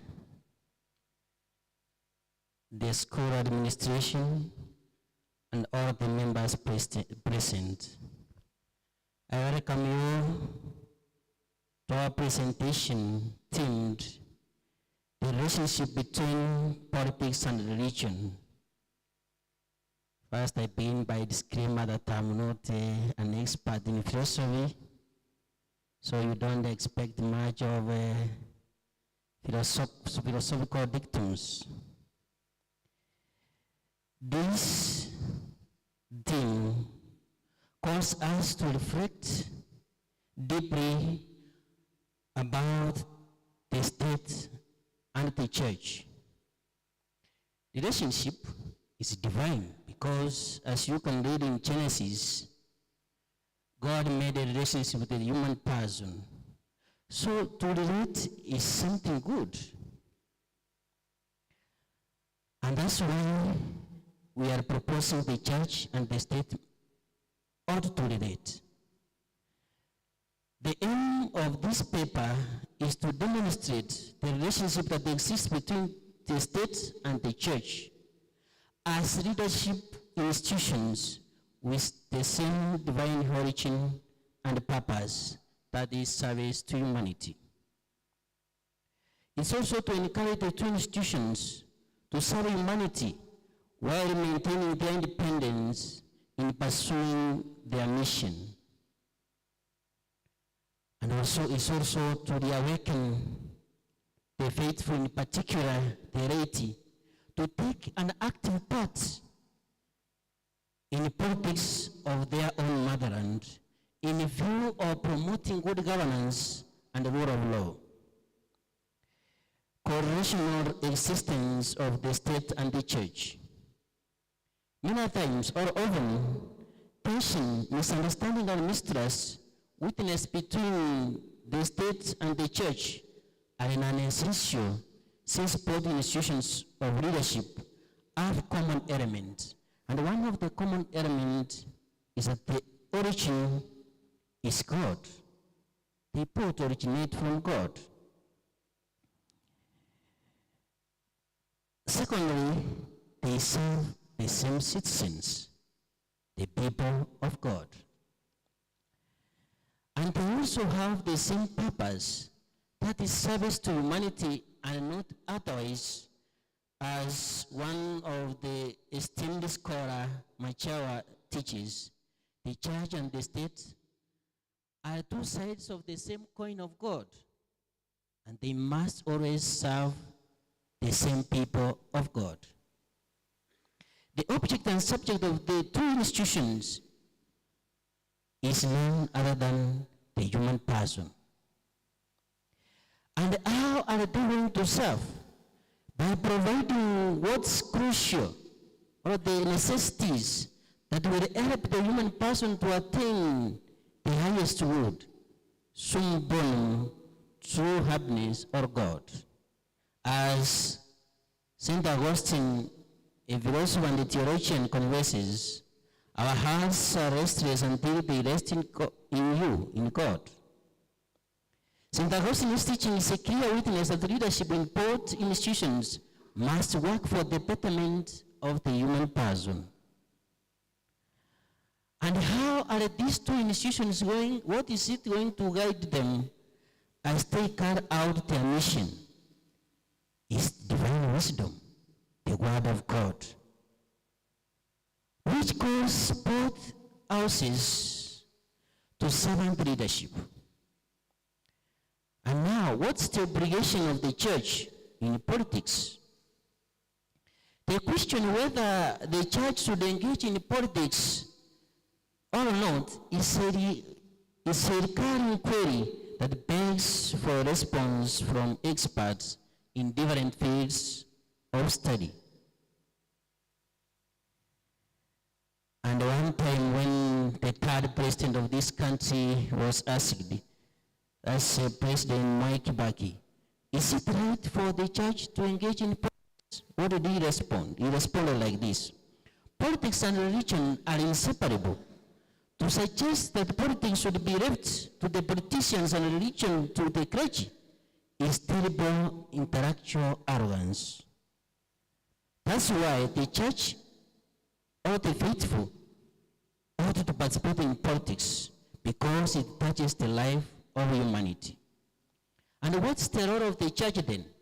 One of the roles of the church in politics is civic education, knowing that the church, as a mother and a teacher, has a responsibility to enlighten the citizens to participate in politics, so that they may be conscious of their rights and duties, so that they may choose credible political representatives, and of course participate in public participation and many others. It's also the duty of the church or the faithful to elect, of course, credible and responsible leaders,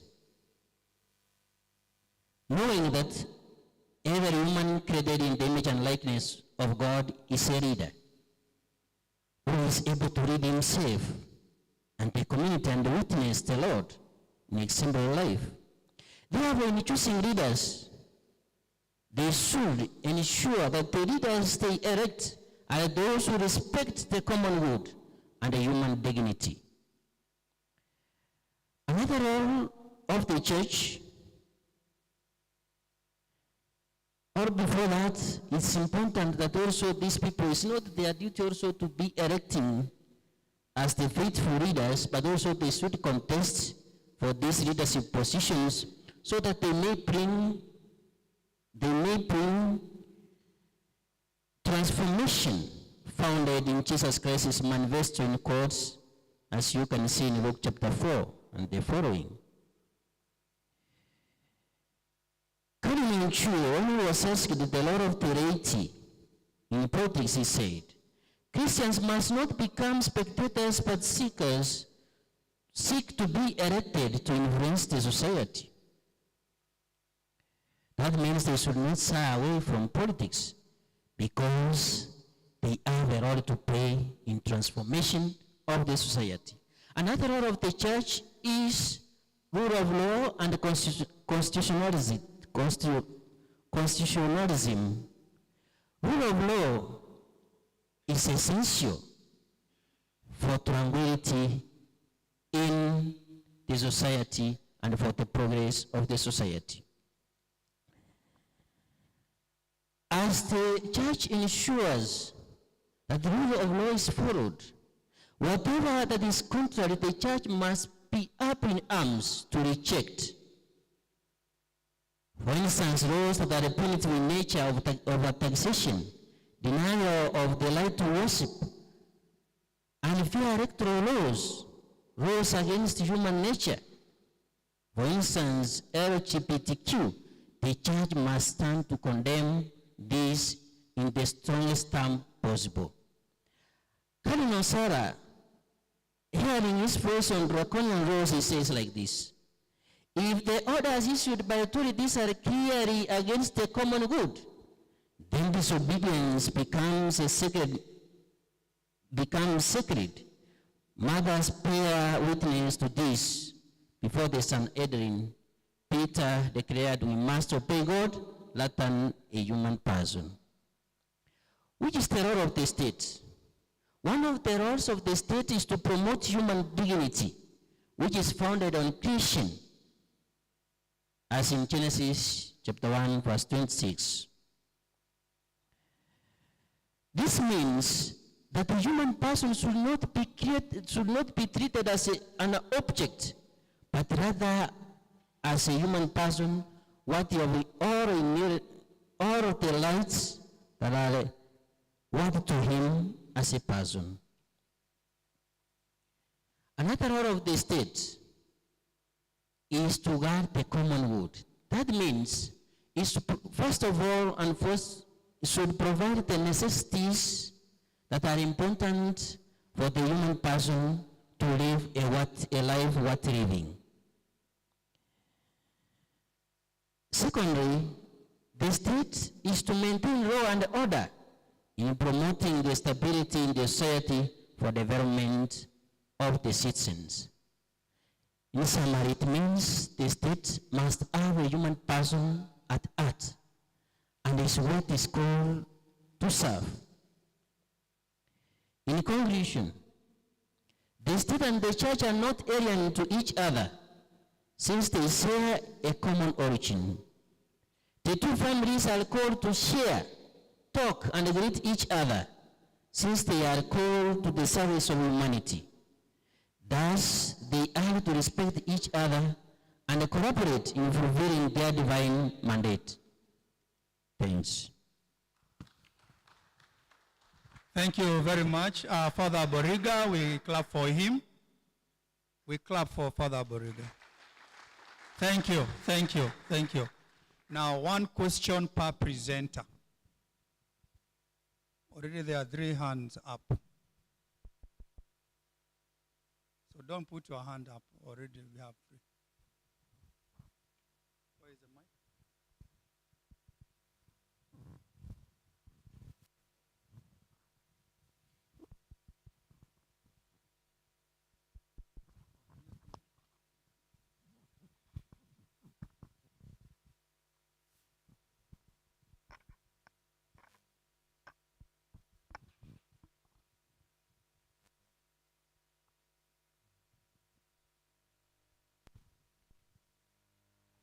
Yes, I'm Francis from Consolata. My question goes to Father Boriga, that you have presented about the relationship between politics and religion. I was expecting you to touch on the main challenges which affect this relationship between politics and challenges. If possible, kindly touch onto us some few challenges which may arise if religion and politics, they come together.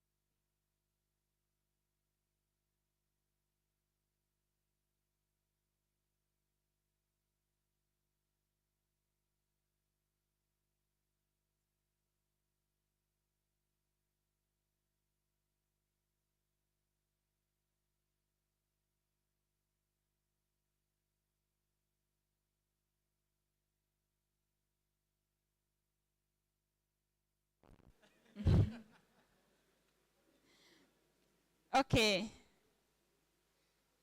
Theophilus asked me if it is reasonable for the philosophical societies, the institutions, to push for at least if I got it well, for the leaders to have at least a diploma. Okay. I feel it is reasonable, and I think so.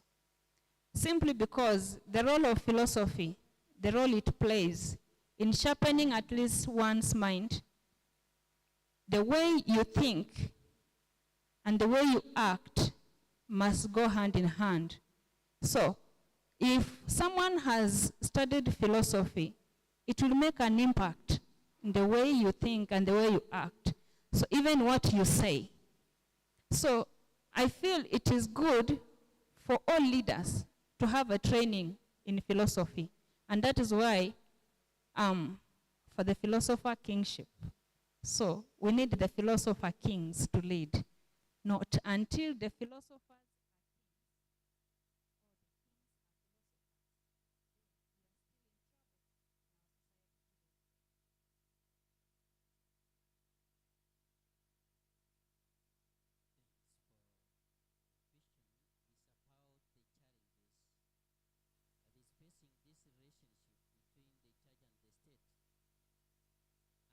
individualism, pursuing personal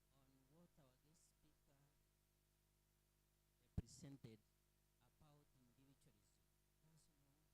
as triple interest or group interest. That means individualism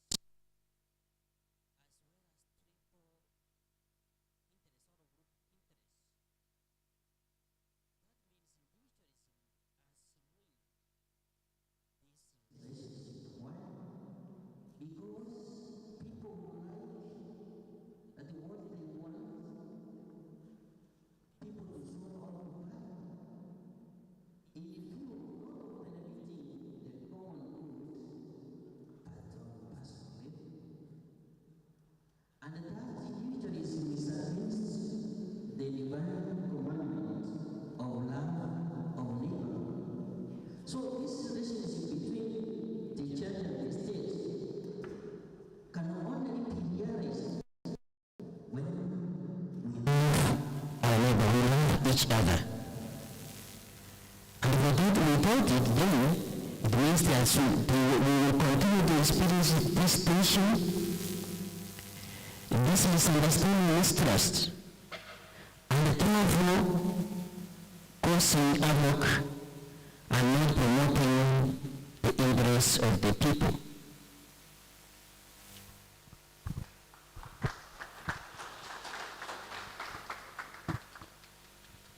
So we give applause for the presenters as they come down.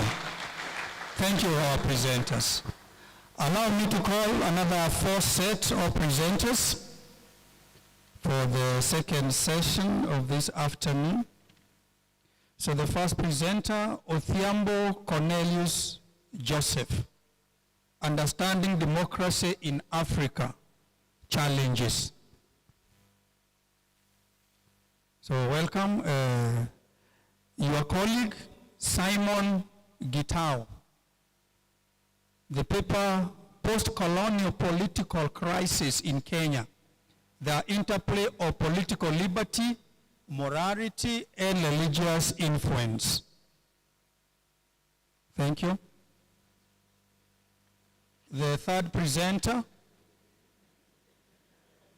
is a very renowned philosopher, Dr. Theophilus Chando from Tuk University. Paper title, Recovering Intellectual and Cultural Constructs for a Conflict Society Towards a Pedagogical Reconstruction of Africa's Democratic Principles. Sir, you may take a seat. And the fourth one, the last one, Reverend Dr. Babirie Oliver. Oh, his sister. The impact of climate change in Africa, philosophical reflections and leadership. Sister, you may take your seat. Thank you. Now, please, our presenters, if you could present maybe in less than 10 minutes, will be very much appreciative because we shall interact with you on the questions. So may we then have the first presenter doing the honors of summarizing the paper. Welcome. Thank you. To our keynote speaker, the school administration, guests, colleague brothers and sisters, good afternoon. So I'm going to have a short sharing on understanding democracy in Africa, challenges, limitations, and reviving practices.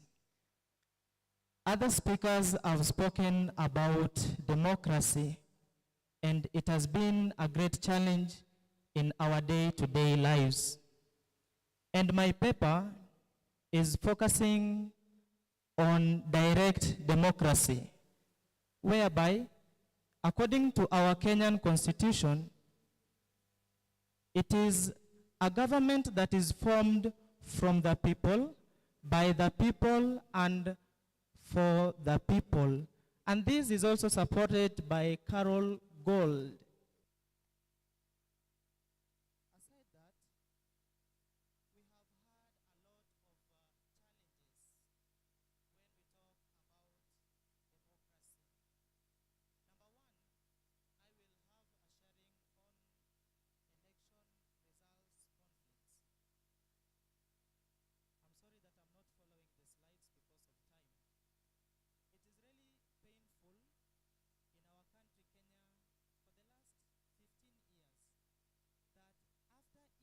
Every election, we must have conflicts. And I still believe that according to what happened in Kenya 2017, when an innocent blood was killed, that is baby Samantha Pendo, I still believe that this blood is still crying and the soul of this young lady is still mourning because she didn't know anything to do with the democracy. She didn't know anything to do with government. She didn't know anything to do with the leadership. But we ended up killing her because we blinded our eyes. We have had a lot of challenges, and I will pass through them. Another thing is illegal trade, whereby, just as other speakers have spoken, that we still have illegal trade whereby our leaders are not guiding us, they are not leading us according to what the Bible says, that they are servants, but instead they become bosses when they are elected to serve us. They have illegal trade in that they are still ruled and governed and told what they are supposed to do to us by the colonialist. Why? Because, take for instance, in areas where we have mining, you'll find that these minerals are to benefit the colonialist. And for us, we end up using our little finances that we have to develop the roads that they are going to use, to ensure that they have maximum transport, to ensure that the environment whereby they are working or getting the mineral resources from our own continent, Africa, these resources does not help us. They end up helping their continents.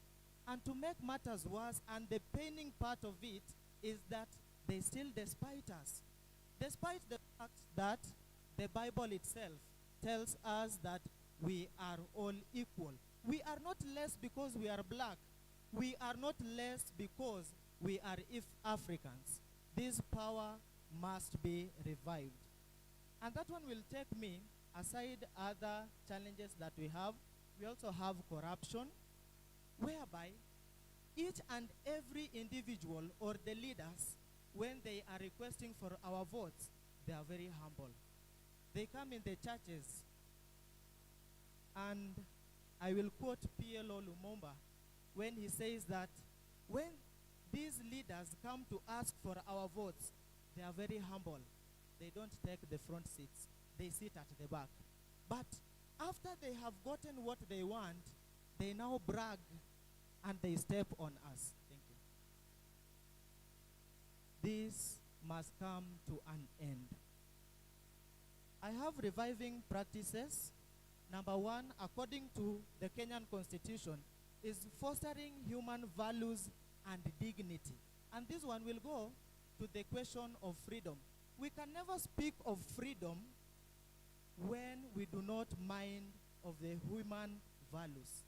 Because freedom, according to our African time today, or according to the day today, we say that freedom is what I feel like I should do. But that one, I guess, is a wrong definition of freedom. Freedom is that which we ought to do. That is why God himself sent his son to proclaim good news to the poor. And Jesus Christ had the freedom either to proclaim the news or not to proclaim the news. Therefore, we must encourage the human values. Allow me to conclude there because of time. Otherwise, thank you.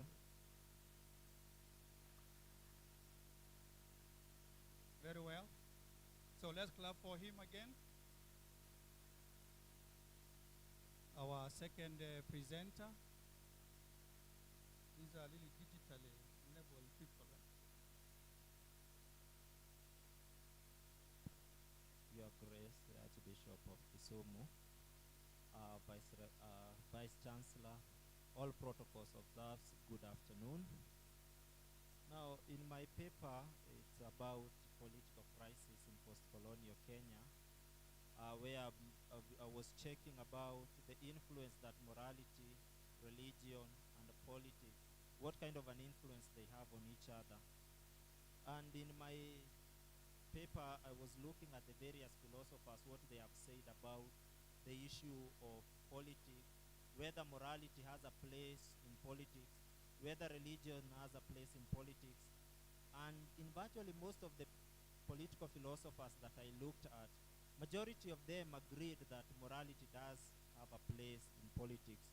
The likes of Plato in the Republic would say that, as a matter of fact, the person who should rule is the philosopher king. And anybody who has philosophy cannot be immoral because they already know what is the truth, they already know what is virtue, and if they have virtue in itself, there is no way they can be vicious. You talk about, you see somebody like Aristotle who was in his articulation in the politics saying that the end of any state is eudaimonia, that is the general well-being of the citizens. And so in a place where the citizens are not happy, perhaps maybe due to the viciousness of the leaders or the kind of the political climate they find themselves in, those people, they are not going to have a general well-being that they should have in that kind of an environment. And so in this reflection, I was thinking to myself, what is it, or where did the rain start hitting us? When Africa got independence, majority of African countries gained independence, the founding fathers, they had very good ideas about how this country should progress. But we can all agree that majority of African countries, they are no better than they were by the time they were independent. And the question comes in, what happened? Where is the problem, and how can philosophy come and help us in a way that we can solve this? And so, in my ideal political state, in an ideal Kenyan state where there would be no political crisis or whatsoever, I have articulated two main reasons or two main points that should have. First of all, I have conceived a division of the state into two categories, two classes. The class of the more rational citizens and the class of moral rulers. In those classes, in those two clusters, they will give some few people who will become guardians of that society, whom we can call soldiers.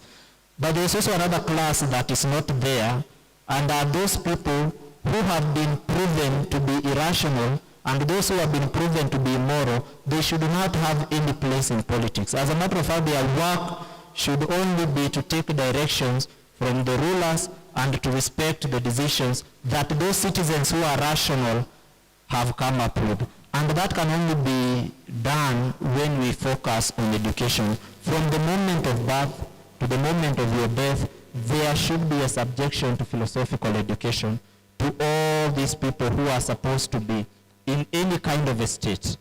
And through that education, we can sieve out those people who have what I have called in my paper, functional rationality.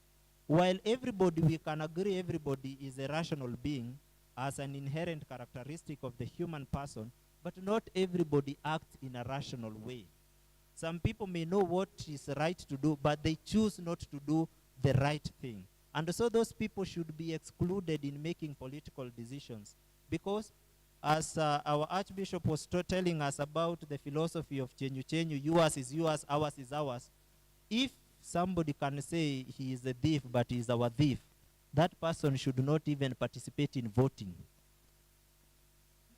That person should not be given a chance to say, this is the leaders that we have. And as I will quote my professor, Dr. Opio, who always says, everybody is entitled to their own opinion, but not every opinion should be worth our consideration, because some opinions are dangerous. Some opinions, they have no merit. And so it is not everybody, by the virtue that I have attained the age of 18, I should not just say I have attained the age of voting, I should be allowed to vote. We should see and we should sieve out whether this person is capable of making a rational decision on the kind of leaders that you're putting in place. These people who are vying for leadership position, we should also subject them to morality test to see whether these people, they can be moral. And if we have identified that this person cannot be a rational citizen, this person cannot be a moral ruler, those two people should not have a place in politics. And so the only people who should vote are those citizens who have been proven to be rational.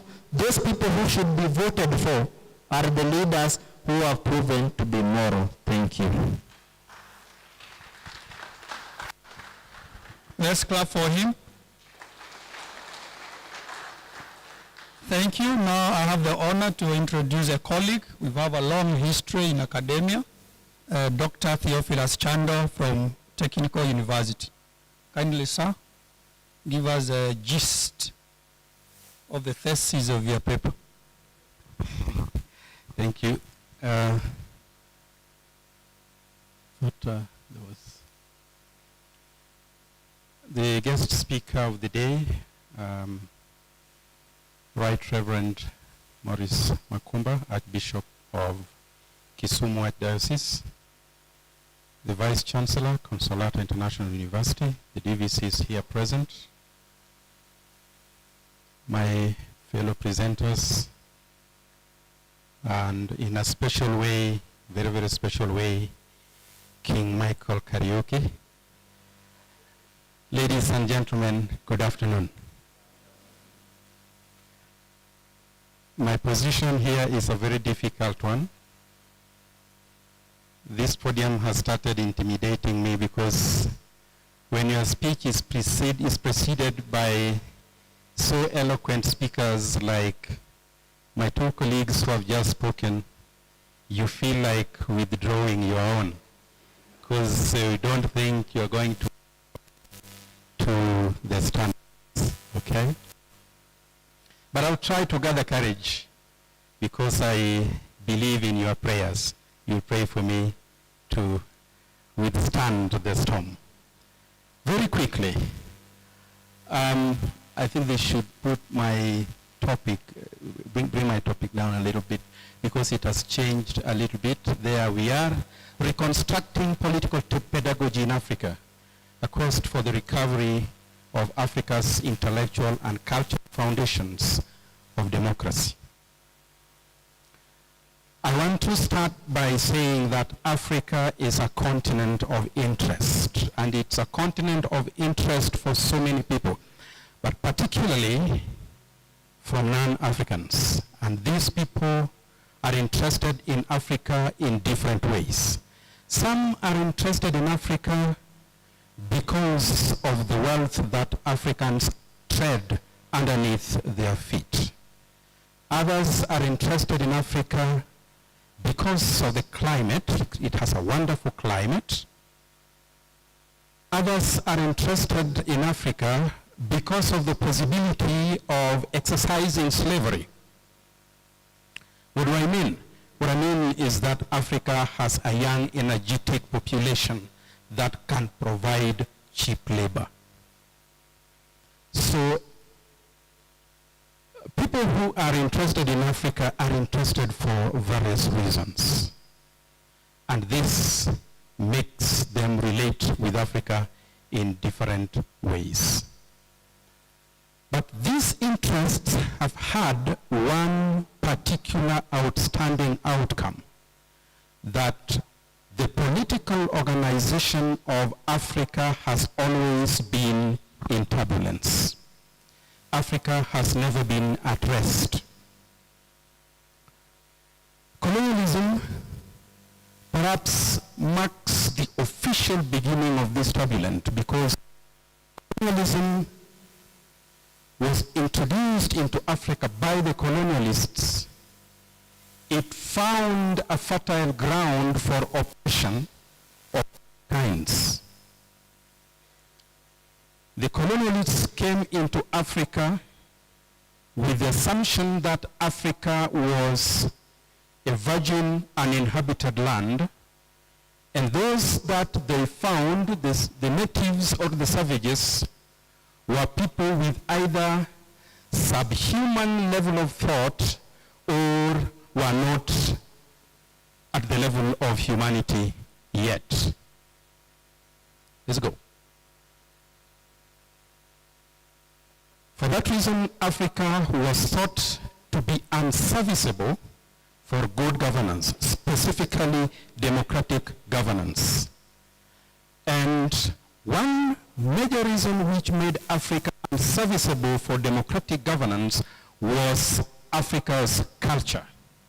African culture was seen to be bereft of the principles which could be annexed to be good receptacles for democratic organization. Now, what though is culture?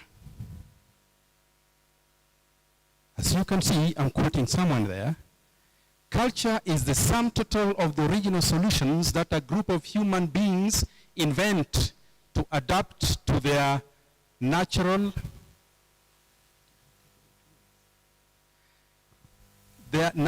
and social environment.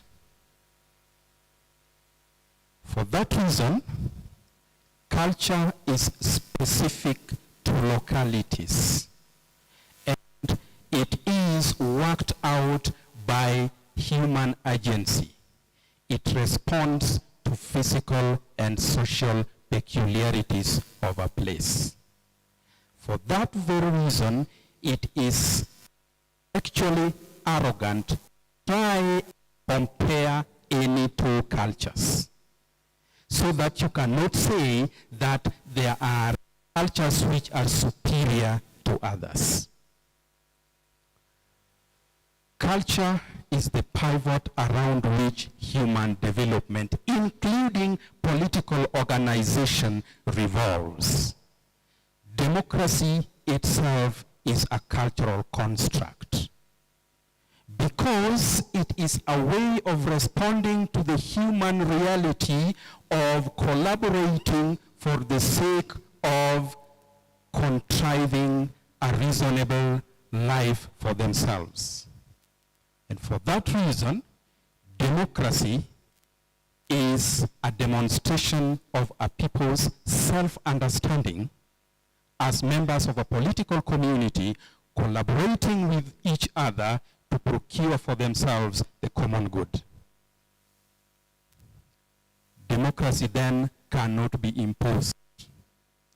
That is a serious problem that Africa suffers, because the West imagines that democracy as they understand it should be imposed on Africa. And the democracy that they understand is a chaotic one, which is characterized by what we call competition.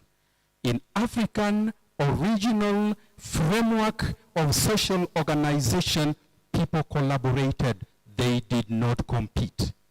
And that is what the essence of democracy is. Democracy does not need competition. It needs collaboration, because the very meaning of the word democracy itself spells collaboration. Demos, the people, exercising their kratia, exercising their power or their authority together. The Western model of democracy then was a very unfortunate intrusion into the African cultural system, which connived or created a democratic process which made everybody part of the social organization. And it is my thesis here then that we need to debunk the Western system and have a reconstructive education, a reconstructive, as we call it, pedagogy. And I am proposing a few things. Let's go down. In the interest of time, I have to summarize this and conclude. My proposal is that we need to reconstruct ourselves from a very practical and heuristic pedagogical process and rediscover the principles which made it necessary for Africans to be collaborative. And I propose that critical and critical thinking be an indispensable content of this reconstructive pedagogy. To be disposed for democratic citizenship, one needs to be able to think through, analyze, and judge from a rational standpoint, because that will form the basis of mutual collaboration with the rest. Moral philosophy is indispensable because democracy is a normative notion which requires that there is trust between the people who are collaborating. I am suggesting military strategy because of its ability to instill resilience of mind and body. This helps you to pursue a rational path to the end, regardless of the difficulties that might be contained. In Africa, everybody was useful to himself, to herself, and to the rest. Technology thrives through craft. If we have to survive in this world, we have to embrace technology. But for us to embrace appropriate technology that is contextualized within our physical and social milieu, we need to start teaching crafts of different kinds. I am proposing also that the history of Africa and the cultural heritage of different parts of Africa should be taught, because for us not to get back to what led us to slavery and colonialism, we must know where the fault lines are. I want to thank you very much for listening to me. Because King Karaoke has come, I have to descend. Thinker, thank you. Thank you, Thinker. But I have to respond to him the way Aristotle responded to Plato. When Aristotle criticized Plato, he told him, "You are my friend, but truth is higher. You are my friend, but truth of the time is higher than this friendship." Thank you. Now we call the last presenter for this,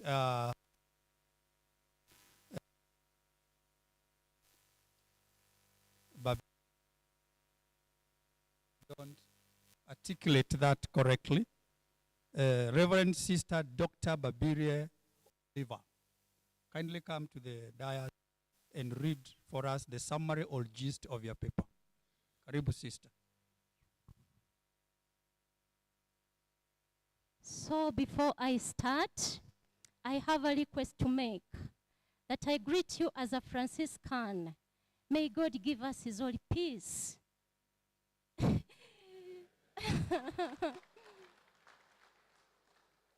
So good afternoon, brothers and sisters. So the topic is the impact of climate change in Africa, philosophical reflections on leadership. That is the impact of climate change in Africa, philosophical reflections on leadership. As you look at it, it is something to do with climate change. And this is an issue which has been tackled by so many people, including even our Pope, that is Pope Francis. So briefly, what I'm going to do is just to tell you about the impact of climate change, or some of the challenges that come with climate change. And then I will talk about leadership. Who is a leader? And then later on, I will tell you about some of the values within African society which can embrace these challenges of climate change. So due to time, I think I will follow my summary. So this paper elucidates the impact of climate change in Africa as one of the most pressing challenges of our time. So it is complex, severe, affecting various aspects of the continent's environment, society, and economy.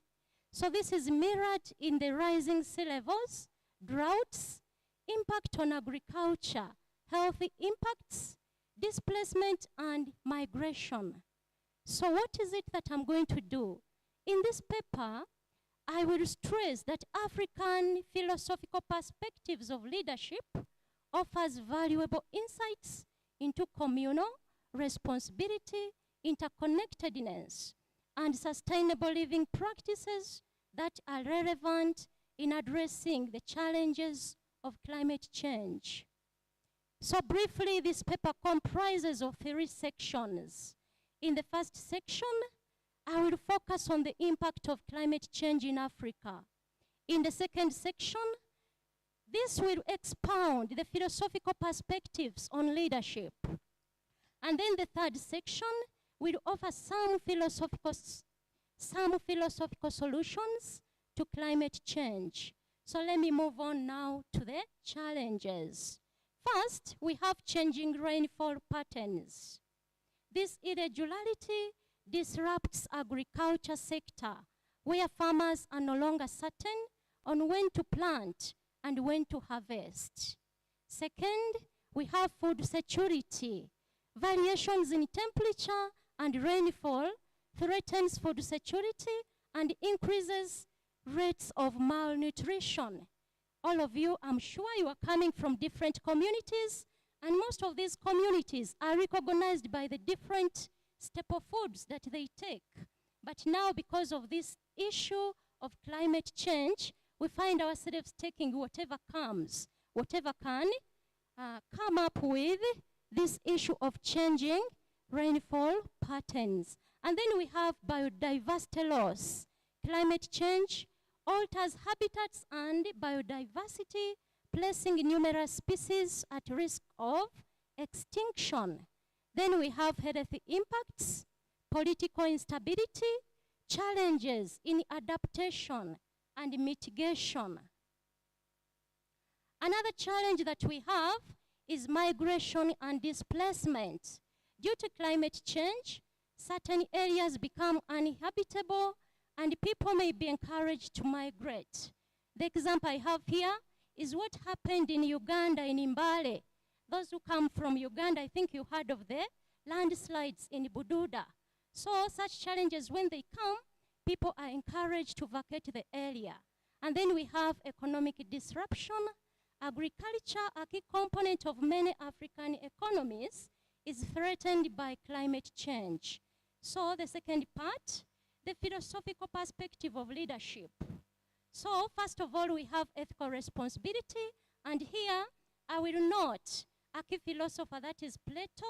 Plato's ideal leader was a philosopher king who ruled with wisdom and virtue.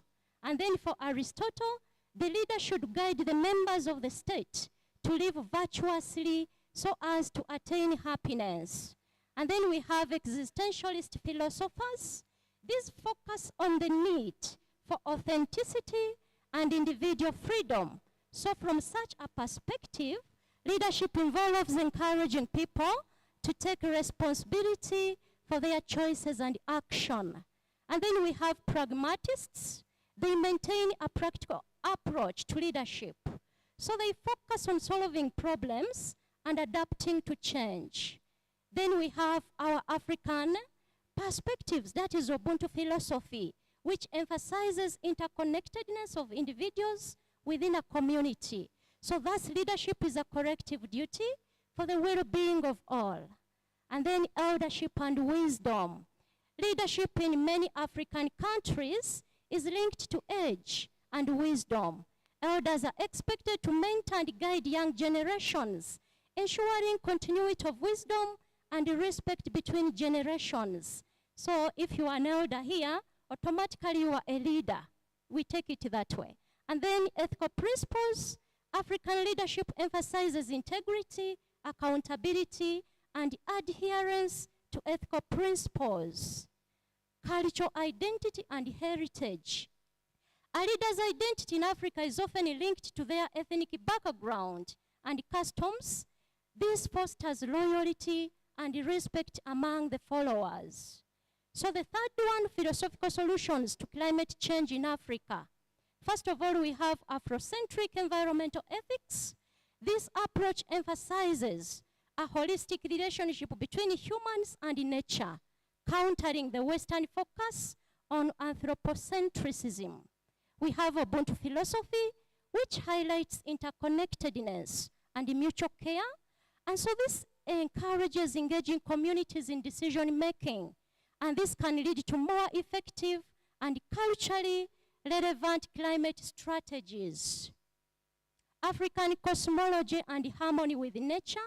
So in African cosmologies, humans and nature are spiritually linked. So this inspires practices such as sustainable land use, traditional agricultural methods like crop rotation, agroforestry, which can mitigate climate impacts. And then African indigenous knowledge. This offers crucial strategies for climate resilience. So these may include adaptation strategies, incorporating local knowledge on weather patterns, water conservation, and drought-resistant crops into climate adaptation efforts. Holistic and system thinking. Viewing climate change within its broader perspective. For example, social, economic, and environmental systems helps to identify the root causes and develop comprehensive solutions, addressing issues like poverty and health alongside the environmental action. And then integrational ethics. This emphasizes the responsibility to consider the rights and needs of future generation in decision making. So this may involve education to empower future leaders on climate change. In short, we need to involve the young. And then environmental stewardship. This perspective highlights the moral responsibility and individuals and society to serve as caretakers of the earth, safeguarding the environment for the future generation. And this is also a cry for our Pope. Then global citizenship. This idea fosters a sense of belonging to a worldwide community. So African countries can participate in global discussions and partnerships to exchange resources, knowledge, and approaches for climate solutions. In conclusion, addressing climate change in Africa through philosophical frameworks provides a unique and culturally aligned perspective. So by integrating Afrocentric, environmental ethics, Ubuntu philosophy, African cosmology, and indigenous knowledge, African countries can develop sustainable strategies that reflect their cultural values. So emphasizing concepts such as interconnectedness, stewardship, and responsibility to future generations creates a moral basis for corrective action. Thank you for listening to me. Awesome. That's awesome, sister. Let's give her a clap. So as she resumes her seat, we now call upon you to engage our presenters. Remember, as presenter, a question. There is already a hand here. It went up very early.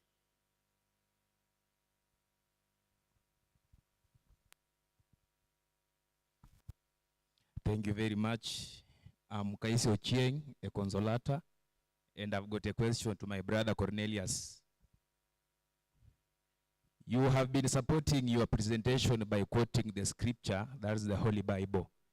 So my question is, what is your view on those leaders who are not religious or that are of the different faith that doesn't believe in the Holy Bible?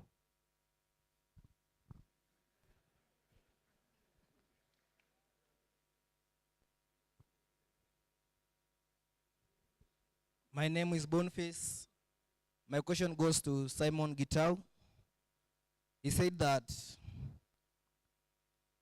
for those who should vote, they are about to be irrational beings.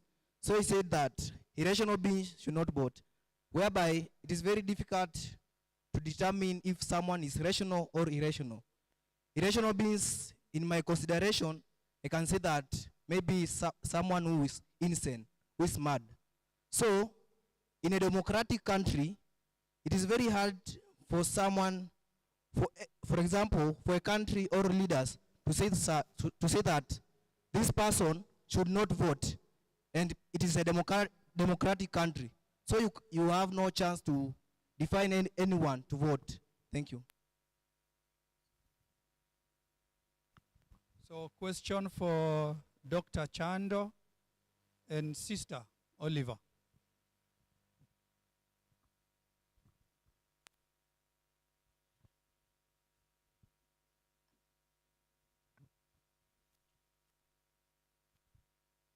Thank you. I'm Father Vincent.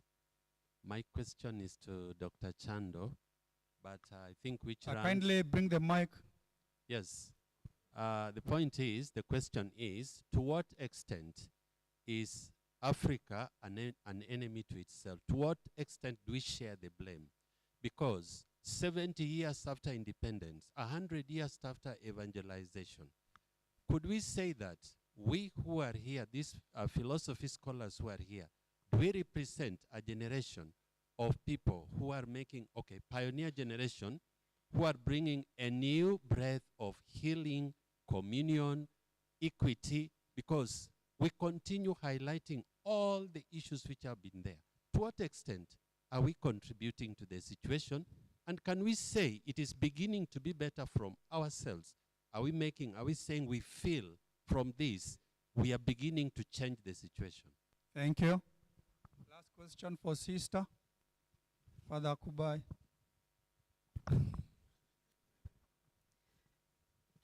Thank you, Your Grace, guest speaker. My question is to Sister Babie. That is, according to the nature of your presentation, I see that your paper is based on philosophy of science. Now, we know the philosophy of science, essentially, it begins maybe in the modern times with the age of enlightenment. Now, in this particular perspective, I would like maybe you enlighten us on a philosopher who understands the universe according to philosophical perspective in the philosophy of science. African philosophers. It is out of that that the leaders, those who are leading us, they will be able to lead us as maybe what we have been saying here, philosopher kings and the philosopher queens. Is that clear, sister? Yes. From the philosophy of science, African perspective, a particular philosopher who thinks of the universe in terms of what we could say is African science, and that which is understood also maybe in the Western civilization.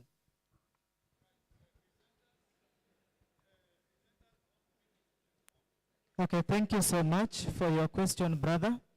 So your question was directed on what can we say about the leaders who do not believe in the Holy Bible or who are not religious. Remember, worship is free, or you can either choose to worship or not to worship. That is, I'll direct you to my slide of freedom. You have freedom to do what you are supposed to do. If you are a leader and you are not a religious, at least, thanks be to God that we have the Kenyan Constitution. And the Constitution is talking about human values, meaning that I cannot just do anything the way I want. According to sociology, we'll say that there are norms which guide the practices and the activities that we do. So, if a leader cannot rely on the Bible, then he has the freedom of relying on the Constitution to do what it dictates by using the freedom he has, by doing what he ought to do, not what he chooses to do. Thank you.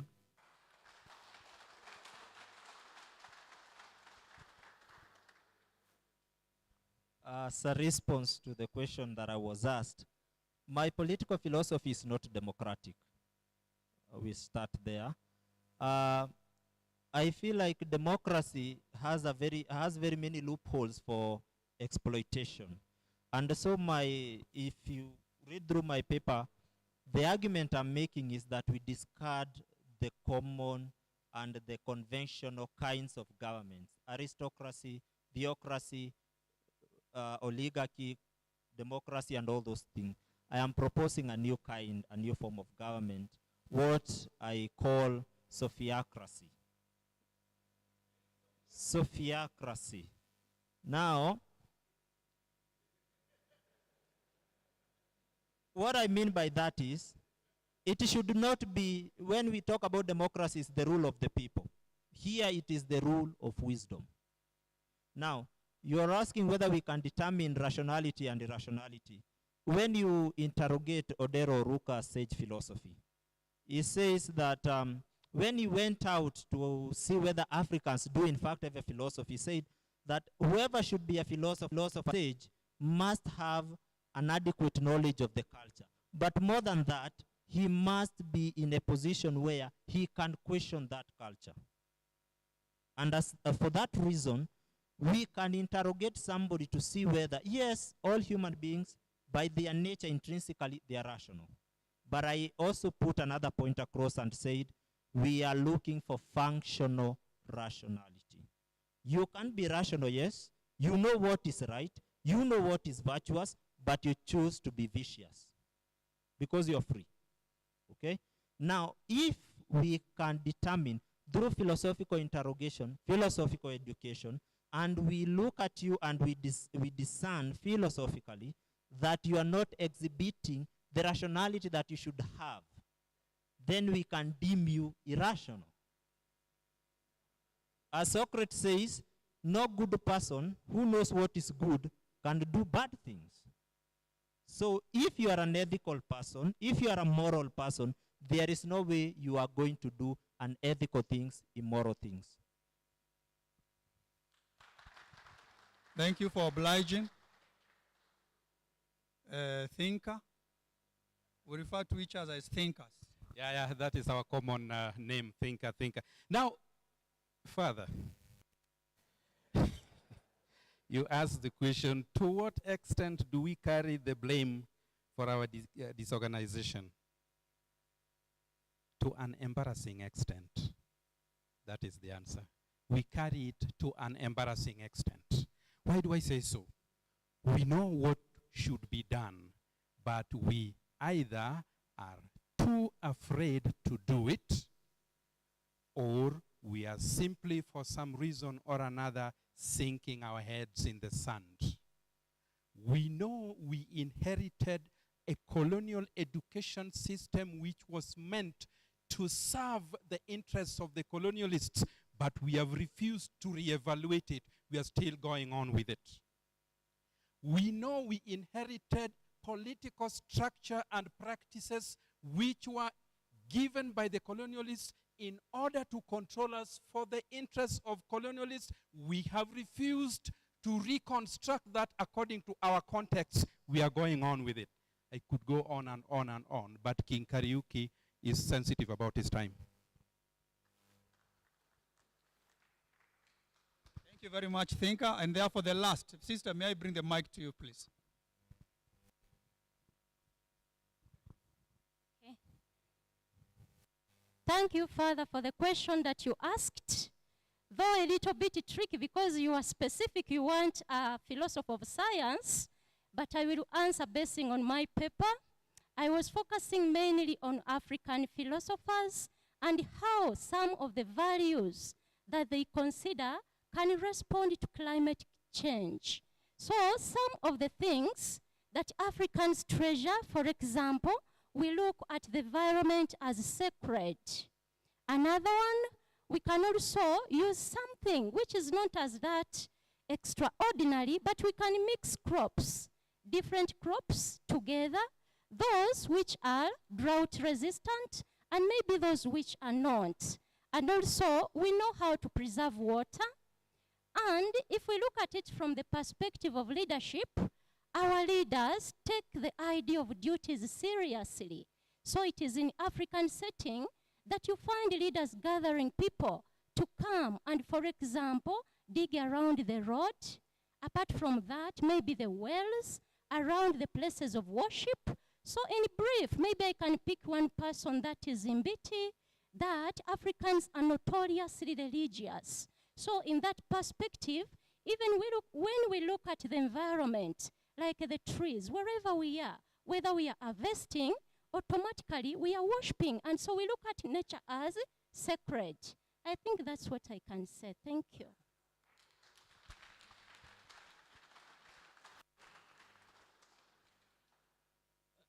Let us give them one round of a clap.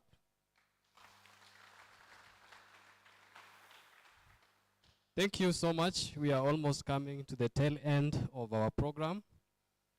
Allow me now to take the humble duty. Yeah, you can resume back. To call the last presenters. The reason why here is because the MC cannot invite himself. He's a presenter. So we are having the next presenter is Dr. Michael Kariuki. The title of his paper is Impact of Literature Education on Generation Z, or Protesters in Kenya, Pedagogical Implication on Philosophy of Education. The second presenter will be Dr. James Wambugu. Please come forward. Dr. James Wambugu. The title of his paper is Impact of Literature Education. No. The Raging Opium War. The Raging Opium War, Paradigms of Deceit and Stagnation in Africa's Development. The third presenter will be Dr. Joseph Mwai. The title of his paper is A Solipsistic Epistemological Ontology on the Existence of an Absolute Being and its Implication on Material Being. So let's start with the first presenter, Dr. Michael Kariuki. Thank you very much, our MC. So now I'm wearing the cap of a presenter. Now my paper is entitled The Impact of Literature Education on Gen Z Protestant Kenya. And my main concern from that is what are the pedagogical implications on philosophy education? My thesis is philosophers have analyzed education. It is time educationists analyze philosophy. The first premise of my paper is philosophy is life.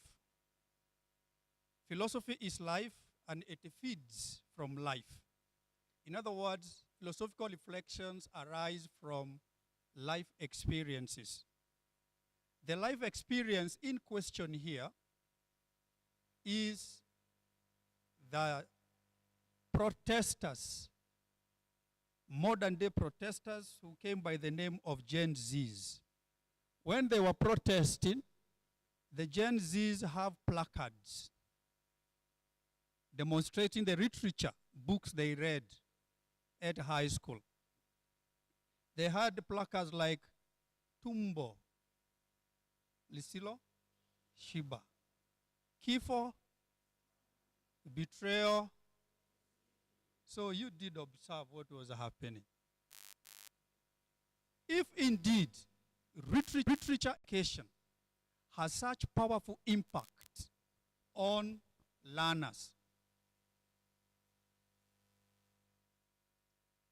where is philosophy? What is the impact of philosophy in the society? We have things like English education, religious education, mathematics education. Why don't we have philosophy education?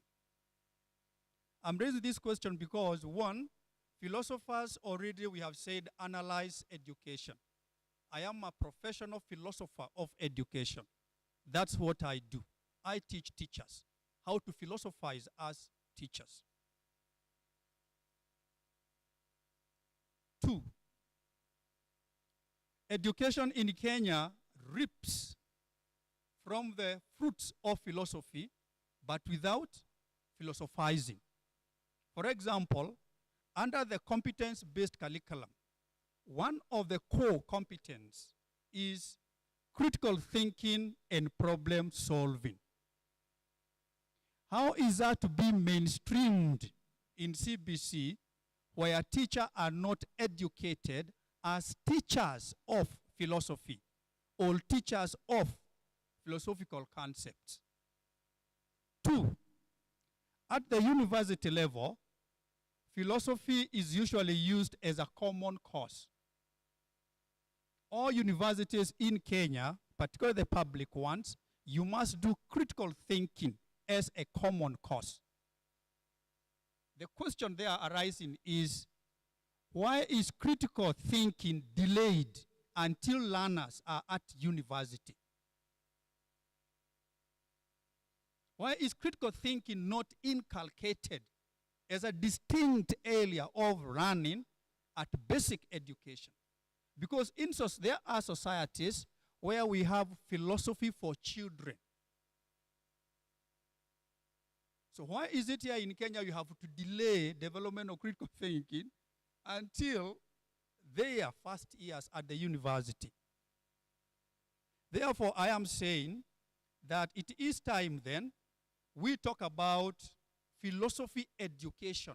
That is philosophy as a form of education. Now, to talk of philosophy as a form of education, that is not the role of the philosopher. That is the role of educationists. So we need educationists to look at philosophy as a form of education. Why? When educationists look at philosophy as a form of education, they'll tell us what is the curriculum of philosophy. What is the pedagogy of philosophy? In other words, they'll tell us what are the learning outcomes that students should acquire at the end of philosophical program of education. So what are the attitudes a philosopher should acquire? What are the values a philosopher should acquire? You know, what are the skills a philosopher should acquire at the end of his program? It is therefore important that we allow the educationist to analyze philosopher from that perspective so that we can begin to see philosophy being mainstreamed as a subject of study at primary school, at secondary school, so that by the time they are coming to the university to do this critical thinking as a common course, they are no strangers to critical thinking. Already their life, they have been inculcated in knowledge, skills, attitudes, values, and competencies arising from philosophical education. Because if now an educationist can ask us, what is a unique knowledge a philosopher student should demonstrate? What are the unique skills a philosopher student should demonstrate? What are the unique values a philosopher student should demonstrate?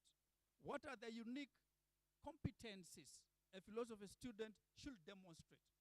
We may be at a loss to answer that question because the question requires an educational perspective. Therefore, in conclusion, I go back to my premise. Philosophers have analyzed education. It is time for educationists to analyze philosophy. Thank you.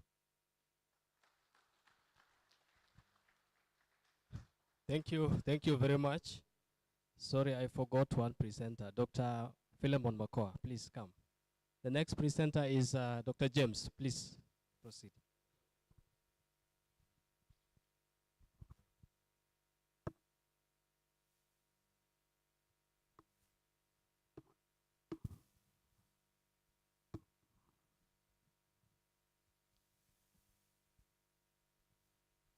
Good afternoon. Our protocol observed. I'm very excited to see the Archbishop here because recently the press, they said things that have left the Kenyans asking questions, and actually I'm pointing to some of those things. They said about deception, talked about abduction, talked about culture of lies, and my paper is basically focusing on that. Somebody was asking me a question. Has 5 million shillings been returned? And I guess it has. And it's not only that, it is more. I guess you know that, isn't it? It is good to present the second last or the third last because people are tired and nobody's going to ask me a question after I've finished. My paper is entitled The Raging Opium War, Paradigm of Deceit and Stagnation That Has Derailed Africa Development. And 3 questions. What are those stagnations as far as development is concerned? 2 is this, what is this opium war? And thirdly, we'll look at a few philosophers who can enable us try to understand our situation. Recently, there was a case in Trans Nzoia County whereby a group of young people were deceived. And the deception was that they were going to be taken to Europe, Australia, and America for studies. We all came to understand about this story when actually they discovered that they were all deceived and they lost millions or billions of shillings. But bizarre explanations were given. One case I remember, it is said that a family sold literally everything just to cater for one of their own to go to study somewhere in Finland. It was a very sad story. But it is true also, there are many agencies that perennially recruit young, able-bodied people to go not only to Europe, but also to UAE, to Saudi Arabia, and the like. The question that I'm asking is this. If we carry people abroad to carry out many responsibilities, many duties, don't you think that we are reviving the slave mentality that was there long ago? 2, if we take young people abroad for these many responsibilities, who is going to take care of the elderly? And in my stagnation here, I say, well, there could be financial or economic resources that come or generated through this, but the end result or the consequences are very severe. Now, I can compare this experience with what happened in China in the 18th or the 19th century, where we talk about the 2 opium wars. And how was it, so that we can compare it? One was that the United States and Britain came over and brought what we call an equal agreement, whereby they were interested with the resources from China, but they discovered that it was not possible for them to export or to import more.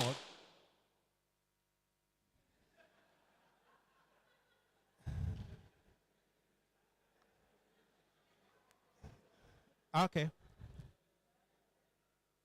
So the trade or the agreement was to their disadvantage. So what happened is that they brought huge sums of opium to the Chinese people, and that could create a demand where many people could consume opium or the weed, and therefore they created a business out of nowhere. This has a detriment. 1, on the health of the Chinese people. 2, is that when every person is consuming opium, what do you expect? That their capacity to make decisions will be impaired. Now, can we relate this to what is happening in Africa?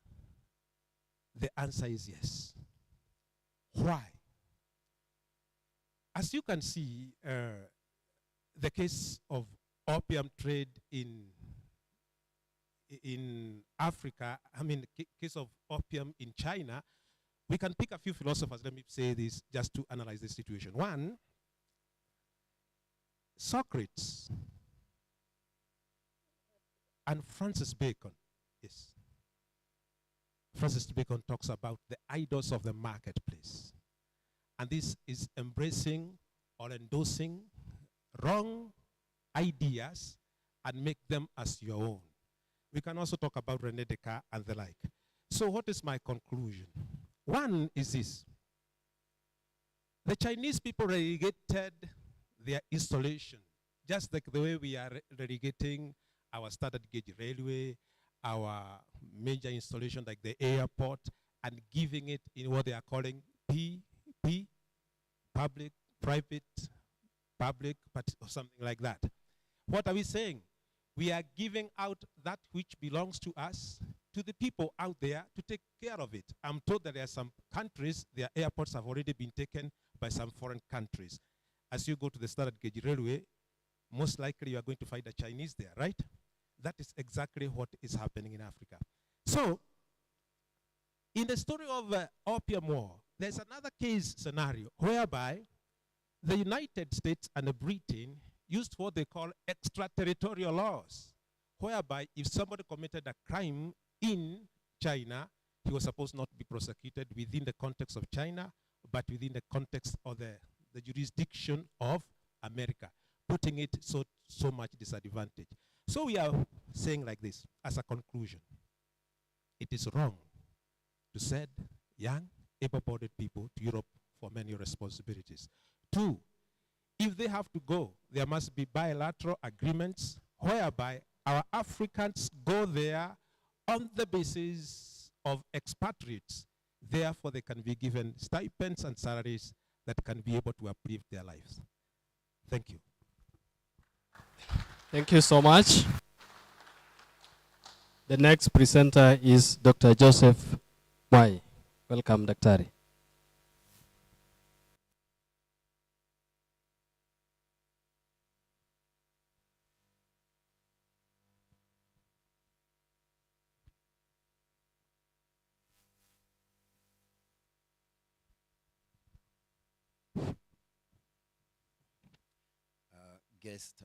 Our guest of honor, the rector, all protocols observed. Good afternoon.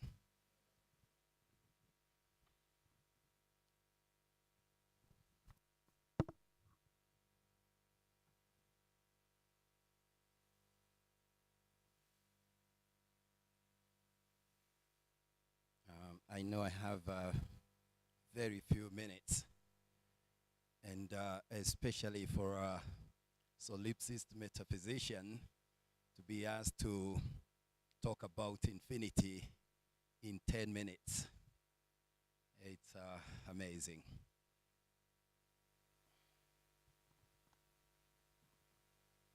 There's a clip that I want to play before we start, which is very, very important. And it depicts a journey into infinite complexity, revealing the deep and beautiful structures that emerge from simple mathematical rules. It is a mathematical formula. Just before that was discovered by Mandelbrot.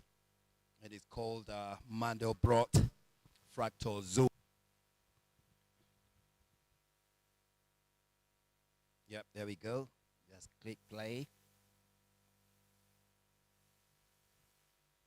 And as it says, just focus on the middle, or in the middle of that program. It's very important because for the first time we have science, and especially mathematicians, telling us that we have the capacity to comprehend infinity.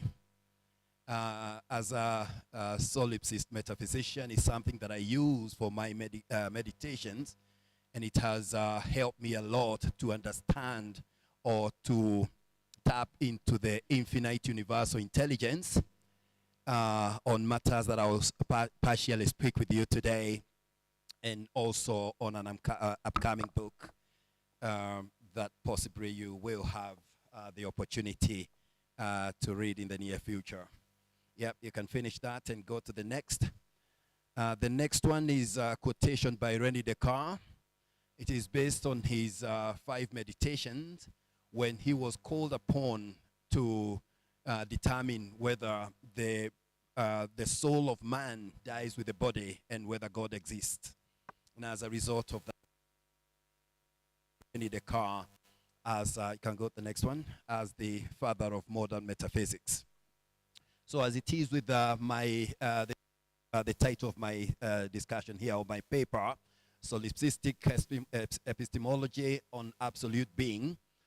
Solipsism is believed that only mind has reality, and it is supported by the fact that if I fell down here and I am gone, people would say that the man has gone to be with the Lord. So that has gone to be with the Lord is my mind, which is what I believe to have the only true reality. Now, as we move on, there is a shortage of time, so I'll just try to be as quick as possible. Religion, touted as guiding light to metaphorical vault of heaven, has actually sparked a lot of debate and discussions on the basis that it has failed to address the aspect of infinity, whereas when we talk of God, we're talking of his omnipresence, and omnipresence is synonymous with as it is eternity. That point is on the human comprehension of the absolute, which again is limited by what we are told that we have no capacity to comprehend infinity. If we can go to the next slide, please. Go to the next one. So here we are now, science or mathematicians telling us that we can comprehend infinities on the basis of the fractal zoom that I've just shared with you. And as a result of that, we can be able to then comprehend the nature of the absolute being, which is what we call God, on the basis of his attributes, which are his omnipresence, his omnipotence, and omniscience. As we determine that perspective of God, we are faced with several aspects, even as we try to understand what God is, and also to understand how his omnipresence emerge or has anything to do with reality and the truth of existence. Now, when we focus on the perspective of infinity, we are focusing on that which has no beginning and which has no end. And that which has no beginning or has no end, we can safely conclude it as what is in existence, which raises a very important point on the infinitude or the infinity of existence, which implies that existence has no beginning and existence has no end. So that implies that there is not a time that there was no existence, and there will be not a time when there will not be existence. And as a result of that, we are now faced again with another problem of the infinitesimality of existence and the infinitude of existence. The infinitesimality of existence is the smallest aspect of existence without coming to zero. So it's like a prism that reduces and reduces and reduces, but it doesn't get to zero. And that's the infinitesimality of existence from the aspect that we could call the beginning. And then on the other side, we have the infinity, which is the perspective of enlargement again without an end. Now, the aspect of infinite existence is actually supported by some of the qualities of God or the absolute being, which include his humility. And as you go down reading my book, you will come to understand that on the basis of his humility, all his characters and qualities must again be infinite. So if he is humble, his humility has no beginning and it has no end. If he is patient, his patience has no beginning and it has no end. Now, the other point that is crucial to this perspective is the point or the perspective of René Descartes. I think, therefore I am. And the perspective of, or the importance of that is the definition of the I think before you even say I am. And here, if we had time, we would do a thought experiment where in your mind you could say I. The moment you start to say I is the moment of your self-consciousness as a being. And then the or the am, I am, is the being, the cognition or the self-awareness of who you are as a being. So the perspective starts with intuitive. When you start to intuit the word I, when you at that particular point you are self-cognizing. That is how you are differentiated from animals, from a chimpanzee, for example, which has 98% similarity of brain. 98% similarity of brain to that of being. But your ability to self-consciousness, self-awareness is what gives you your being. And therefore, your ability to process thought, which is made possible by your mind that we said has no beginning, has no end, gives you your being, and it differentiates you from anything else. And it is on that basis that, according to the first creation in Genesis, you are made in the likeness of your maker. Now, the absolute being is total. Absolute implies total. It implies everything. It implies omnipresence. It implies everything. There is nothing beyond that. There is nothing after the absolute, after that which is absolute. And that which is absolute, as we said, is intelligence, which is central to existence. And it is now your mind, it is your spirit, it is what we call your intelligence. I'm trying to do the best that I can. Reality and matter and the illusion of materialism. So again, when we get to the perspective of an infinite being, and a good way of experimenting this through your thought is where you now enter into the realm of that infinite. Within infinity, no matter how far you go towards this direction, you can never come to the edge of it. No matter how far you go, again, whichever direction you do. And that implies that infinite, if the absolute being is spiritual or spirit, then in the realm of spirituality, which is what you call heaven, there is nothing else. There, you can never come to a material sense of reality, which is outside that infinity.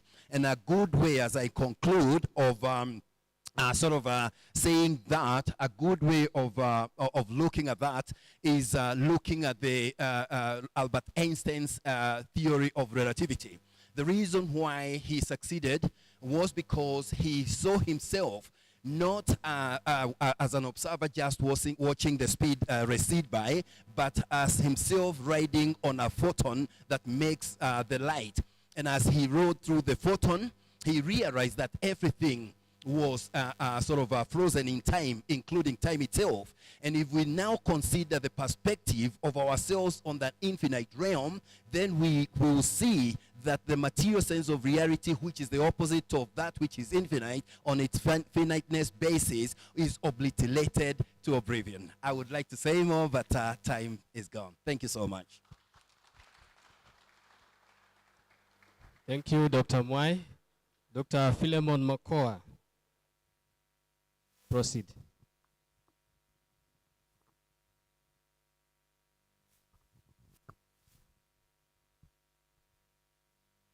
Our guest of honor, Right Reverend Maurice Mhatia, Archbishop of Diocese of Kisumu,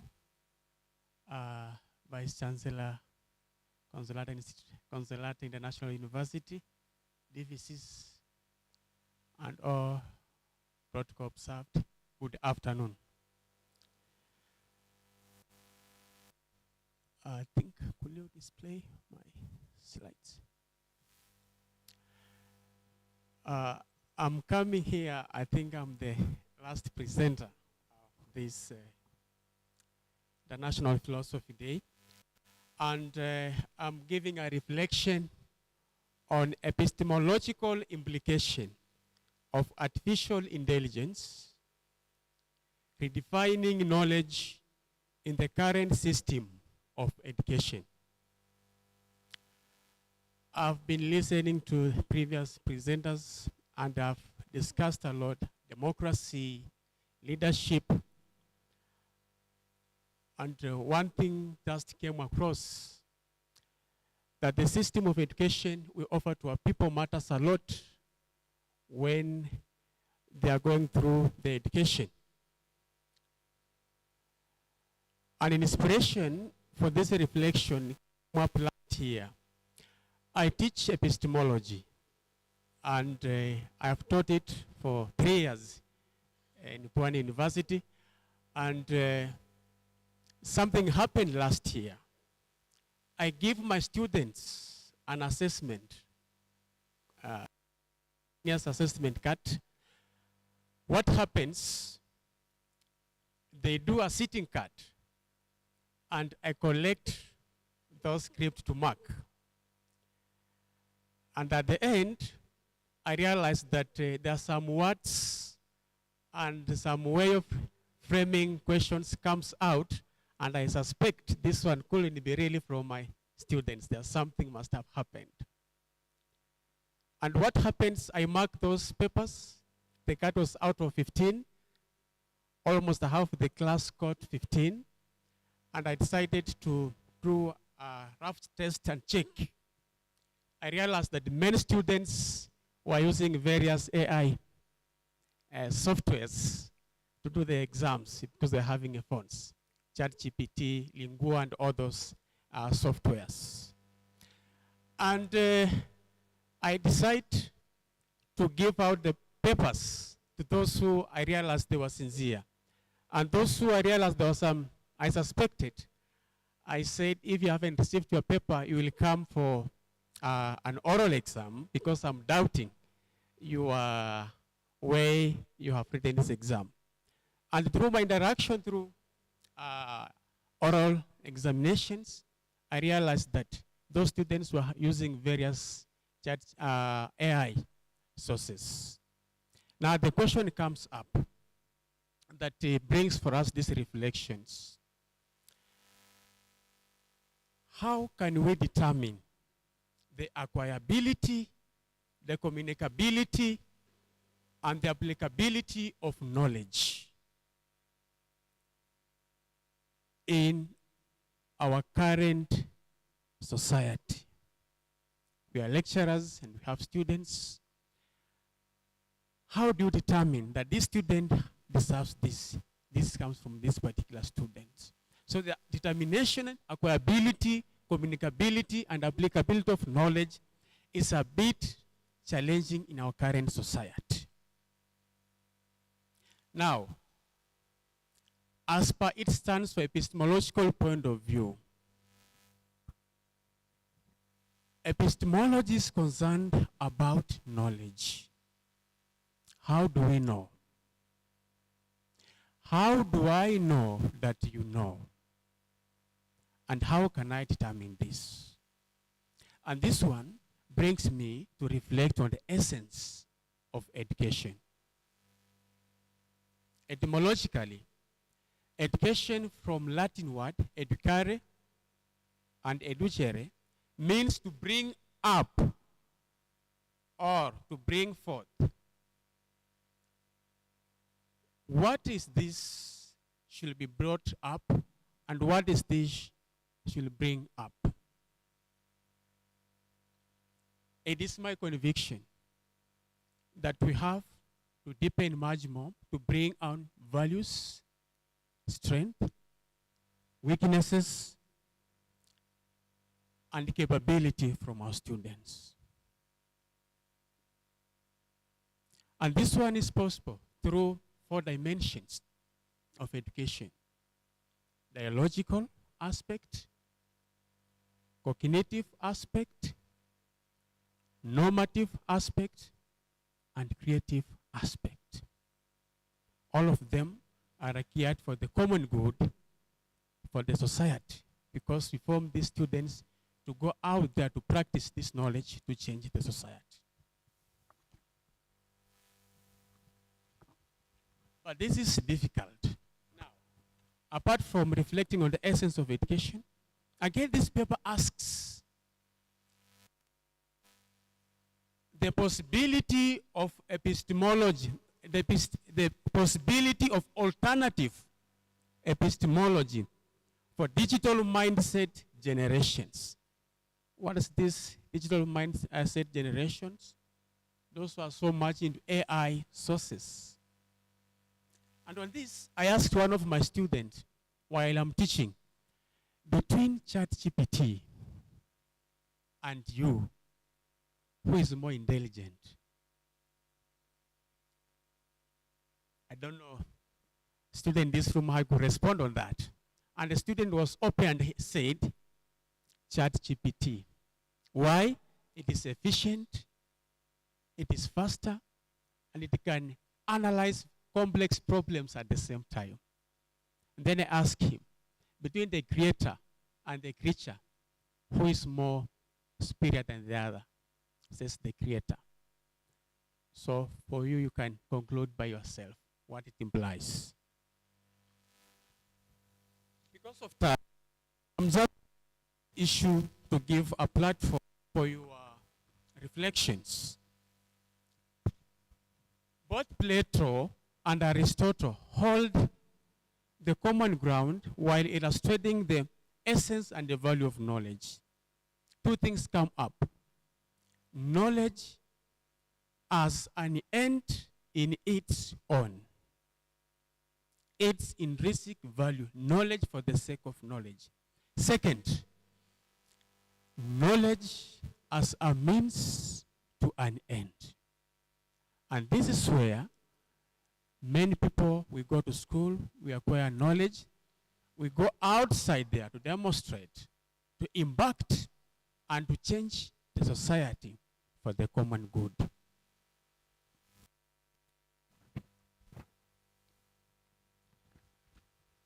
The third part of this paper reflects about artificial intelligence as a double-edged sword.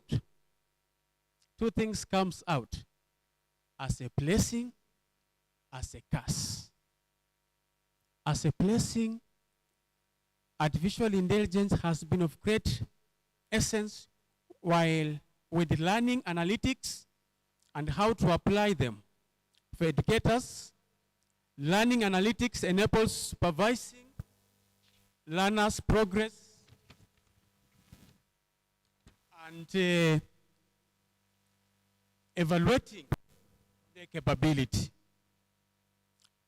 On the other hand, students, it's made easy for them to acquire various learning resources on online platforms, interacting, and this AI has made in the world of education of a global village where you can easily access various resources. Now, because of time, let me come to the conclusions. What are the possible solutions, or what should be the way forward to integrate AI in education system for it to make sense or for it to be a blessing? One, educators must be aware of the current systems in order to follow up and to evaluate while determining students. Two, we should emphasize much more critical reflections while teaching, while examining, and application of knowledge. Then three,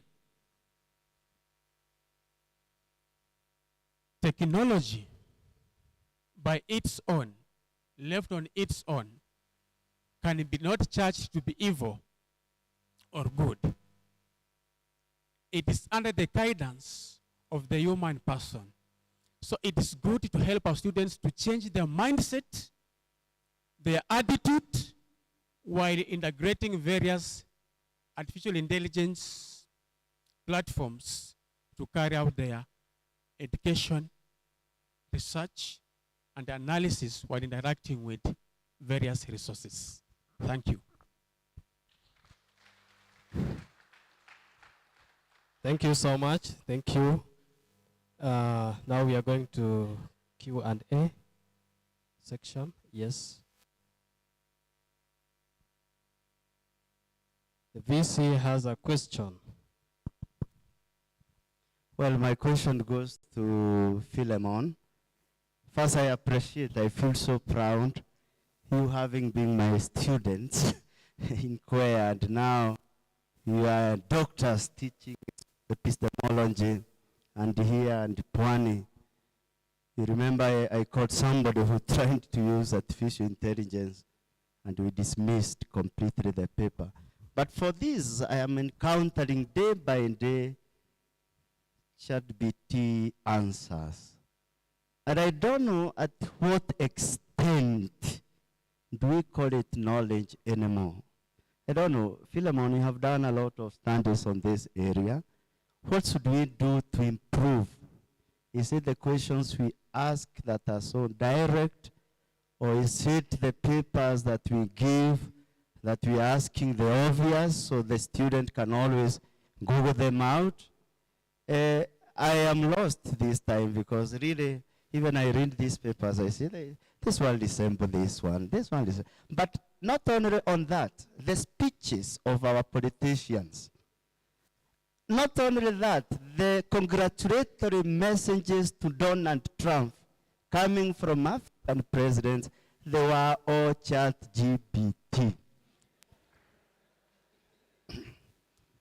And I don't want to mention my country, but I sampled 4 of them, which were totally plagiarism. And this is a hand of state. Where are we heading to? One question per center. Dr. Philemon is gone. We have the rest. Thank you so much. My question goes to the first presenter. You really focused on introduction of philosophy to primary and secondary schools as a course or to be taught, or even up to the university levels. Philosophy is the love of wisdom. The government, through the education minister and the whole structure in charge of education, approves of what to be taught in schools. What will you tell the African government, especially Kenya, which has the wisdom itself, but does the opposite? Why am I saying that they have the wisdom? Because for having accepted a certain set book to be taught to the students in those levels of secondary school, they already know the content of what is there. And that is what they expect for us. But having known the knowledge of what they want us to do, and they are not doing it, what will you say about that? Thank you so much. Please summarize your question. Make it brief to the point. My question goes to Dr. Joseph. I must confess your presentation was quite complex and I struggled to follow. So my question is, what is the thesis of your presentation? And did I hear clearly if you said that the mind is all that exists and there is no God? I just want you to clarify. Thank you. Thank you so much. I hope, Dr. Moy, you have noted. The last question to Dr. James.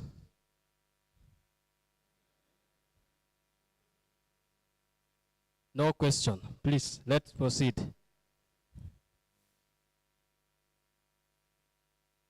Any question for Dr. James? None. Oh, yes, thank you.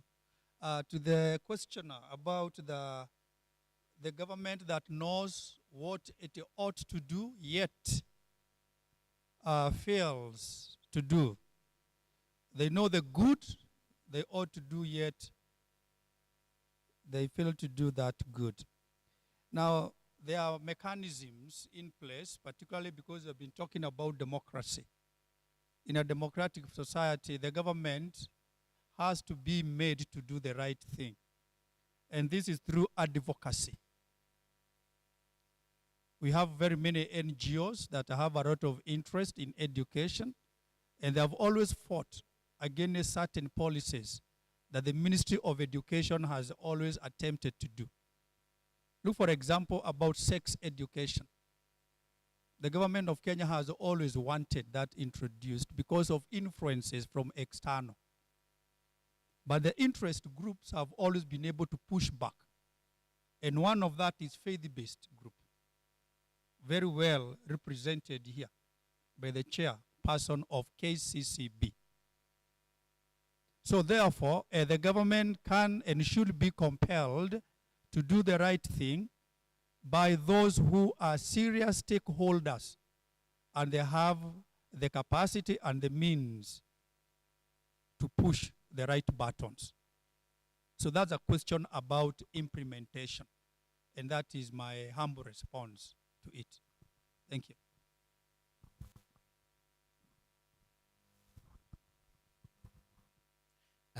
Thank you very much indeed. Now, I do believe that I caught your question very, very clearly. One, the thesis of my presentation is that the infinite, the existence or the emergency of the infinite or an infinite God who is spiritual, obliterates the material sense of reality on the basis of his infinitude, occupying everything in every way, and on the basis of his infinite spirituality, again, occupying everything in every way. Now, if I can be allowed to expound a bit on that,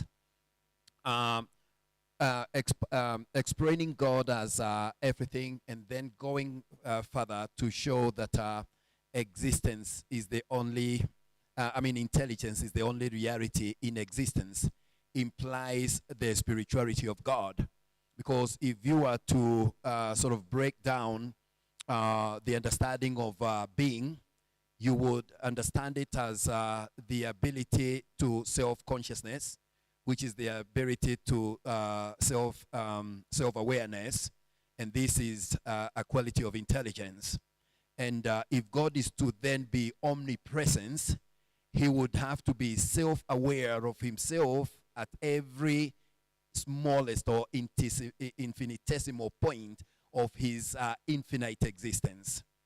Now, that aspect of his self-consciousness at every point, even the point that is represented materially by the existence of a quark, which is the building block of all matter, as we are told by science, then must be occupied by the self-consciousness of God.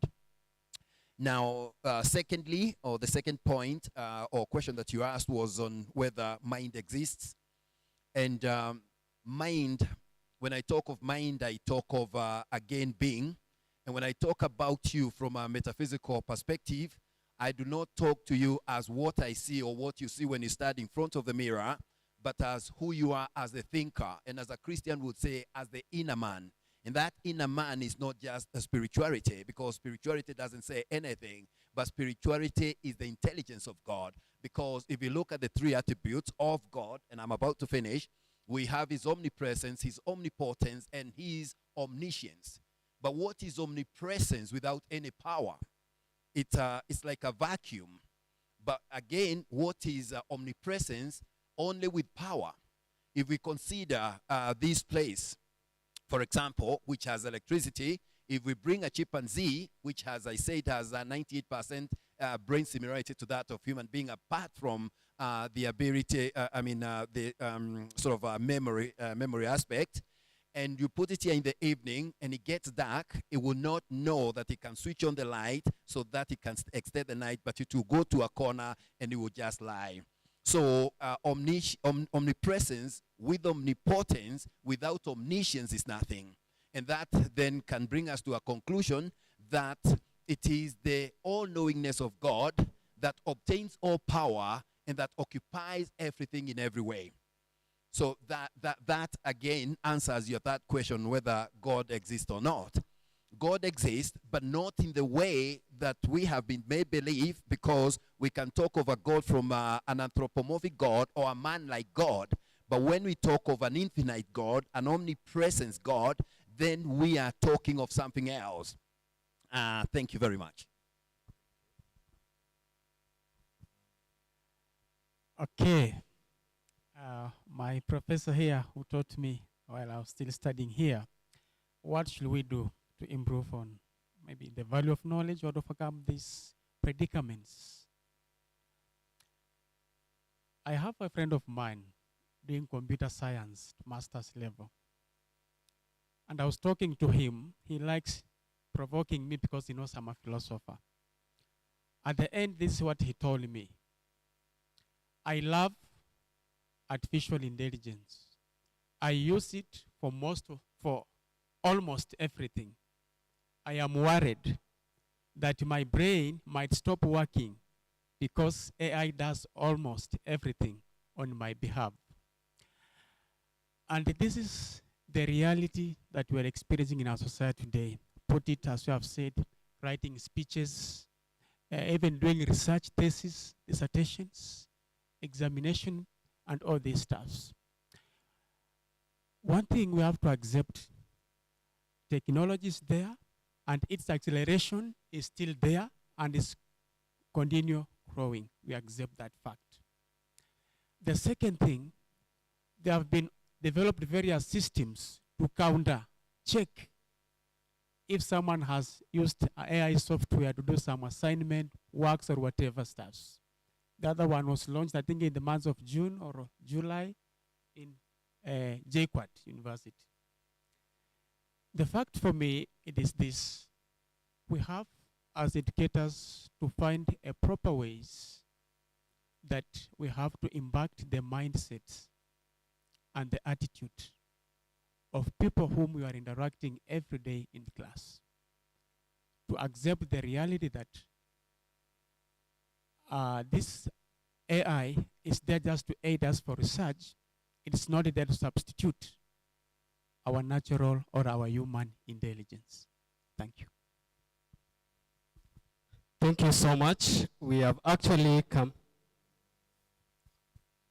Sorry, just as I hand over the mic to him to continue with the rest of the presentation, as you can see on the program, one small query from Dr. Mwai.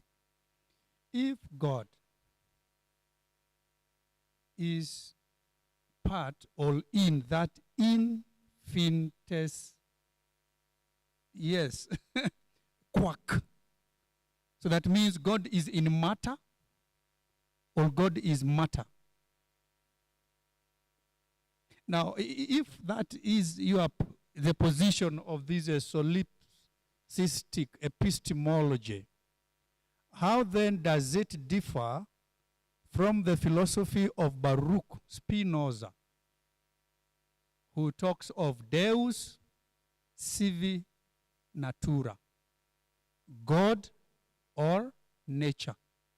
In other words, for Baruch Spinoza, God is nature, nature is God. Do you not seem to draw the same pantheistic conclusion? Dr. Mwai, please just take 1 minute, please. Thank you very much indeed. Now, this is a very deep topic. I've actually written a whole 450 pages on that topic itself. Now, when I say that God is occupies everything infinitesimally to the smallest without coming to an end and to infinity, the issue of science kicks in. Now, if we go to science, we are shown that the smallest aspect of space is the Planck distance. Equally, the aspect of the shortest or the smallest aspect of time is the Planck time. Both of them, the Planck distance, is represented by 10 to the power of minus 36 of a meter. On time, it is represented by 10 to the power of minus 36 of a second. Now, the aspect of those two qualities constitute spatiotemporal or space and time.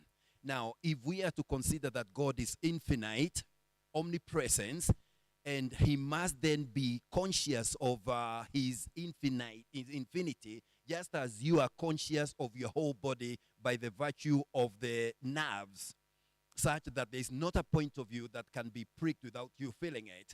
That is the same way that I assume an infinite God to be, on the basis that he is conscious of himself at every infinitesimal point of his being.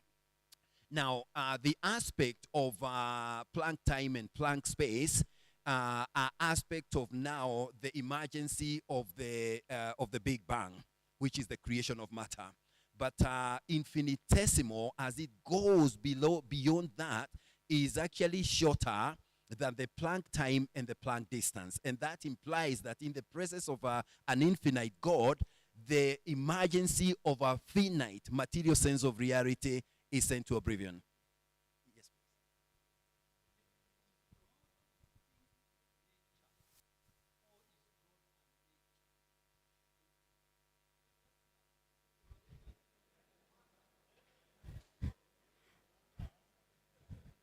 The nature of philosophy is that the discourse will never come to an end. So let me give our guest of honor. He has a question, please. It's not a question, but I find the discourse by Dr. Mwai quite interesting. Very, very interesting and very thought-provoking. I'm not asking a question, just want to make a comment that I've had occasion to reflect on the topic, the question of God. And there are basically two approaches, the question of God. There is the natural approach, the question of God, and there is a supernatural approach to the question of God. And the natural approach, the question of God, is what is available to us at this level of philosophy. In one of my publications, this is what happens, and it's available to us. The natural approach to God at the level of thought. What comes out very clearly is that the natural approach to God, if thought is itself genuine and sincere, the natural approach to God cannot in any way be exhaustive. Why? Because you are dealing with a reality that extends beyond the limits of the intellect. That is why philosophy reaches a point whereby, after exhausting its reflection on the topic of God, and if it is genuine with itself at the level of thought, philosophy surrenders and gives in to other sources of knowledge at the level of God. I would find it very difficult myself, philosophically, from a philosophical perspective, to give any impression that I can give an exhaustive explanation of God from a purely philosophical point of view. Otherwise, my mother in the village won't believe in God because she has no access to technical knowledge of God at the level of philosophy. And yet, you find a person in the deepest of villages in Kenya still believes in God. And their belief in God is genuine. And they can give you their demonstrations of the existence of God that is not philosophical. It is existential, experiential, that kind of thing. And their belief is genuine. So if philosophy were, if the belief in God or knowledge of God were a preserve only of this clique here, the people in the village would not believe in God. So I think when we discuss the question of God, we as philosophers, we must reach a certain point and admit that the human mind and the human intellect has certain points beyond which it cannot go. That is not a sign of weakness. It's a sign of strength. The supernatural approach, the question of God, which is the way of revelation, is not in any way a less approach. Actually, some people will say it is a way beyond the intellect. I just wanted to make this comment because I find your conversation very, very interesting, very thought-provoking. But I strongly believe that there are two basic approaches to the question of God: the natural way of going to God. But the supernatural way of going to God is no less way of going to God, simply because there is no manifest application of technical intelligence. Thank you.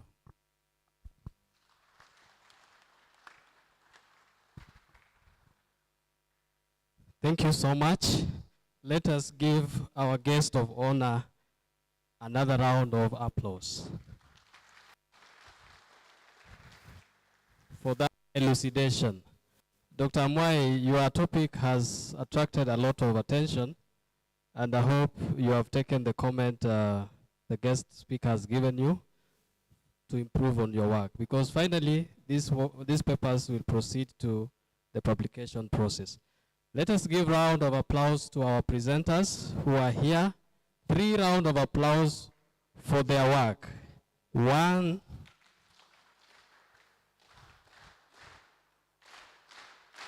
Thank you so much. Thank you. Thank you.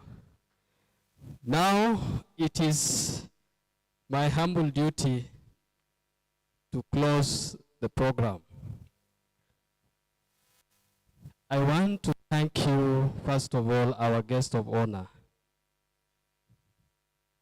His Grace, the Archbishop of the Catholic Diocese of Kisumu, for taking your time to come and staying with us the whole day.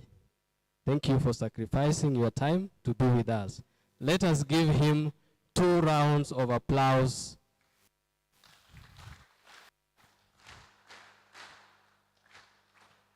Thank you so much. Thank you, and we welcome you next time.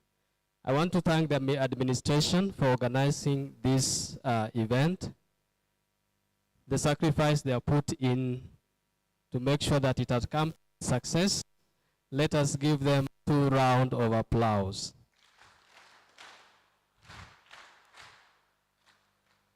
I want to thank the presenters. Writing is not an event. Writing is a process. Conceiving idea, putting down in paper, coming to defend it, it is not a task of all. I want to thank them for taking their time. We have been in communication with them from the time they conceived their topic to the very time that we received their last draft. Thank you so much. Give them rounds of applause. And it is in that regard that I want to thank one of the presenters, not that he is special, Dr. Mwai, who actually had to travel from UK to come and do the presentation. Dr. Mwai is a resident of UK. He came with his family. I don't know if they have left. Yes, you can just stand and wave to the congregation. The family of Dr. Mwai. Just stand and wave. Thank you so much. Thank you. Last but not least, our MC. Thank you for the program. Very well and to the point. To our online viewers, we thank you for staying with us. With these few remarks. When you said Dr. Moy is from UK, did you mean United Kisumu or where? Or the other UK?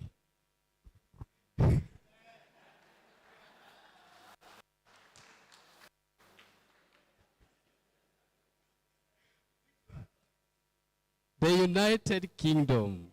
Yeah. not the one of Kisumu where you are. Thank you so much. Thank you. Thank you for that clarification. Thank you. Thank you, our guest speaker. Now, I want to call our student head to come and close with a word of prayer. Then I will request the guest speaker to bless us, and then we go home. Thank you so much.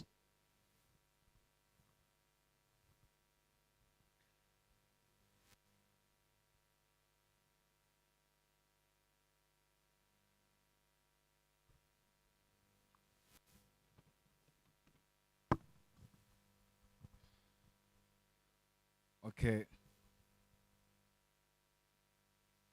Good evening to all of you. Before I make a closing prayer, I have just 2 reminders.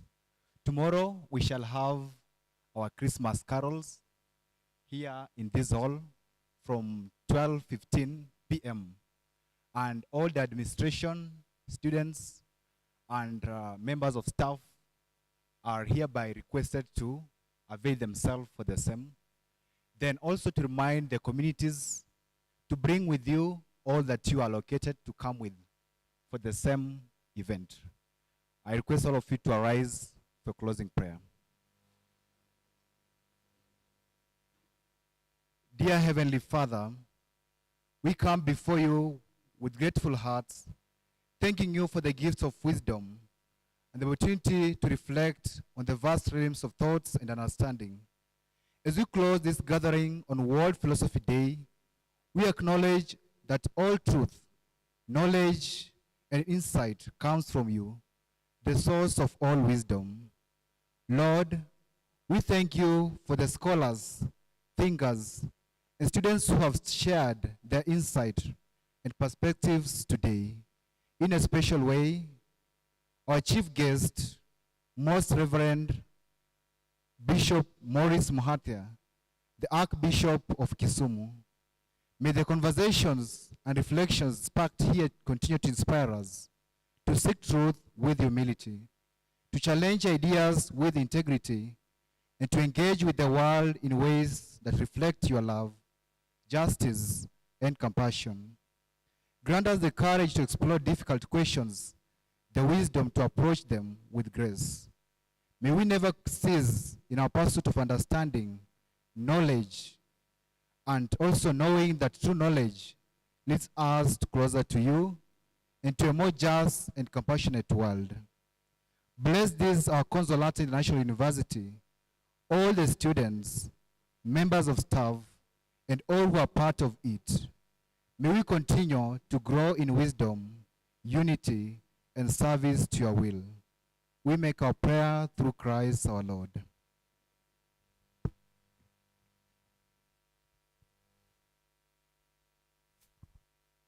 Just before the blessing, I also want to thank all of you most sincerely. Father, thank you for the invitation. I thank this Institute of Philosophy. I thank the students who participated here. You are talking like lecturers. Congratulations. That is very encouraging to know that you can prepare well for this kind of occasion. I want to thank all the scholars who have come here today, from far and from near. Thank you for participating in the transmission of knowledge and helping our young people and ourselves to reawaken the reality as it is in the world today. And I wish all of you success. The Lord be with you. Almighty God bless you, the Father, the Son, and the Holy Spirit.